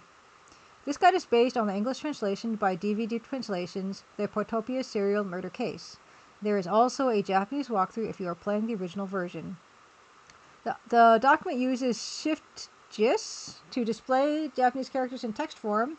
You cannot see them automatically and just see some garbled fonts. Set your browser encoding or file viewer manually. It is recommended that you view the file in a fixed font such as Courier New, as some of the sections with Shift JIS will look odd without it. Suggestions, comments, or errors, email me about it. Enjoy. Yeah, this is a good... Okay, we'll probably end off with this. So this is going to be something to digest.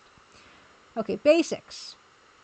Your job is to investigate the crimes in the area, as usual with adventure games. You may want to check around a lot more than the walkthrough states, as it is just the quickest way to solve the case. It misses out a lot of investigating and sometimes humor as well. Some solutions may not make sense without this.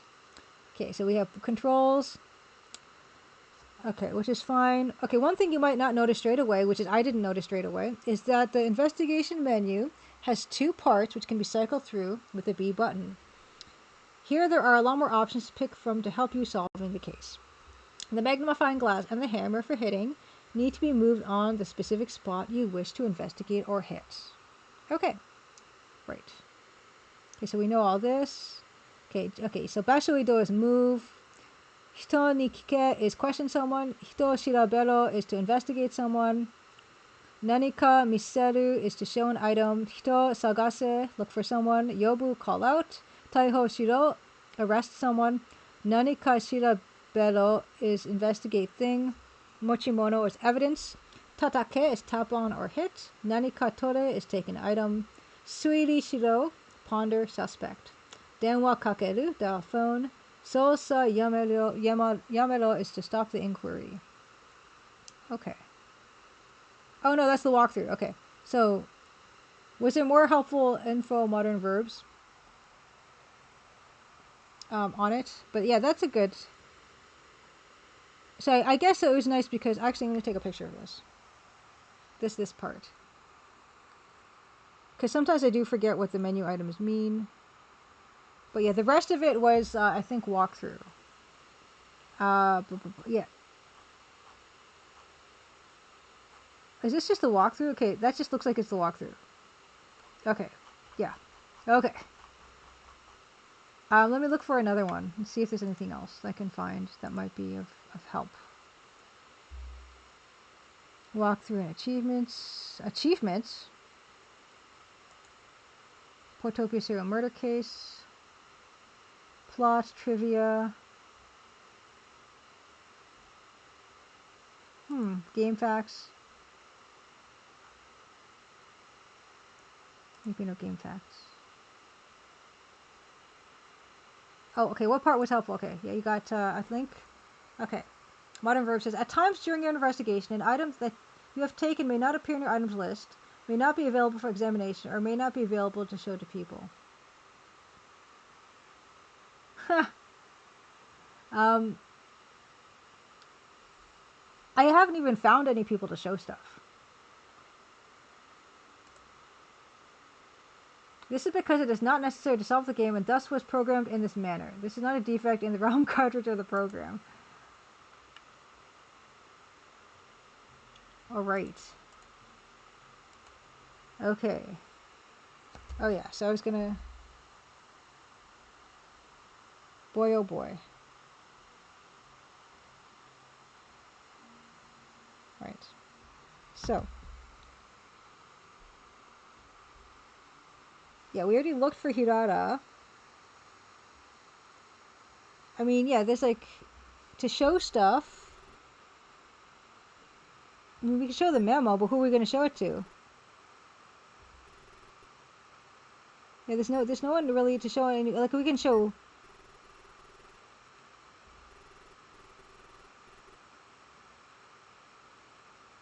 Yeah, he's just like, oh, that's, I guess, scary. And there's a phone to dial. But, yeah, I mean, we've already dialed the snack bar, right? But, like, I guess... Dial the snack bar here. This is where I kind of, yeah, come up against... I don't actually think I'm good at adventure games. I was watching Nalvara play Dagger of Amon-Ra for the first time, and she was, like, killing it. Okay, let's try this. So it is helpful that if you don't see an item in the inventory, it is not an essential item. 1, 1, 7, 3, 1, 4, 9.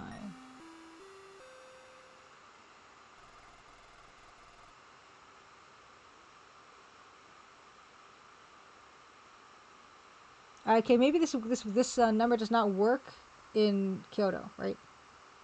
That's what I'm getting the feeling when I'm reading that. Okake ni natta bango wa genzai shou sarete imasen. Yeah, it's not. It's not. Okay, modern verbs is also like this. This is how the manual ends. The mystery is solvable. Please do not give up, and good luck. Oh man, I'm so sorry, Yahori-san, but I'm going to akiramete soon.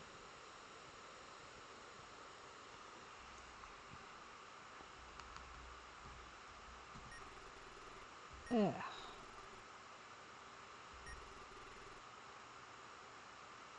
Yashiki. Kyoto Toshiki Paru. What's... Yeah, I mean, this doesn't do anything. I still don't know what that means.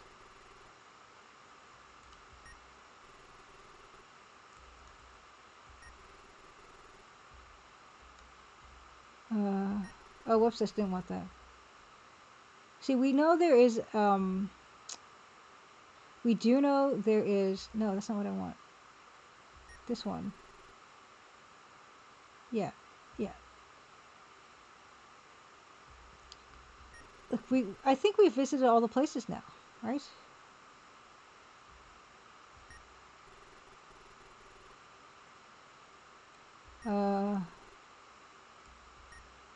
Okay, so that's outside, okay.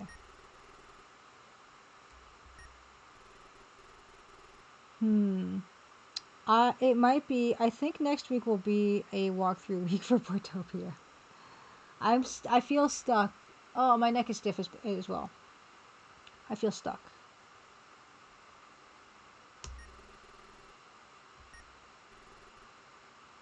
Yeah, so we've seen this button. We've pressed it before. It opens up the trap door that leads nowhere. You know what we can do, actually? Just to end off, maybe? Why don't I go into the trap door area again and see if I can run into something.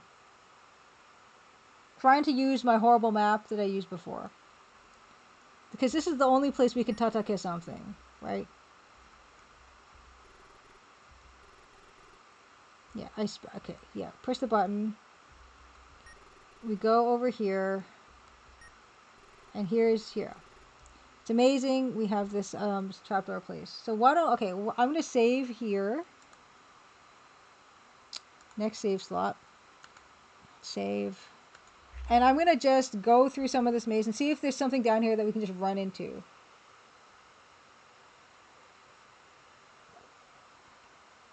Yeah, Modern Verb says, Navara sometimes amazingly solves those puzzles that you'd probably have to wait to ask your school friends on the playground. Yes, she was incredible. Like, I was watching her play the very beginning of the game, and she got, like, the dry cleaning ticket. She found, like, the, I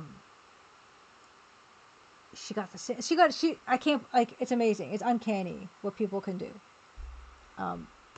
Not me. Yeah, let's go down. Okay, so this whole thing, right? Okay, so now we can just use arrow keys. So there are directions that I didn't go in this horrible maze, so I can just go those ways. 1, 2, 3. This way. I didn't. Oops! I already got lost. That's so great. Load. Okay.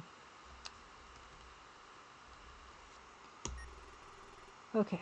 I'm gonna just try to go ways that didn't go before, and then yes. Okay. Okay. Okay. Whoops. Okay. No. Yes, this one. Okay. Right, so go 1, 2, 3.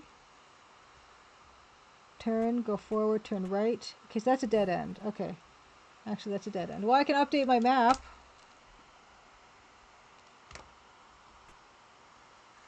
1, 2, 3, turn. Okay, so that's a way to go.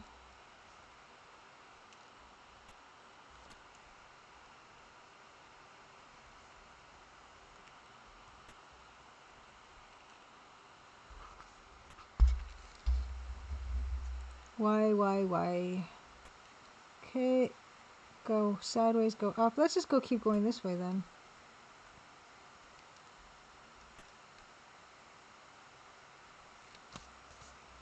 Turn.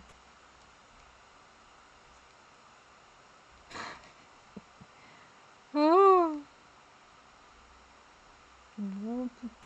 Okay, so here's a long corridor. It's just a long corridor. Oh. 上に上げる階段があります。上がりますか? Bosu, do you want to go up? Heck, why not? This looks different. This cannot possibly be the same room, right? Goldman Tom asked, were there any puzzles in the Crimson Diamond you thought would be obvious but saw a lot of people struggle with? Sometimes people completely miss the icebox. Because they can't figure out like the words to use to open it. Because I think it's like another cupboard or cabinet. So that's something that I've seen kind of not super frequently, but not rarely either. Sometimes people in the master bedroom to go to the ensuite bathroom and then the boudoir. Some people don't understand the doors there, so that's another thing. And that's not to say that's their fault or anything. Like maybe I could have made that clearer. What else?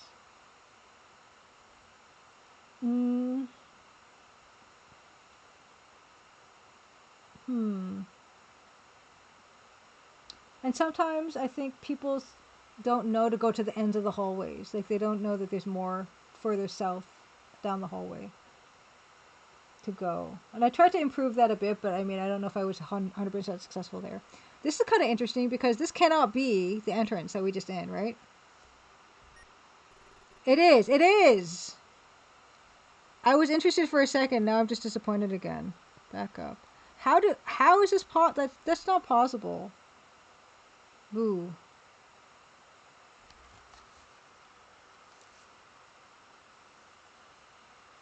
Huh. Okay. I was excited for like a hot second there, which makes this even more disappointing. You know what we're gonna do? I'm gonna take a peek at the walkthrough just so we're excited to revisit this next. No, just Let's be patient. We're gonna call it. We're gonna say, okay, I got some good amount of entertainment out of this game. Maybe maybe there's one thing I just need to go to and see. Maybe that's gonna open up the floodgates, and I'll be going great. So what's the because I okay. I'm curious as anything.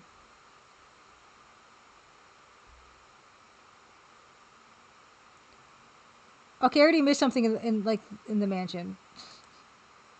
How? How? How? How? Okay, let's see.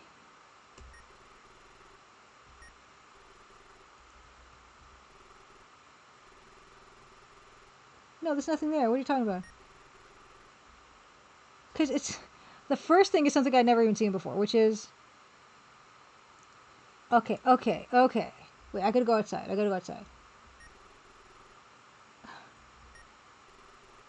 Okay, this is not fair. Like, if this is the way it's gonna do things, then I don't feel bad about checking a walkthrough whatsoever. This cannot be a thing.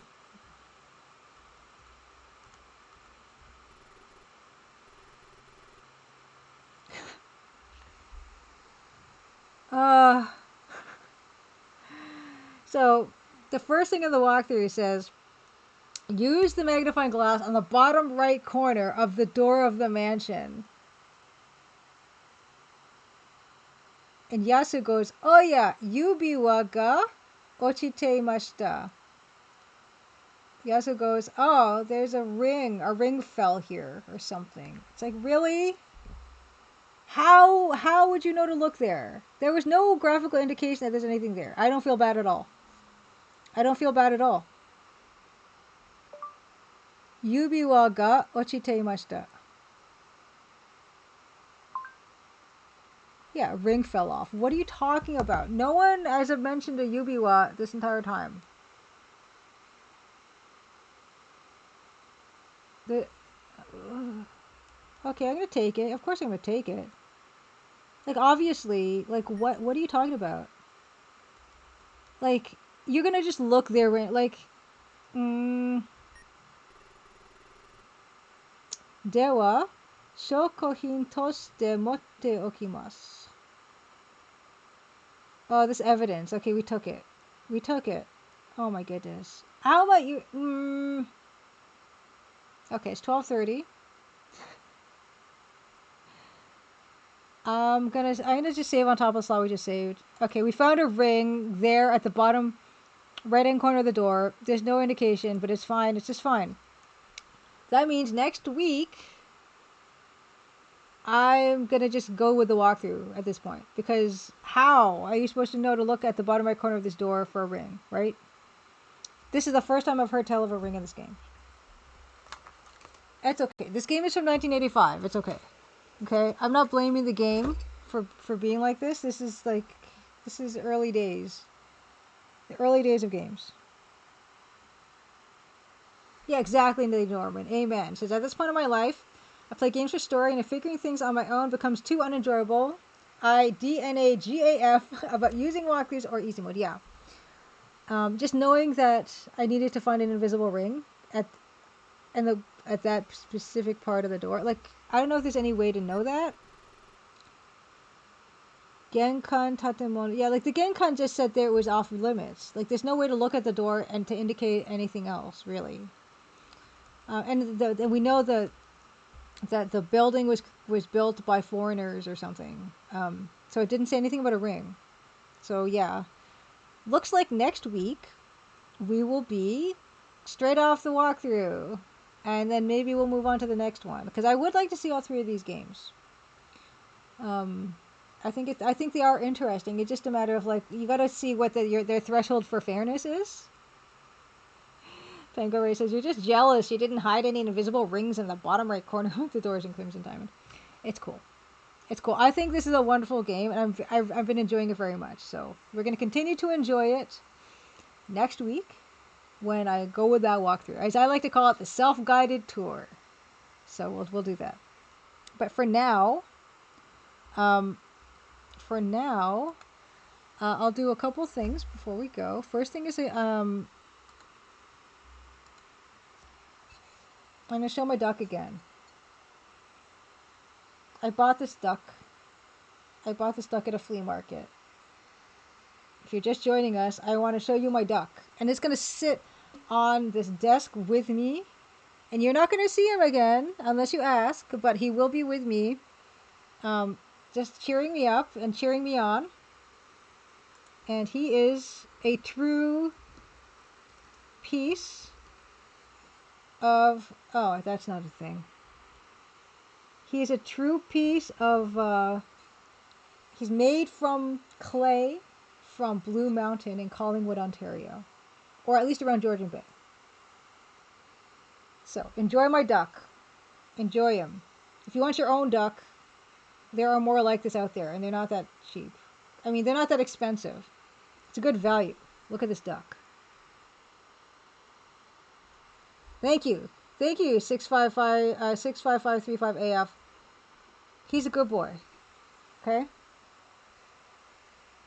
So that's the first thing I wanted to show before we leave. Second thing I wanted to show is this incredible double dragon. Card from 1989 that Hungry Goria gave me. That shows the final scene that we conquered today. I did a thing on stream. I actually accomplished something on stream tonight. That was to beat EGA Double Dragon. What's the duck's name? That's a very good question. Churbert. And please ask to see the duck every please ask to see the duck every week. It is. It's Churbert? What is Okay, Seagull, are you seconding Churbert? Like, what is that? Like, and also, he's also, like, see-through. He's also see-through. The chroma key. It's kind of horrifying, actually. But there you go. Churbert? Are you seriously calling him Churbert? Does anyone have any other questions? I didn't really have a name picked out, but if you guys are... If there's any other name suggestions, I'm open to them. If all you have is Churbert, we'll do Churbert. Okay? He's adorable. And, okay, fine, it's Churbert. So we did another good thing today. We finished EGA Double Dragon. We named the duck, who is looking at me right now in a very encouraging way, Churbert. And we did more stuff on this thing. Not that. This. We did... It looks like the sun I scribbled on the top corner is like Pac-Man with an underbite. That's not what I was going for. That's just like to indicate and to remind me where the sun is in this piece. But anyway, we did some good work on this piece, I think. We're still doing so. It's still exploration mode. Like, I'm still finding a style. I'm still finding ways I want to show depth and stuff like that. But we're getting there. This has been a really nice... Yeah, Bilkin, good point. Like, is this a real name? Is this something is this a historical figure or somebody that you know named Churbert? Is it a common, popular name wherever you hail from?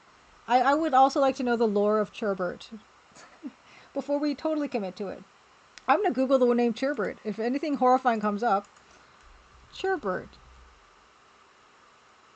Okay, so literally doesn't mean anything. First result I get is Sherbert.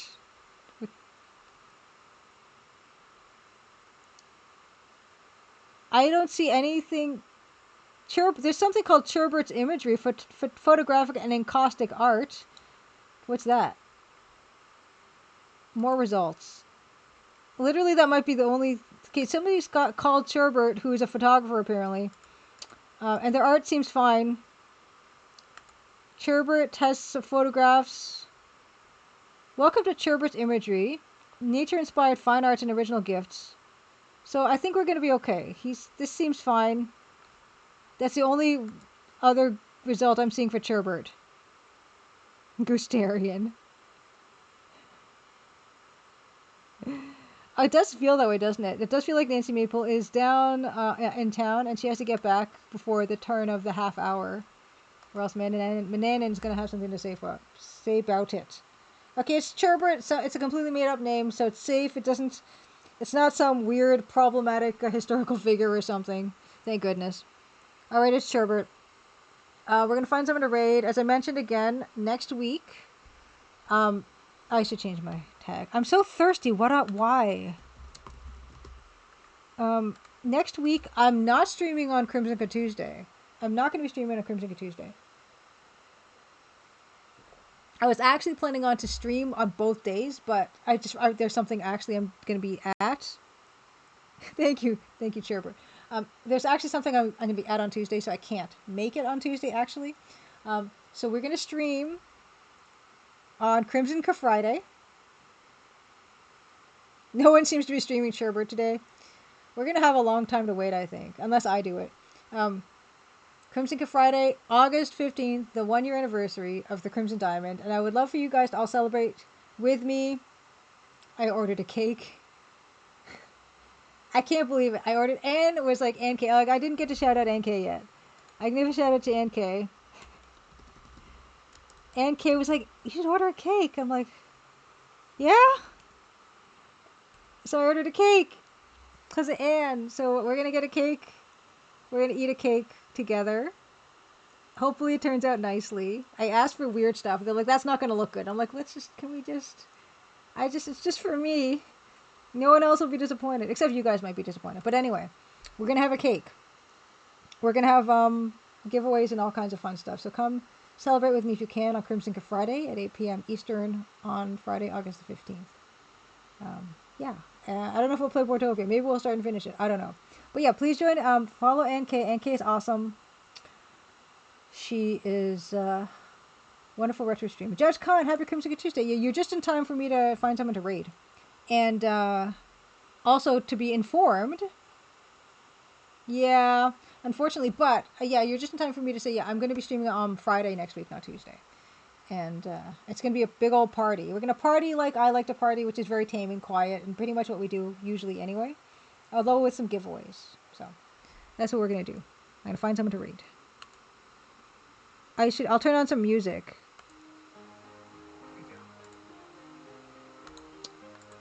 But I'm looking forward to it. I look forward to this every week. It was so fun to show you guys the rocks and stuff. I was so excited to find you guys the rocks. Oh no, it's okay. No, thank you, Judge Connor. I appreciate it. Thank you for dropping in when you can. I also really appreciate that because I know that our schedules are not quite lining up right now. Oh, probably can't make it since we're traveling. Okay, well, we're going to have a great... Don't worry about it, but thank you guys. It's always awesome to see you guys here. I'm going to look for someone who's raiding the Crimson Diamonds. Raiding. Just playing the Crimson... Why is my throat so dry? It's ridiculous.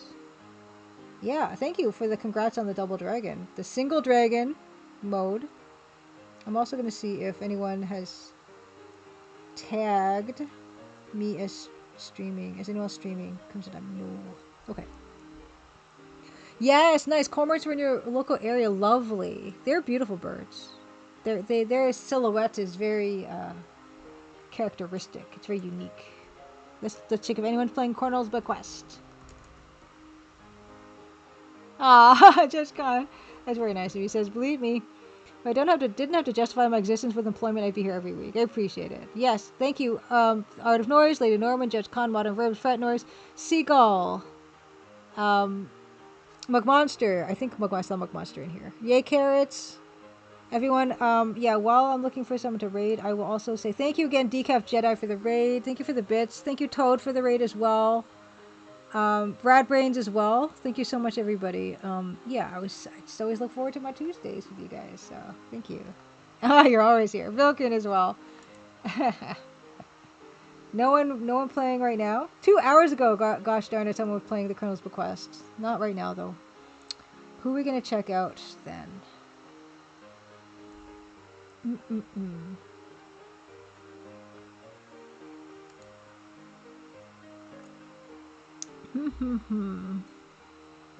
Who do we have? What? Oh no, you'll be quite late, Bungmaster. That's okay. I don't know how long I'll be streaming. Maybe it'll be a late one for me too. To celebrate, it'll be a Friday. Yes, no, Judge Khan. Uh, I really like. Yeah, I love hanging out with you guys every week. This is amazing. We're gonna keep doing it. Because I'm working on a new game, in fact, and it's if each of the screens takes this long, then I'll be at it forever. But I will probably do work on it off stream. I'm just, like I said, polishing off a project that I can't wait to show you guys. Hopefully within the next few months, and then yeah, I'll be working on more of this stuff. Let's see here. Okay, what do we got? What do we got? Ooh, oh, Seagull says Atari Beer Pong has playing EGA Star Trek. Whoa. Nice. You know what's so funny? Bilbo earlier today was playing some Star Trek game as well that looked impossible. Like he was dying and there was no save games. It would just quit to DOS every time. And he started to get good at it. And it was so inspiring.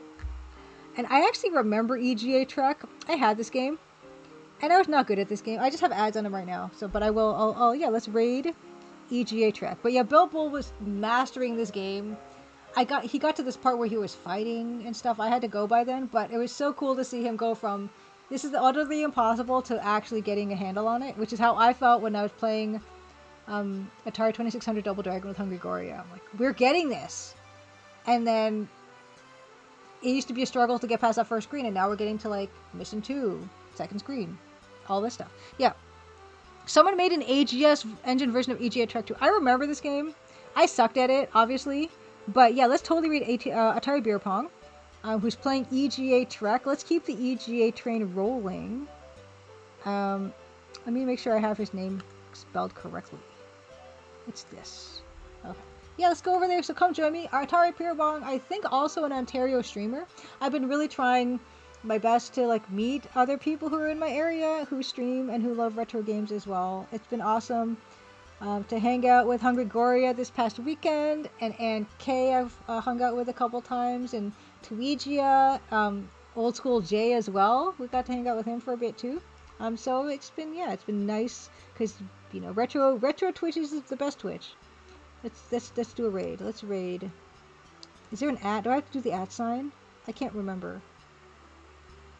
No, you don't. No, you don't. Yeah, so come join me to Atari Beer Pong's playing EGA Trek. I hope he must be better at it than me. Maybe I'll learn a thing or two. Oh yeah, see you guys next week. Crimson Cup Friday. Party time. And yeah, have a wonderful rest of your week. I see we're all on the bus, so I'm gonna send us all over there. I'm still got stuff to do tonight. Gotta get my VODs put together, which is what I usually do right after I finish streaming. It's just my usual protocol for the rest of the night. So please come join me to see Atari Beer Pong. Yeah, for sure, Judge Khan. And also, yeah, Churbert. Churbert, who's a ghost. Ghost Churbert. Alright, see you guys there. Happy Crimson Tuesday. Bye for now. See you soon.